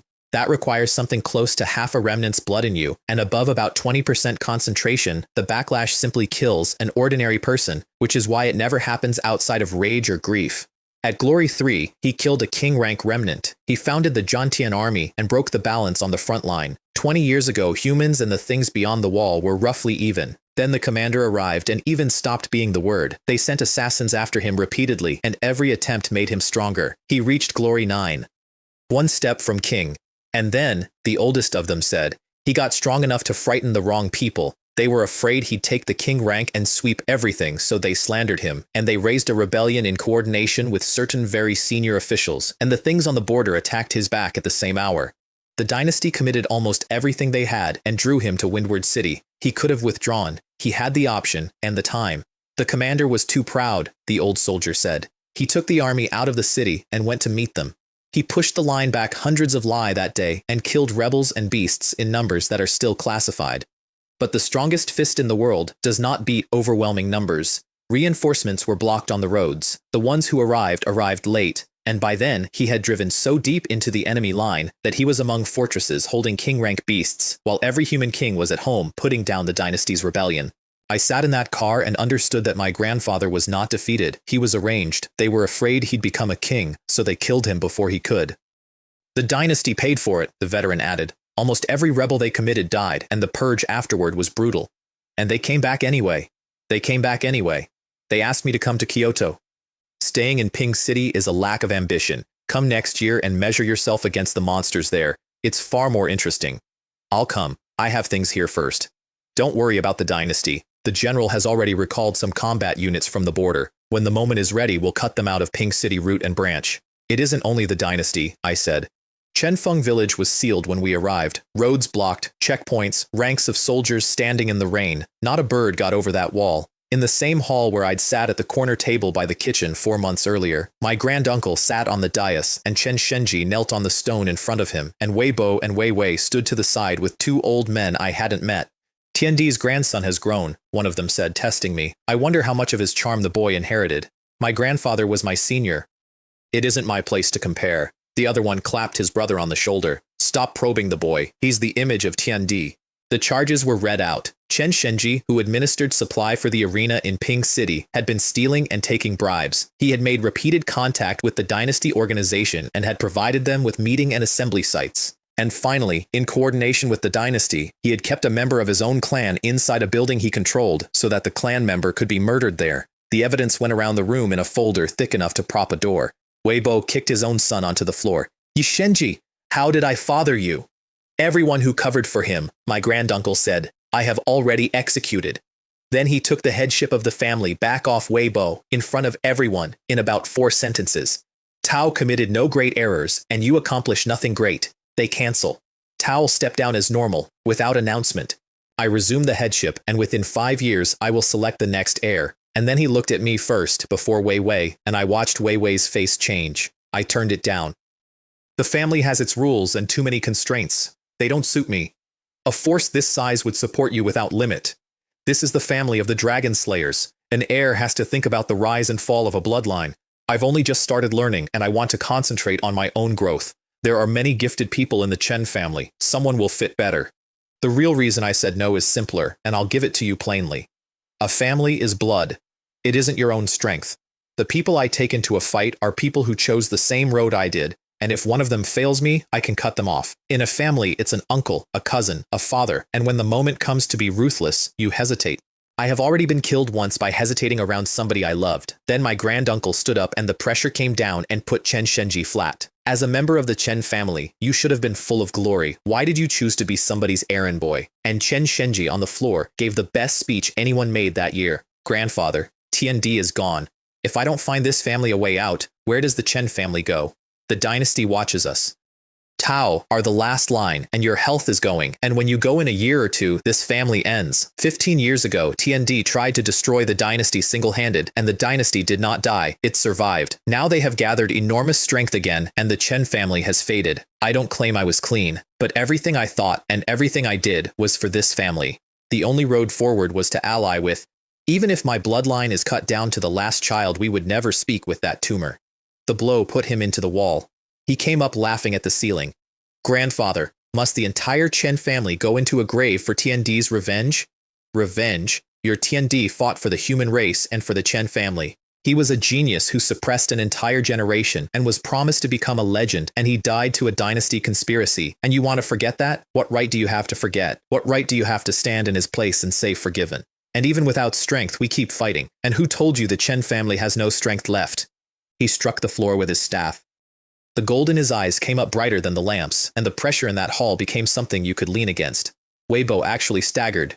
Father, you, fan air cured my backlash. I am stronger now than I was before it started. I, Ye Mu, am alive. Why does the Chen family have no strength to fight? Chen Shenji looked at him for a long moment and let out a breath. Then the Chen family will stand, he said. The mistake is made. There's nothing to argue. He turned his head and looked at me. Brother Ling, would you believe me if I said all of it was for the Chen family? I did not say anything. I nodded. He'd have been dead in 4 seconds either way, and belief cost nothing at that point. But I also knew the thing he didn't. I have seen where that road goes. In my first life, this family walked down it and was used as a pawn and destroyed without its honor, and every person carrying its blood was executed in a public square in Kyoto. Brother Shenji, I said, Tao tried to bargain with a tiger for its skin. And the tiger killed you. If the Chen family were what it used to be, he said, would we ever have looked at those creatures twice? Then he struck his own chest with his palm and went down, and the sound it made in that hall was like a bell. They named Wei Wei heir afterward.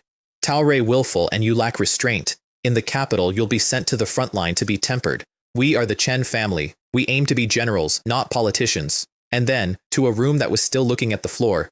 I intended to name Ling heir today. He has other thoughts and I won't force him. Tao wanted this for a long time. Here it is. An heir is chosen so the bloodline continues better, not so that you two can plot against each other.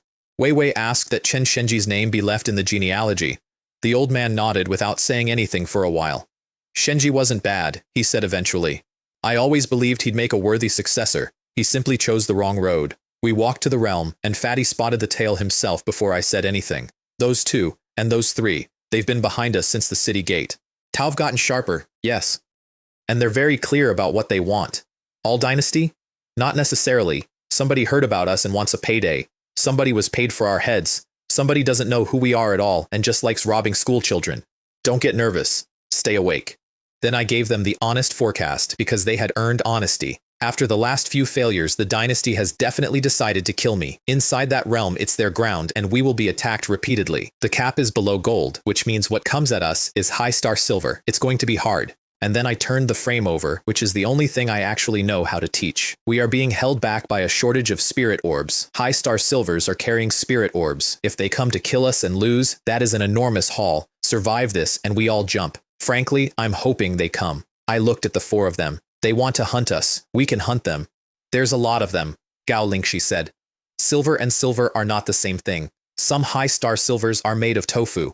Tao have the best breathing techniques in this province, the best combinations, and the best instruction. If 3 of you together cannot put down 1 high-star silver, you are underestimating yourselves and overestimating them. The strong are respected for hard strength. Beating your equals is the requirement for ordinary people. The portal hung 2 meters above the ground in dense forest, gray and slowly turning, and looking at it gave me a feeling I did not enjoy, because the last time I stood in front of something like that, I was walking into a time-space dragon's territory, and I did not walk back out. In this life, I said, mostly to myself, I intend to look where nobody is looking. King rank is not invincible. Proving your road and being crowned might only be the start. Inside, the sky was dull, and the earth was dark red, and the trees were bare and crooked, and the whole place looked like a painting with the color drained out of it.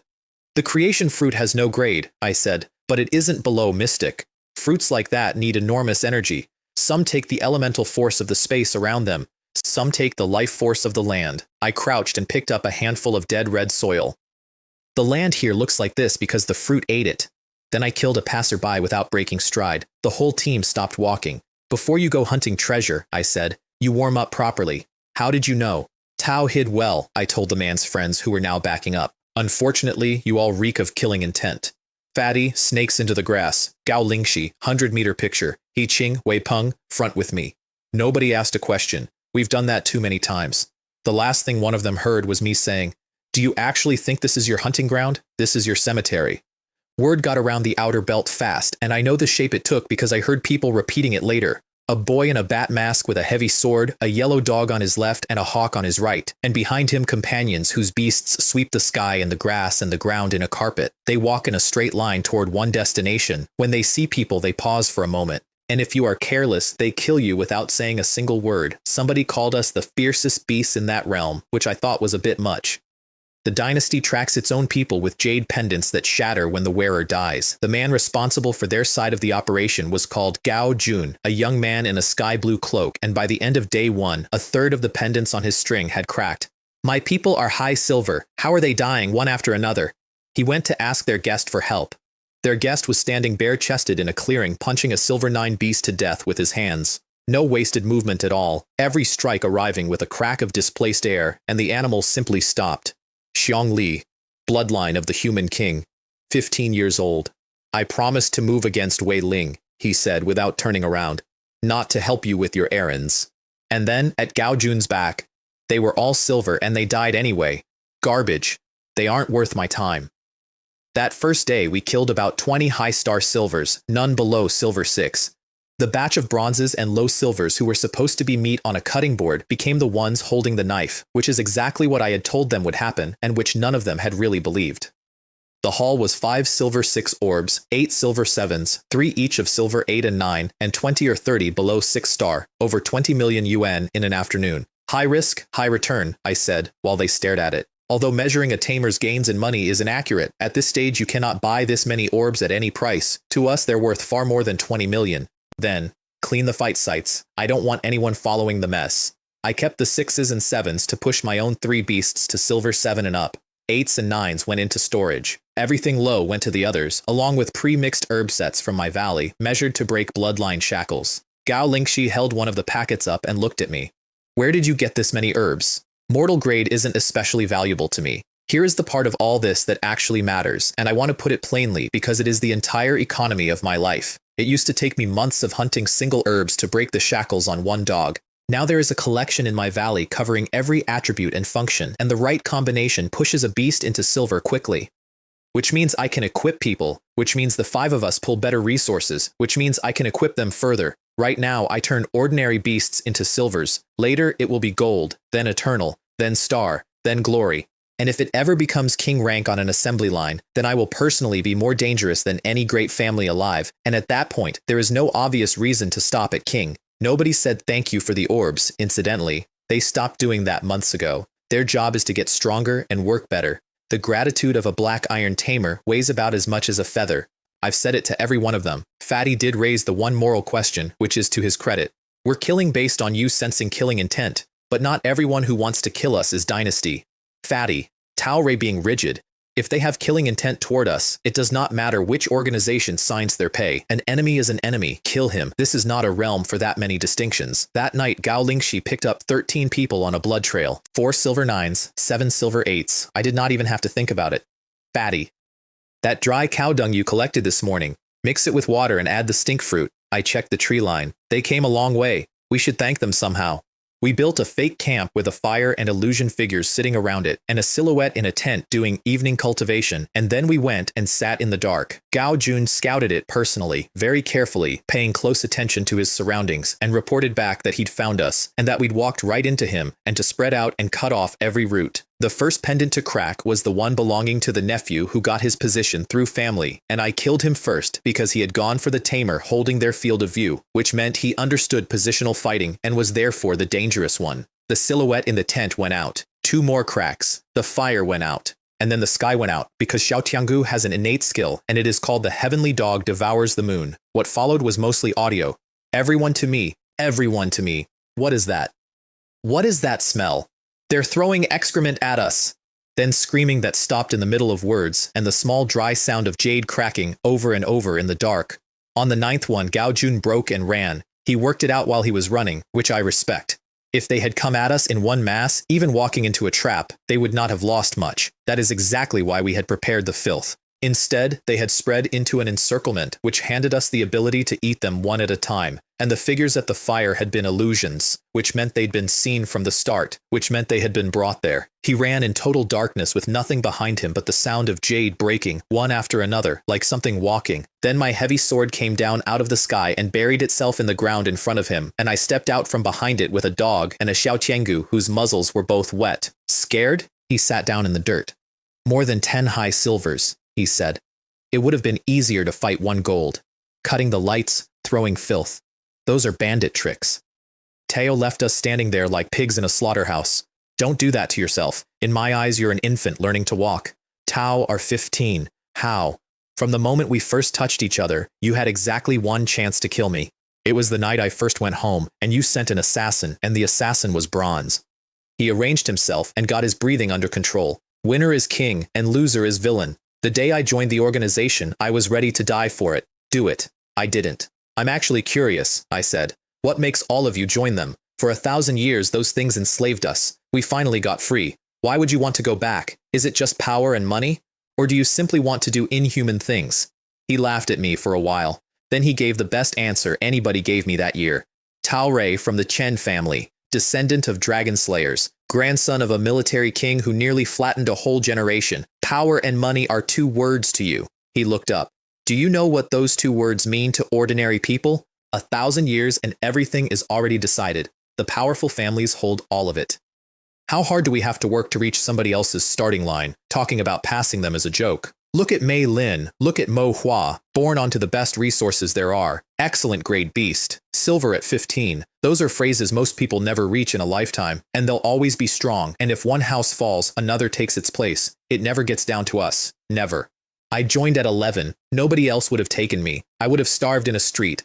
And before they came, the gangs in this city were starving too, robbing people weaker than themselves, killing each other over a strip of pavement. Now there's order. They don't fight each other. They have access to breathing techniques and body arts they'd never have dared dream about. They have territory and food and money and the possibility of becoming strong. I won't tell you the dynasty ever did anything just, but it gave me and a great many people a chance to change our lives. We're not about right and wrong. We just want to live and reach a little higher. I'm not a good man. I'm cruel. Almost everyone in the organization is cruel. There are a lot of us, and very few of us actually care about the damned restoration. He shrugged. I just refuse to be ordinary. I sat down on a rock across from him. That was well said, I told him, and it doesn't clear you. Tao know better than I do what your organization has done. Whether you kill to save somebody or kill to satisfy an impulse, the substance is identical. It's killing. Reasons and circumstances do not change what a thing is. Then, if the world got better, would you still have joined? How, he said, would it get better? People who live in the mud see the mud most clearly. Corruption, diktat, separatism, infighting. Those families and magnates stopped being the heroes who fought for humanity a long time ago. They have monopolized every resource. They plot against each other, and they are full of filth. Tao called the dynasty a tumor. What exactly are they? And then he told me the 2 things that reorganized my entire first life. Battle Heaven King is the only man in 100 years given the title of king at glory rank. 20 years ago, newly glory, he killed a king.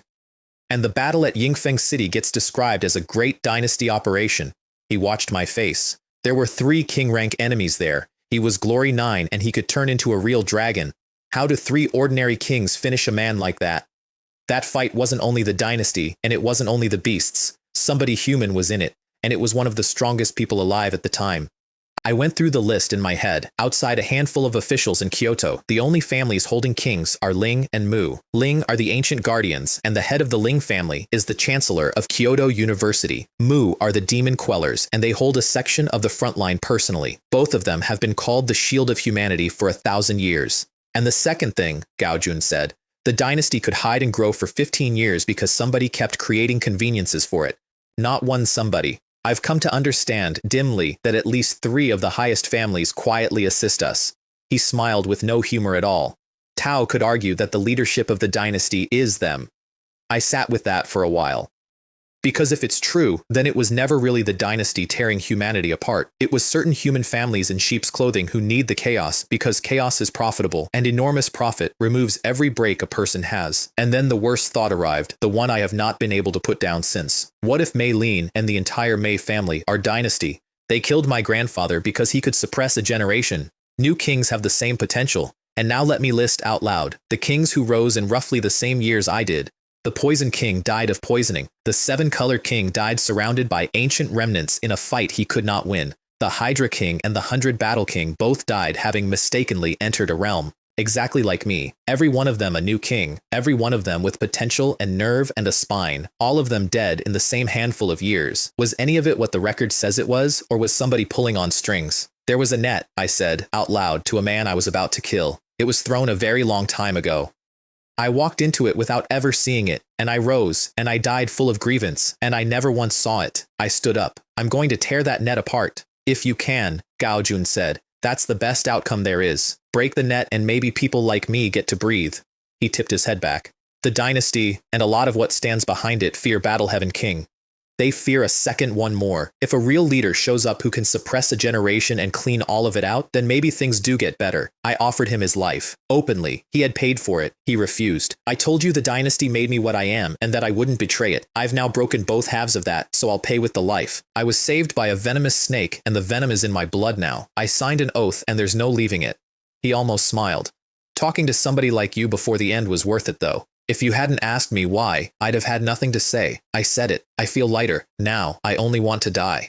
I sat on that rock for a long time afterward, with the blade going dark and tacky. The only thing I said to my own people that night was this. Remember what I've told you. Fight as hard as you can to become strong. Only the strong get the chance to decide their own fate. If you want something, go and take it. Regretting things you can no longer fix is the most useless activity there is. 10 days later, all 3 of my beasts were Silver 9, and my dog and Xiao Tiangu were both somewhere between 4 and 5 meters at the shoulder. Are you injecting them with something? Fatty said. We only just got into silver. Getting into silver is easy if you have orbs. Getting into gold is hard. That's a year or 2. And because they should know what they were standing on, Silver 9 is the ceiling for an ordinary person's whole life. Step into gold and you're a somebody in a small place. Tao can teach. Tao can be a guest of a minor family. Tao can be a bodyguard. Tao will eat. It feels unreal, Gao Lingxi said.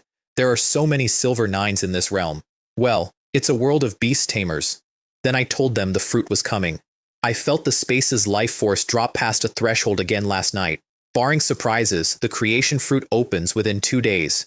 Wei Peng immediately volunteered to go and get it for me. I'd rather fight for it myself, I said. What you're going to learn, coming with me, is how to fish in muddy water, and how to keep yourself alive when everything is mixed together. The core of that realm is a valley with one entrance. There were hundreds of people standing in front of it, possibly thousands. Individuals, small groups, whole factions with tents pitched, and people sitting on the ground playing cards. If you didn't know about the fruit, you'd have assumed a music festival. Almost everyone was masked. That's normal in any open realm. Fatty had a pig. I had a black bat. About 100 of them wore Ping City High uniforms, including, I noted, a cousin of Xiao Gang's cousin. 100 people who were herded together instead of choosing each other, I said. When the real fighting starts, that's a mess, not a force. Mei Lin was there with dozens of escorts his family had sent down. Manhua had her own. The dynasty held the best ground, had the best equipment, and had the most people. And I found Xiang Li in one look, across a field of 1,000 strangers, because you always can. Something in my chest woke up that I had not felt in this life at all. King Ming. It has been a long time. He felt it too. He turned around in a crowd of 1,000 and came straight to the bat mask and frowned. There aren't many in this generation, he said, who can look me in the eye. Then he walked over to the dynasty's position and cancelled his contract with them in front of everybody. The fruit is about to open. Tao cannot find Wei Ling, so our arrangement is void. I don't lower myself to dealing with garbage. With no deal, there's no reason to work together, and working with you costs me status. He looked around the field. Inside, whoever wins, takes it. And he walked in alone. One of the dynasty's people suggested killing him for that, and got slapped across the face by his own supervisor. And who exactly are you to be arrogant? They call him unbeaten among his peers. He has beaten dozens, possibly hundreds of geniuses at his own level. He has earned the right to be arrogant. The supervisor lowered his voice. And even if the whole lot of you manage to put him down, he is of the human king's bloodline. His family has produced several kings. Are you confident every single one of them is dead? They are not exaggerating about his temperament either. In my first life, he had a disagreement with an ancient hidden clan. Their patriarch heard he was coming, received him with the highest courtesy, and personally served him tea to smooth it over. The dispute was not smoothed over. Zhongli pointed at a 170-year-old ancestor and called him an old bastard and a piece of garbage, and the man who was already dying went gray on the spot and did not last the season. Gao Lingxi assumed the fighting would start inside. Only the ones who get through the second ring go inside. Not everyone here is after the fruit. Some are here for money and killing. Some are here for personal grudges. I watch them milling. The moment the fruit opens, they'll go. Wei Peng didn't understand. If everyone's here for the fruit, they should be fighting Mei Lin and Mo Hua. Instead, the weak ones are going to kill each other. That's how people are. Everyone has to live and everyone has to fight. If you can't fight the strong, you fight the weak. There is no third option. And then, because it was true, in a sense, every person in this valley is Gao Jun, including you, including me. I unwrapped the white cloth from the heavy sword slowly, taking my time because I wanted a second to hold the feeling. Then I threw the cloth in the air and stood up. All right, let's go and start a fight. And the sky over the valley turned the color of sunrise, and a smell came out of it that made 1,000 people stop talking at once. The creation fruit had opened. The field behind us detonated instantly. Every grudge anybody had brought into that realm got settled in the next 4 minutes under cover of the fruit. The front of the field did not. The great families and the major powers stood there with considerable restraint because they had already agreed on an order of entry. Dynasty and the top houses first, second tier next, local Ping City clans last. A polite, orderly, rules-observing front line and a slaughterhouse behind it, and the two of them separated by about 40 meters. Two different worlds, standing on the same grass. I stopped holding back at that point, because with 3 silver 9 beasts in my own body, I was in a different weight class from anything in that outer ring, and I went through it with the sword out. 1 thrust, 1 life. A tiger walking through sheep. There was a mercenary crew watching from a rise who I want to introduce properly, because they matter later. A one-eyed man with a scar and a cigarette. A very tall, thin archer in white. A woman in red called Xiao Lei, whose voice carries like a bell. And a quiet strategist in glasses with a folding fan. All of them high silver. The dynasty has offered insane money to every mercenary and killer within 4 cities for Wei Ling's life inside this realm, the one-eyed man said. Half the field is looking for him. Why is he standing in the open? Xiao Lei watched me work for a while. I think he's admirable, she said. A man should stand up straight and be a hero for at least 1 second. That's better than being a coward for a whole life. Both men's faces got noticeably darker. The strategist gave the verdict. I advise against it. He's strong as a tamer and strong as a fighter, and he's at the level of some of this generation's geniuses. Killing him takes several of our equals, and the losses will be heavy. We came here to earn. Even if we killed him, the strong would come running, and our share becomes a question mark. It's thankless work where the cost outweighs the profit. And then he said the thing that made the rest of them stop arguing. The creation fruit has attracted too much attention. It looks like silvers fighting. Behind them, there are the shadows of giants. This is an enormous whirlpool. The dynasty did not stir up a storm this size only for Wei Ling. They have other objectives. People like us, with no connections, should stay out. Xiao Lei was the last to leave, and she kept looking back. Why do the elders always listen to the strategist? She said. On an occasion like this, you should fight gloriously and not look back. A pause. If I were a man, I'd have the same heroic spirit. Fatty caught up with me about an hour in and told me the number of enemies around us was going up, not down. I was not clean by then. It was running off the bottom of the bat mask. Go to the entrance and wait for me. I'm being killed on purpose by a lot of interested parties. I'll take a few more and pull back. He didn't understand it, and I could see him not understanding it because he knows I don't enjoy this. So here's what he was looking at without knowing. The blade had gone the color of paint, and under the red there was light. And when I swung it, there was a dragon in the sound. The sword spirit was about to wake up, and spirits feed on blood, and to wake one fast, you need a great deal of blood. Outside a realm, I could never have done it. Inside one, where killing has no consequences at all, it is the best opportunity I will ever get. And I was in a hurry, because I was almost certainly going to end up standing in front of Xiongli, and the descendant of the human king has never lost to anybody his own age, and my full strength was not on the table yet. Which leads to a fact I find genuinely funny. If the dynasty had not come for me with dozens of high silvers carrying spirit orbs, I would not have grown anything like this fast. An enemy plotting your death occasionally turns out to be your greatest ally. I suspect the fight for the Great Tao is mostly that. They were still coming at the end. I let them, and then the sword woke up. The people running away from that clearing described it to the mercenary crew, who came back to look because their strategist had spotted the severed head of a faction leader among the loot and said quietly, "They lost? There's a man up there," a runner told them, "who has summoned a dragon." Who? Wei Ling, the one the dynasty put the bounty on. The picture, when they got there, was this. A boy standing with black hair lifting in no wind, a heavy sword driven into the ground in front of him, and in the sky above the valley an enormous black dragon turning in slow circles, its pressure pushing the clouds apart, scales like folded silk, every feature of a real dragon, and across its whole body, drifting, uncountable runes, wrapped around it like chains and glowing an unpleasant color. Everything within 30 meters was a corpse. Almost everyone who had come for me was on the ground. Here is what nobody watching could see. The spirit had woken and fed, and now had the strength of a low gold.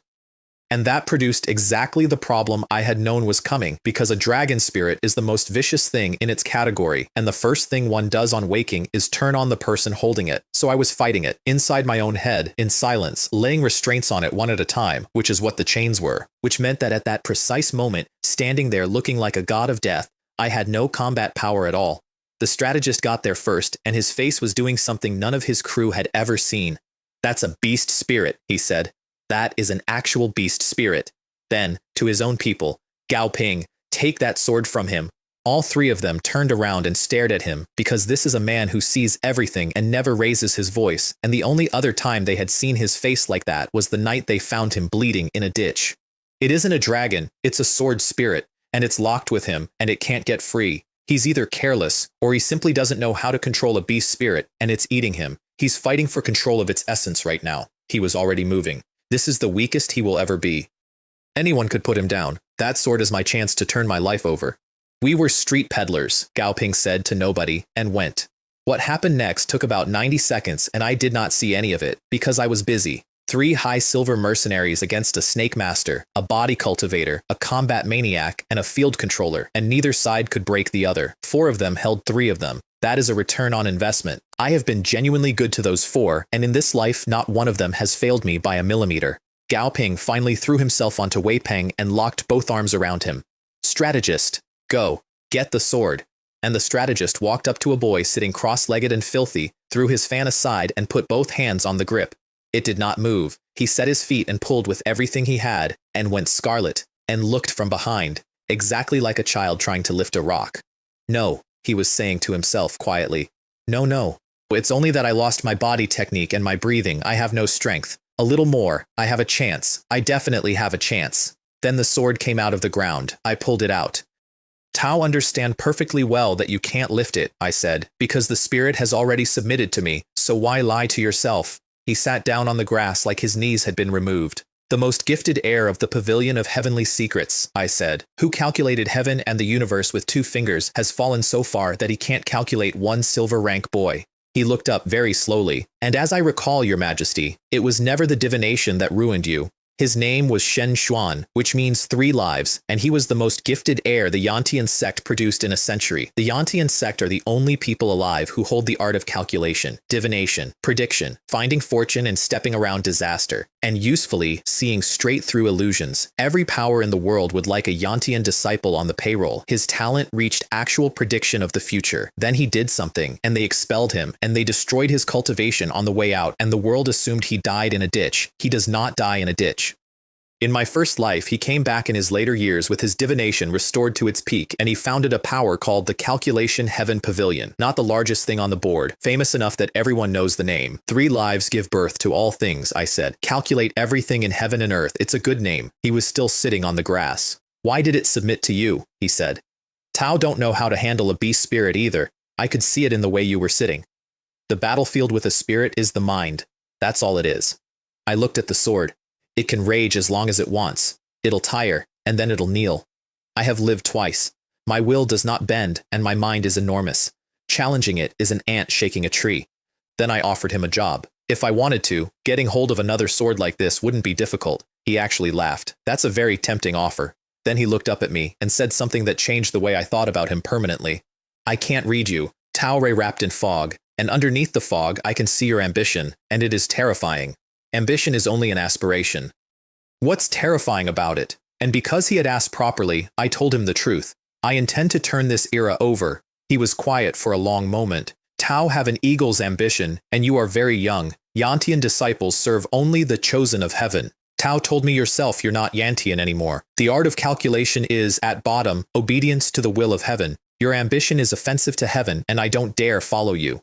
His hands were shaking slightly. "I failed once already. I don't dare fail again." I didn't push. "Then I won't force it. Brother Xuan, make yourself comfortable." Fatty wanted to know why I'd let him go, given how obviously useful he was. Which intelligent man doesn't want more? A man like that in the rear would spare you all an enormous amount of trouble. 1 strategist is worth 10 fighters. "So why didn't you make him?" "I have never made anyone do anything they didn't want to do." And then, because I was fairly sure, "Besides, we'll meet again." While we were talking, the valley was eating itself. The mechanism was elegant, and it was designed. Somebody grabs the fruit. Everyone within sight converges and takes the fruit and the life together, then the next one, and the next. Nobody can carry it out. Manhwa made the mistake that decided the day. She fought a bandit chief who insulted her badly enough that she lost her temper and burned her talent, and 3 of her silver 9 beasts became functionally gold, and with 3 golds on the field, she was the strongest thing in the valley, and she took the fruit. She's got it, Fatty yelped. Idiot, I said. Several people around us turned to look at me. With 3 golds and that talent, she had a real chance, but she's just committed a crime. While everyone is roughly equal, they fight each other. She has 3 golds, so from this second, every person in this valley comes for her first. 3 golds against 100 silver 9s. Who does she think she is? She should have hidden until the end, Gao Lingxi said, and taken it when there were only a few left. Her talent lasts under an hour. She got as far as the mouth of the valley. After that, it was a relay. An heir of a great house took it and fought until everyone within 20 meters was on the ground and then took a sword through the chest. Then the next one. Then the next. The valley went from 1,000 people to about 100. The ground stopped being ground. And they fought harder as it went on, not less. The smell of it made them worse. Fatty had gone very pale. That's people, I told him. Take the leash off and they can be hungrier than wolves. There's nothing especially wrong with it. Every one of them has an objective and every one of them will do anything. Mei Lin had been waiting the entire time. A soft, expensively raised air came out of the valley mouth with the fruit and saw open ground and freedom and took a knife in the back. Mei Lin, we agreed. My father was going to give you those. Do you genuinely think your family is qualified to bargain with me? He still had 20-odd fresh men, and he broke into the open and started running. He's getting away, Fatty said. He isn't. There's still one person who hasn't fought yet. And standing in Mei Lin's road, bare to the waist, having clearly been there for some time, was Xiong Li. Who are you? Xiong Li. Hand over the fruit and you live. Mei Lin sent out the Chenjun beast with his A-rank talent pushed to the ceiling, and it came forward like a landslide. Xiong Li sighed. What garbage are you to raise a hand at me? And he punched it. I want to describe this accurately. The strike carried something like the weight of a mountain range. It tore the branches off the trees behind him from the backwash. The Chenjun beast went past Mei Lin's ear like an artillery shell and buried itself in a hillside. Nobody in that field moved. Garbage, Li said, taking the fruit out of Mei Lin's frozen hand. Are any of you even qualified to fight over this? What can you do except bite each other like dogs? Mei Lin, with enormous difficulty, asked what the technique was called. My fist was passed down by my ancestors and it has no name. But if you need one, call it the 1,000,000-ton heavy punch. The dynasty's assessment from a hill was, to throw an excellent grade beast buffed to gold with one punch puts Xiong Li's raw output somewhere near an extraordinary grade beast of the same level, possibly near a remnant. Freak. The same officer who had failed to touch Li then tried me, and I cut his flying beast in half in the air. I don't even want to kill you anymore, I told him, and you keep insisting on wasting my time. With the spirit awake, I was putting out something close to gold without summoning the dragon at all. Wei Peng was worried, so I gave them the scale because everybody should have it. Don't measure strength by level, measure it by output at the same level. That's why the university entrance exam is a mirror match. At your own level, beating elite and inferior grades is what ordinary people do. Beating excellent is good. Beating extraordinary puts you in the top tier, and only when you can stand against a remnant are you genuinely at the summit. And him? He hasn't shown everything. He's roughly an extraordinary grade beast at his own level. Impressive, not beyond reach. Beating an extraordinary already sounds beyond reach, Fatty muttered. I'd like to beat an excellent. We can walk slowly, I said. They won't stop him, and he'll wait for me. He'd already flattened Manhua by the time we got there. She'd caught up with him and gone down in one movement. If I made a habit of hitting women, he told her, you'd be dead. Who are you? What family? I said, Xiong Li, and which family is not a question people like you are entitled to ask. If I ever get the chance, I will kill you. Garbage is garbage. Is threatening the only thing you can do? Jade Beilong, I said, coming out of the trees.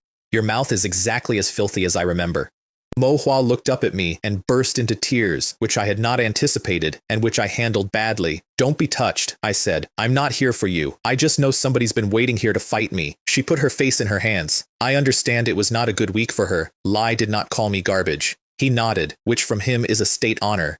So it's you. No wonder you could look me in the eye at the valley. The trash is sorted. Shall we settle whose fruit this is? First exchange. 1,000,000-ton heavy punch against sword drawing stance. Both of us went back several steps, and his face changed. You're of the Sword Saint's line? I'm not a descendant. I learned his sword art. To master the Saint's sword, you need extraordinary comprehension. He said that, like it cost him money. The Shadow Sword Saint was my ancestor's closest friend, his most respected senior, his Tao protector. In a sense, our histories are the same history. Your ancestor really was a human king? Obviously, while he was in this world, he led humanity and suppressed the demonic beasts for 300 years. If he had been less kind, if he had been willing to look at that much desolation, he would have exterminated those things beyond the wall while he was here. Then I read him out loud because I wanted him off balance. Your fist is clearly translated from a demonic beast's. It requires a monstrous body, and an ordinary mortal frame cannot perform it. And your frame isn't ordinary. Tao have no remnant blood, and your blood and chi surge harder than a remnant's kin. That's why you can throw it. He was genuinely surprised at the accuracy, and then he confirmed it, which surprised me more. I'm the human king's descendant. My body is powerful by birth, and my inheritance isn't ordinary. My body art and my breathing technique are one full tier above what the world uses. He rolled his shoulders. I measure myself against remnant-class demonic beasts. It will be very difficult for you to beat me. Not necessarily. I brought all 3 beasts out. In pure strength, I may be your inferior, I said, but I have many roads and all of them are at their peaks. He grinned. Then this gets interesting. In that case, full strength.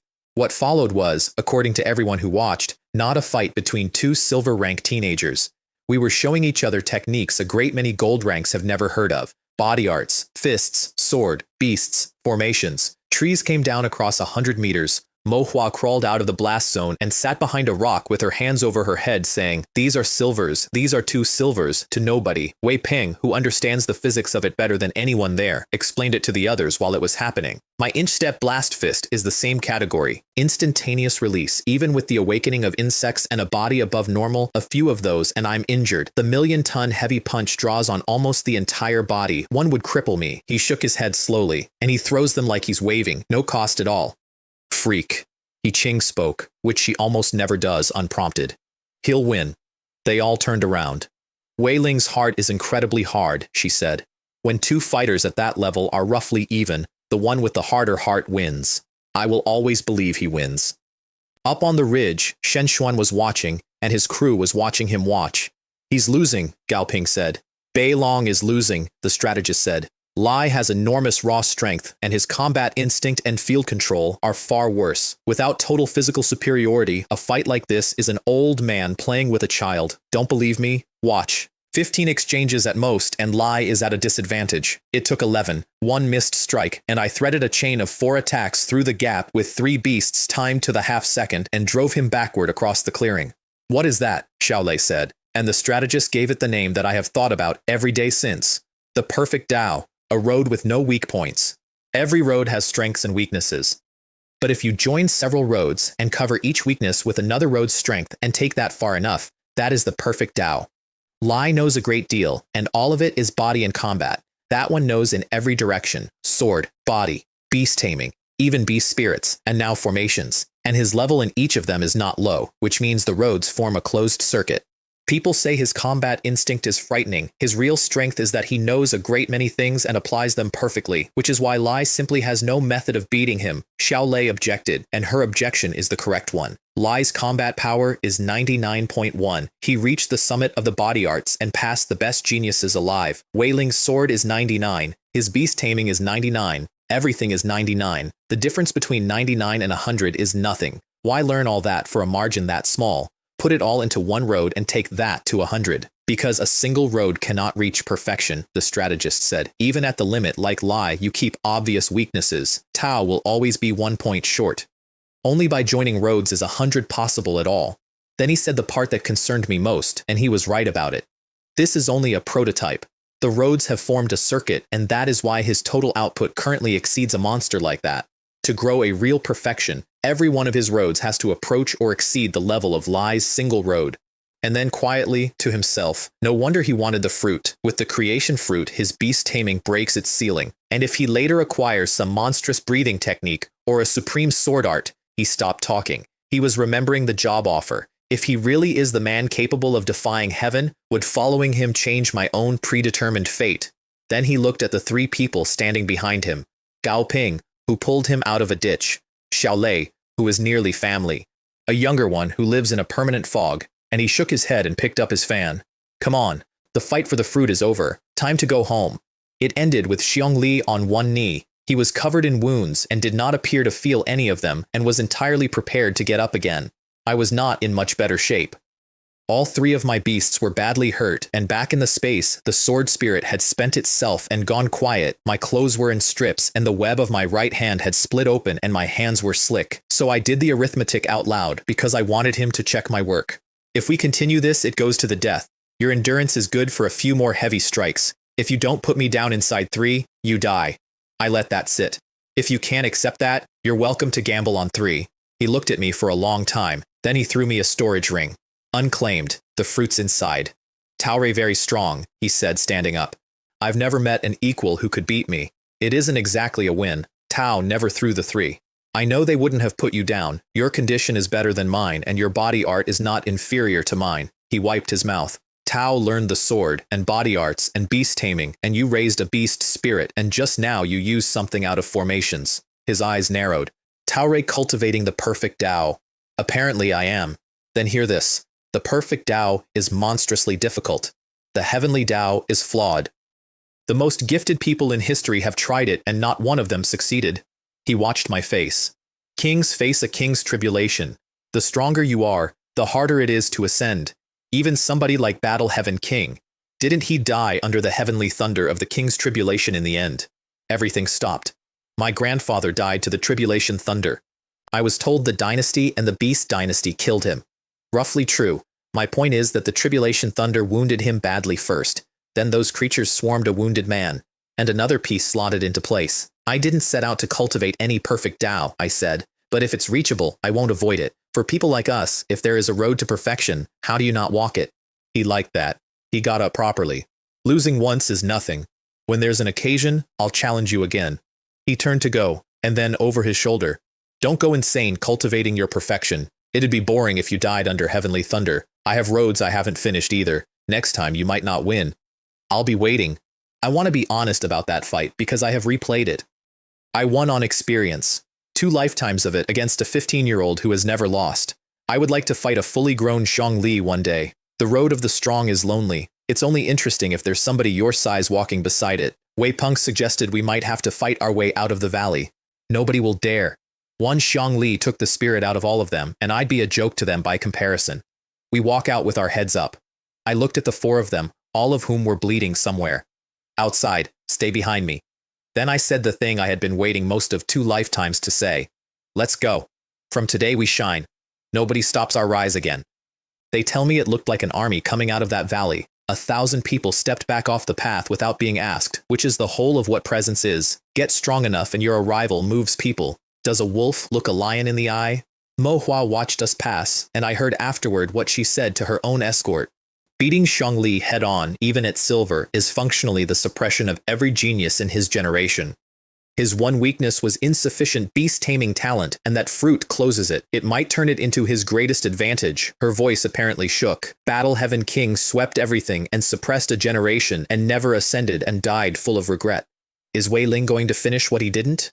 And then, more quietly, or is he Battle Heaven King come back? How else does a discarded son of a side branch rise like that against heaven itself? Outside the portal, waiting, was every person who had no business being anywhere near a town like Ping City. The survivors came out in 1s and 2s, and as they came out, it became clear that the heirs of very nearly every family present were not going to be coming out at all. A man shook his own servant by the collar. Who? Xiong Li. He killed the young master in 3 movements. At least 20 heirs. 20 families.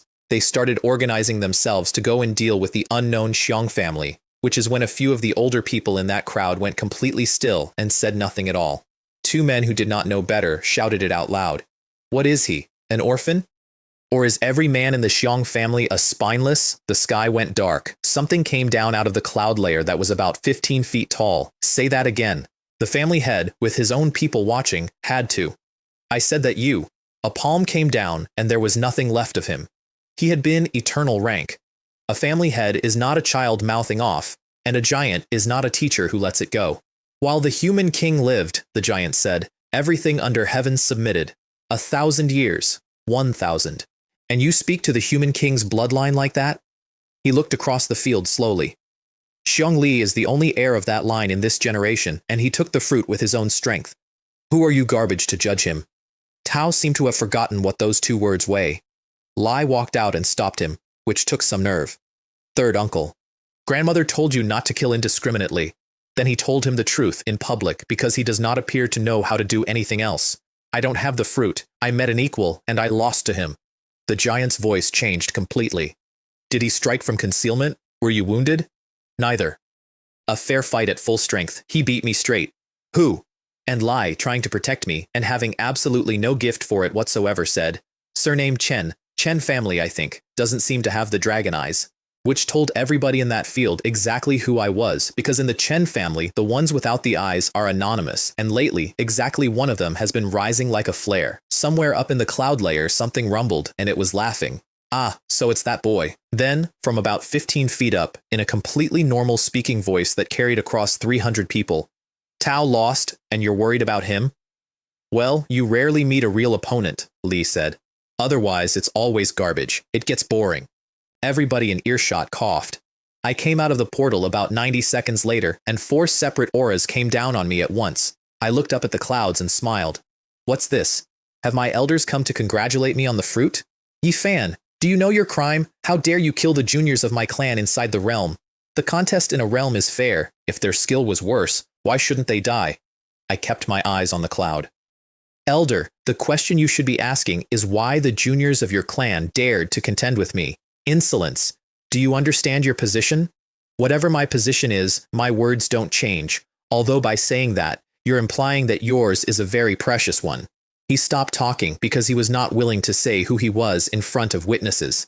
The next one tried a different angle. Tao crippled a great many people. Do you offer no explanation? Did my junior die for nothing? A realm trial is a savage contest. I have already said once that the one with worse skill dies. I don't want to say it twice. Outrageous. Contest exists so that the capable receive more, but you are all descendants of the human race. What are you doing cutting down your own kind? Humanity needs geniuses who feel for the people and carry the world in their hearts. With a heart as vicious as yours, however gifted you are, you will never receive the recognition of humanity. That is a genuinely heavy accusation, and I want to be clear that I gave it the answer it deserved. That's a serious charge, Elder.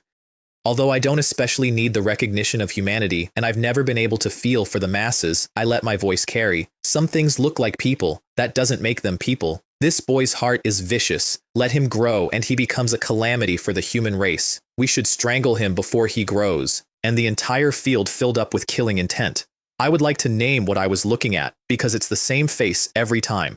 Twist black into white, ignore who was actually in the right, and manufacture a convenient reason to hang a crime on you. So it's a pile of garbage that can't stand daylight, I said, looking for an excuse. Why so many words? If you want to kill me, come down. What kind of skill is hiding in a cloud? The current head of your Chen family is gone. Let's see where your confidence comes from. And an enormous paw came out of the sky at me. Principal Yin Ming stopped it. I want to record that I was completely surprised and that the first person to physically stand in front of me was the one man in that province I had never been able to read. Wei Ling is a student of my school, he said, holding a hand up at the sky. He is 16 and his heart is clean. Perhaps he went too far inside the realm, but you are great figures. Be magnanimous. And with his eyes to me, very fast, go, now. 4 men in matching robes moved across the road to stop me leaving. We have always rooted out evil on behalf of the people. If we do not kill a future calamity of the human race, then what exactly are we for? Yin Ming took all 4 of them with 4 beasts, alone. Then more came down out of the cloud, and more, and they put him on the ground. Yin Ming, retire honestly. Do you think you're still the chancellor of Modu University, commanding the wind and the clouds? Tao Rei what your Ping City students are now. Garbage. Somebody kicked his shoulder. Nobody came from the Chen family. Do you think you alone are going to protect Wei Ling and the fruit? Wei Ling, hand over the fruit and we may lighten your punishment. I stood in the middle of that road and looked up at the cloud layer where the 8 great families and the hidden clans were watching in complete silence, and I understood something with perfect clarity. When my grandfather fought at Yingfeng City, it must have looked exactly like this. A crowd of small men shrieking like hawks and barking like dogs, and all the gods and Buddhas in the sky watching, so I pressed the button. In that case, granduncle, let's stop holding back. The answer came from a very long way off, and it arrived before the sound did. Yi Mao is here. Today I will sweep you vermin out entirely. There was, briefly, a great deal of screaming. That's him. Isn't he dying of dragon blood backlash? He came down with gold in his eyes so dense it had weight, and he did not look at a single one of them.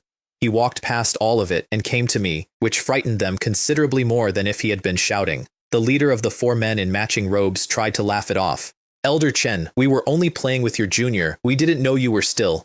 What sort of creature are you to speak false words to me? A dragon's shadow came up behind him, and a claw came down, and there was no more leader of the 4 men in matching robes. He had been eternal rank as well. Elder Chen, forgive us. If you know you have offended, why would you ask for forgiveness? Then he stopped over Yin Ming, and this is the part I did not expect. Principal Yin Ming has raised more elite for the human race than any of you have ever met. He is crippled because he covered a student withdrawal on the front line. That is why he looks like this. He turned his head. And you are qualified to speak badly of him? The next one didn't get a sentence out. Your Jiang family has always been a pack of bootlickers who follow whoever is strongest. There's nothing else to say about you. Fatty was hiding behind me at that point. Is that king rank? King is more than that. He hasn't ascended. That's the peak of glory. I watched an old man walk through a field of eternal ranks the way you walk through long grass. He's a dragonized, so the difference isn't large. That's not king rank? He was not in a rage, incidentally. I want that understood. Every single person he struck was a name off the list, and I knew because I compiled it. The big fish were still in the cloud. If you don't kill enough of their fry, they never come down. The first one to break was Kang. General Chen, these people are useful to humanity. That's enough killing. Ah. The warden of our Ping City wishes to have a word with an old man. My granduncle turned around slowly. Were you at the Battle of Yingfeng City? Kang said he was not. Then why are you speaking up for this one? The Song family of Ping City are dynasty errand boys, didn't you know? Where is your evidence? He threw the list at Kang's feet. 3 months. I investigated every person in Ping City connected to the dynasty. Every crime is documented. And as of this morning, I have executed the war order of the Yu Tian army. They are in the city right now, collecting everyone on that list, and the ones I have killed here are also on it. Nobody moved. Ping City has always been my family's land. I am cleaning out the remnants of the dynasty. Does anyone object? Nobody objected out loud, and nobody left either. Then a man came forward out of the cloud, and he was one of the 8 great families. Frontline troops may not be deployed in Ping City. The Lingtian army cannot be moved on a private order. Mei Feng, my granduncle said. Are you also speaking for the remnants of the dynasty? I merely believe this should have gone through a decision from above rather than by unilateral, and my granduncle gave the answer that I intend to have carved somewhere. The dynasty killed my younger brother, and with him they destroyed the one chance in a century that humanity had of rising again. Their debt to my family is blood. I do not need permission from anyone alive to kill them. Nobody was willing to touch a fully restored Dragon Eyes. Kang worked out what had happened to him about 4 seconds too late, and I could see the exact moment on his face. They had walked into a trap built by an old man and a boy. Wei Qin had come back from the edge of death stronger, and that piece of news had never reached them. All they knew was that Wei Ling had gone into a realm alone, without a single senior escorting him, and so they had confidently gathered every asset they had in Ping City and the 4 cities around it into one place on one day. Their own certainty about killing me is what assembled them, and while they were doing that, an old man spent 3 months collecting evidence. I didn't know about the Song family. Ling Er, my granduncle said. Do you believe Warden Kang? Granduncle, obviously not. While you were inside the realm, Kang said smoothly, I was protecting you. Tao simply didn't notice. I certainly didn't notice. Then I waved a hand at the papers on the ground. Master Kang, have a look at whose names are on the list? He looked.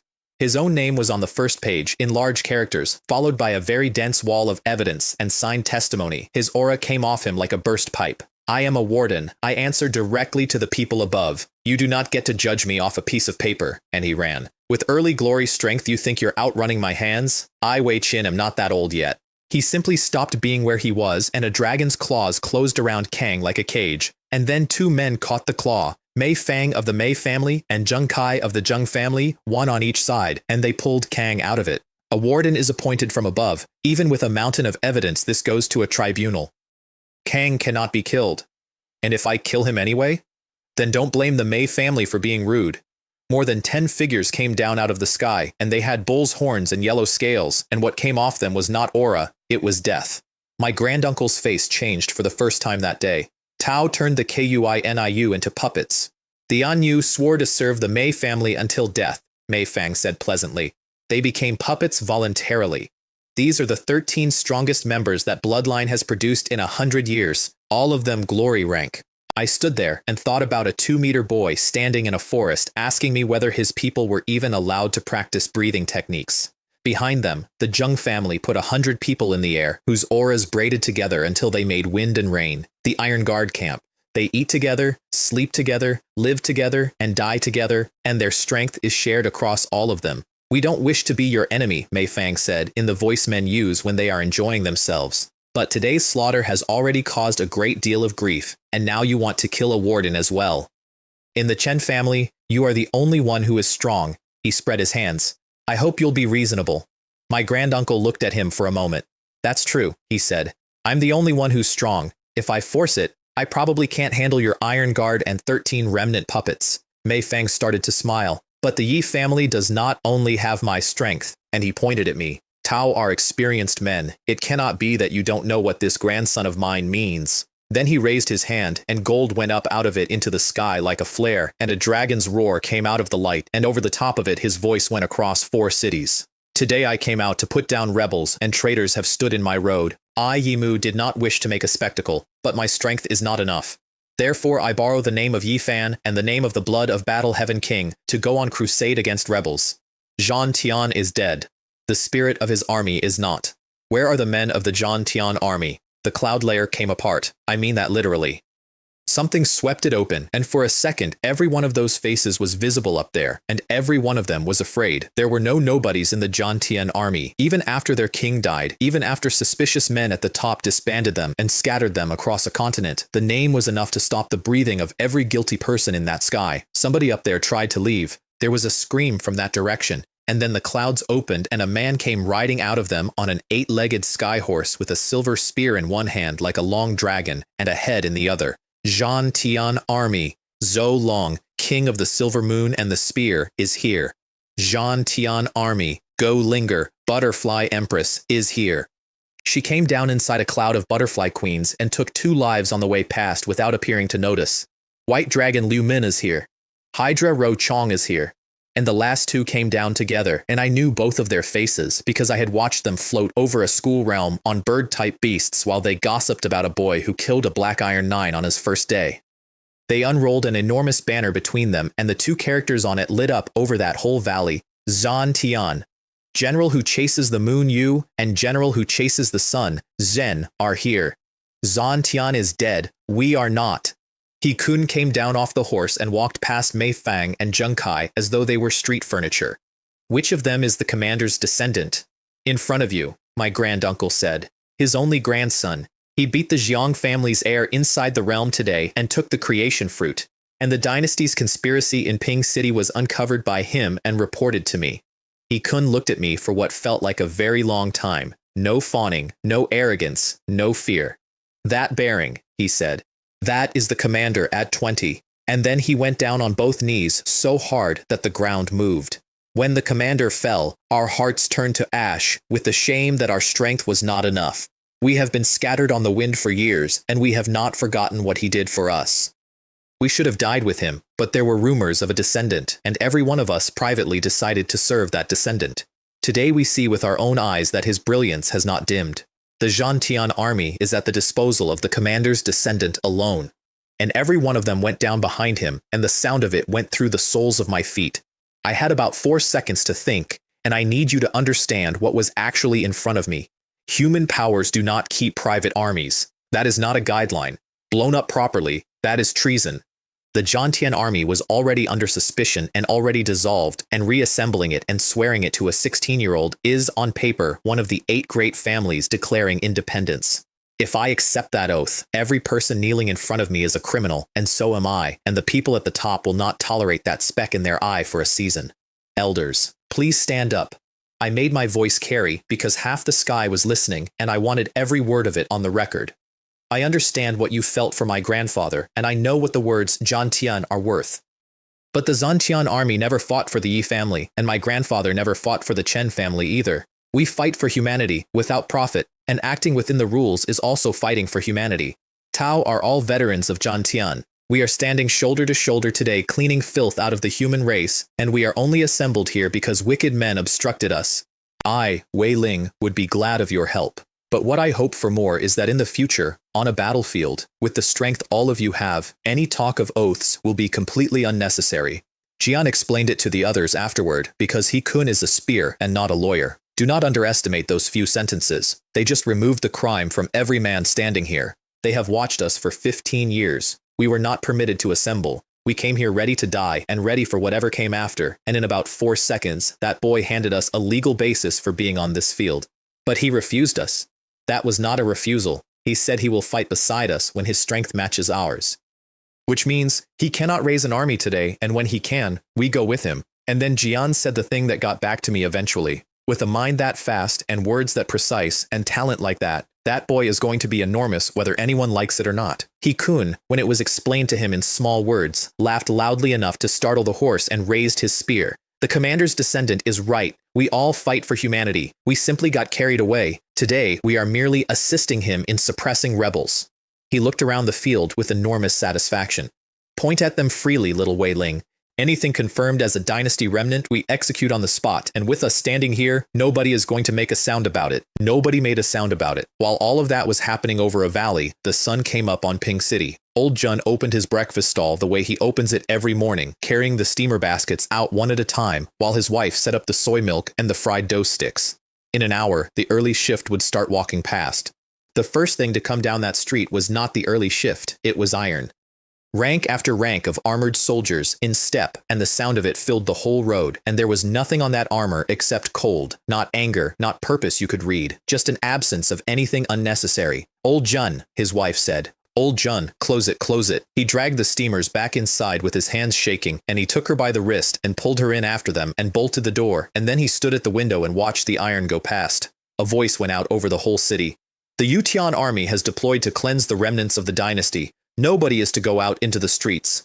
Then several very strong people went up into the sky and set restrictions, and an invisible dome came down over all of Ping City, and the city was sealed. I want to say something about the people in that house, because they are the reason any of it means anything. They are not the figures who were standing outside that valley. They have no creation fruit. They have never once thought about being above anybody. They have never thought about ruling anything. They have a family and a job. That is all they have.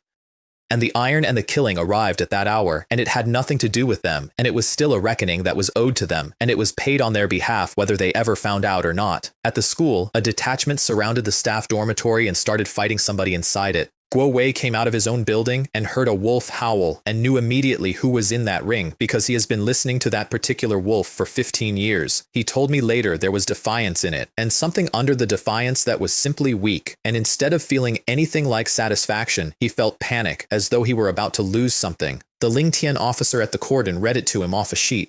Instructor Zheng Lei of Ping City High School joined the Dynasty organization 13 years ago. He has worked for them since, and he organized several killings of the school's best students. The evidence is extensive. 13 years ago, which is the year Zheng Lei and Tower walked into a realm together and only one of them walked out. Guo Wei's eyes went red. That filth, and he still had the nerve to tell me he didn't kill her. I'll kill him. The officer looked at his face for a second and stood aside. Inside, Zheng Lei was on the floor against a wall with his mouth cut, and when he saw who it was, he smiled. Guo Wei. Tao came. I came to take your life. Then take it. And he closed his eyes and tipped his head back and did not lift a hand, and something in his face let go, and he said, I owe a life to you. And to Tao. The fist stopped about 4 centimeters from his face.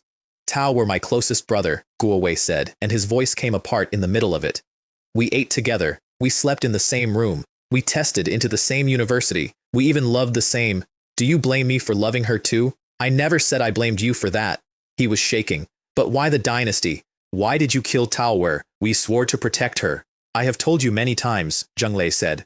I did not kill Tao. He opened his eyes. I had no choice. That realm was a trap that had been laid a long time before we walked into it, and all of us walked into it. The dynasty held Tao's life over me. That is when I joined. His breathing was wrong, and I did not think they would break their word. When Tao died, I was destroyed more thoroughly than you were. Then why did you never say? Because I couldn't. He raised one hand and tapped the side of his own head.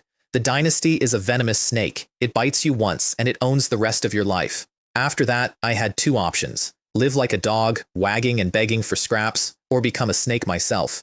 Do evil the way they do it, or become a bigger snake than they are. He looked up. Tao, no, I was never going to be a dog. So I became a snake. And I have done a great deal of evil in these years, and I have killed a great many people, and that includes trying to kill Wei Ling, and I genuinely wanted to kill Wei Ling. And the restriction inside his skull went off. Something behind his eyes let go, and it started to show. He lifted his face, and of all things, he looked relieved. There, he said. Tao Si, I told you I couldn't say it. Guo Wei did not move. Tao were always like this, Zheng Lei said. Stubborn, obsessed with your own face. His voice was going. Don't cry. Somebody like me isn't worth your tears. If you want to cry, cry at Tower's grave. Count it as crying for me at the same time. I will not cry for you, Jiang Hong. Guo Wei's teeth were locked together. Tao deserved every part of this. Why didn't you take me with you that year? I had an instructor's token. If I'd been there, nothing would have happened. And if it had happened anyway, then at least, he stopped. At least we'd have gone together. Zheng Lei's mouth moved. Wei Ling turning up is a good thing, he said. Without him, and without Wei Qin, nobody would ever have dared investigate the dynasty. There are too many people covering them. His hand found Guo Wei's sleeve. There is evil behind the dynasty that you cannot imagine. I have seen a lot in these years. The human race is rotten through the core. Wei Ling may be strong medicine, but after the medicine there may be a deeper dark than the one we're in. All those righteous men are contemptible. We were unlucky to be born into this world. Don't follow Wei Ling anywhere. Go home. Look after our foster father. Stay out of all of it. His grip loosened. If there's a next life, he stopped. He appeared to think about it properly. No, this world. This rotten human world. His eyes closed. I don't ever want to come back here. He died the way they all die when the restriction takes them, looking like something out of a bad temple painting, which is roughly what he had spent 13 years becoming. He should have been a villain who earned that death, and if he had not said any of it, everyone in that building would have cheered. Because of a few sentences, somebody may occasionally remember that this cold, sour, murderous man had once been a dazzling boy who tested into the best university in the country with his two best friends. In that year, with all that strength in him, he also used to talk about riding across Anshan with a sword on his back. The last name on the list was Kong. He spat at all of us on his way out. Boy, Tauri capable. Do you think you've won because you killed some of these? Who exactly do you think you are? Battle Heaven King? He laughed at me through a broken mouth. Don't forget, even he died by our hands. And your Chen family is the funniest part of all of it. He looked directly at my granduncle. Your family still hasn't worked out who it actually needs to hate. And you stand there and talk about exterminating us. Several faces up in the cloud layer changed at exactly the same time. I watched them want to shut him up and be unable to do it without answering the question of why. Tao call us maggots, Kang said. Tao call us tumors. The real maggots are standing among you. Somebody shouted at him to shut his mouth, and Kang turned his head and gave that man a look, and the man went red and dropped his eyes and did not finish the sentence. All of you are garbage lying in mud. What right do you have to call me a maggot? Tao say I'm not fit to be a warden. He was still smiling when it started. Which one of you is? Then the same thing went off inside him, and that was Kang. I stood there afterward for slightly longer than I needed to. Not because I was tired, although I was. Because I was giving the great families in the sky a road out and letting them take it and watching which ones took it fastest. I told my granduncle the truth on the walk back. I wanted to leave all of them here permanently. A great many of them are obviously dynasty, and letting them go is going to cost you and cost the Zhantian army. And if we had killed them, he said, the consequences would have been much larger. As it stands, the worst charge against me is the private use of troops, and since we struck the dynasty first, that's an argument about words. Killing them would have been an argument about facts. They executed somewhere between 20 and 30 people in Ping City that day. Family heads, officials in real posts, people from every layer of that city. And that number does not include the ones who happen to be out of town, that many people, in every stratum, covering for each other, with the great families covering for them from above. If I had not run into He Kang outside a school gate, if my granduncle had not been alive to bring an outside force down on top of it, who exactly could ever have investigated this? With what? Ping City is one small city in a province that ranks about 80th. I sat on the wall of the old courtyard that night with the creation fruit in my hand. It looks like nothing. It's about the size of a plum, and it has no smell at all, and 1,000 people died in a valley over it in one afternoon, and about 20 of them were the only heir some family had. I ate it, and nothing happened. I want to be extremely clear about this, because I have had a long time to think about it since. There was no light, there was no voice, there was no second talent. The entering sainthood method took it apart the way it takes apart everything, and I sat there on a wall in the dark, waiting for a door to open inside me, and no door opened. I sat on that wall until it got light. Let me tell you where I started. 8 months before that night, a man with a clipboard stopped me at the end of a row of cages to make absolutely sure I understood that the animal I was reaching for was the worst one on the field. A boy called Xiao Gang put his foot on my best friend's chest in an empty classroom because nobody had ever given him a reason not to. My father brought a bag of fruit to his uncle's birthday and was seated by the kitchen door. And 40 years and one lifetime away, a man I had called my brother for decades put a knife in my back because I laughed at his joke. And on that night, the sky over Ping City came apart, and an army that has not officially existed for 15 years came down out of it and knelt in the dirt. Not one of them was kneeling to my grandfather. So I'll take the D. Here's what I have now, since we're counting. 2 parents who are alive, running a tavern, and my father is a genuinely respectable tamer in this city, which he tells people constantly. An old man who is stronger than he has been in 15 years. A friend who is going to own a dragon python one day because I intend to be there when he does. And a valley in my chest where 30 days go past for every one of yours, with a Xuanji lotus in it and a spirit tree, and now a creation fruit plant that will flower again in about 3 years. And one more thing, which is the reason I did not sleep. Kang died screaming that my family has never worked out who it actually needs to hate. Gao Jun told me that 3 of the highest families in the country quietly feed the dynasty and might as well be the dynasty. Xiong Li told me that the thing which broke my grandfather first was not the dynasty at all. And when the sky opened over that valley, every one of those families was in it. They watched. They watched exactly the way they watched 15 years ago at Yingfeng City, while a man who had almost saved the human race was pulled down in front of them, and not one of them came out of the cloud. They have all seen my face now. They know my name. And 100 years from now, when somebody asks how it started, I'd like the record to say that it started with a boy sitting on a garden wall at 4 in the morning with a fruit in his stomach that did absolutely nothing, deciding not to be frightened. Give it a few years. I intend to find out which of them comes down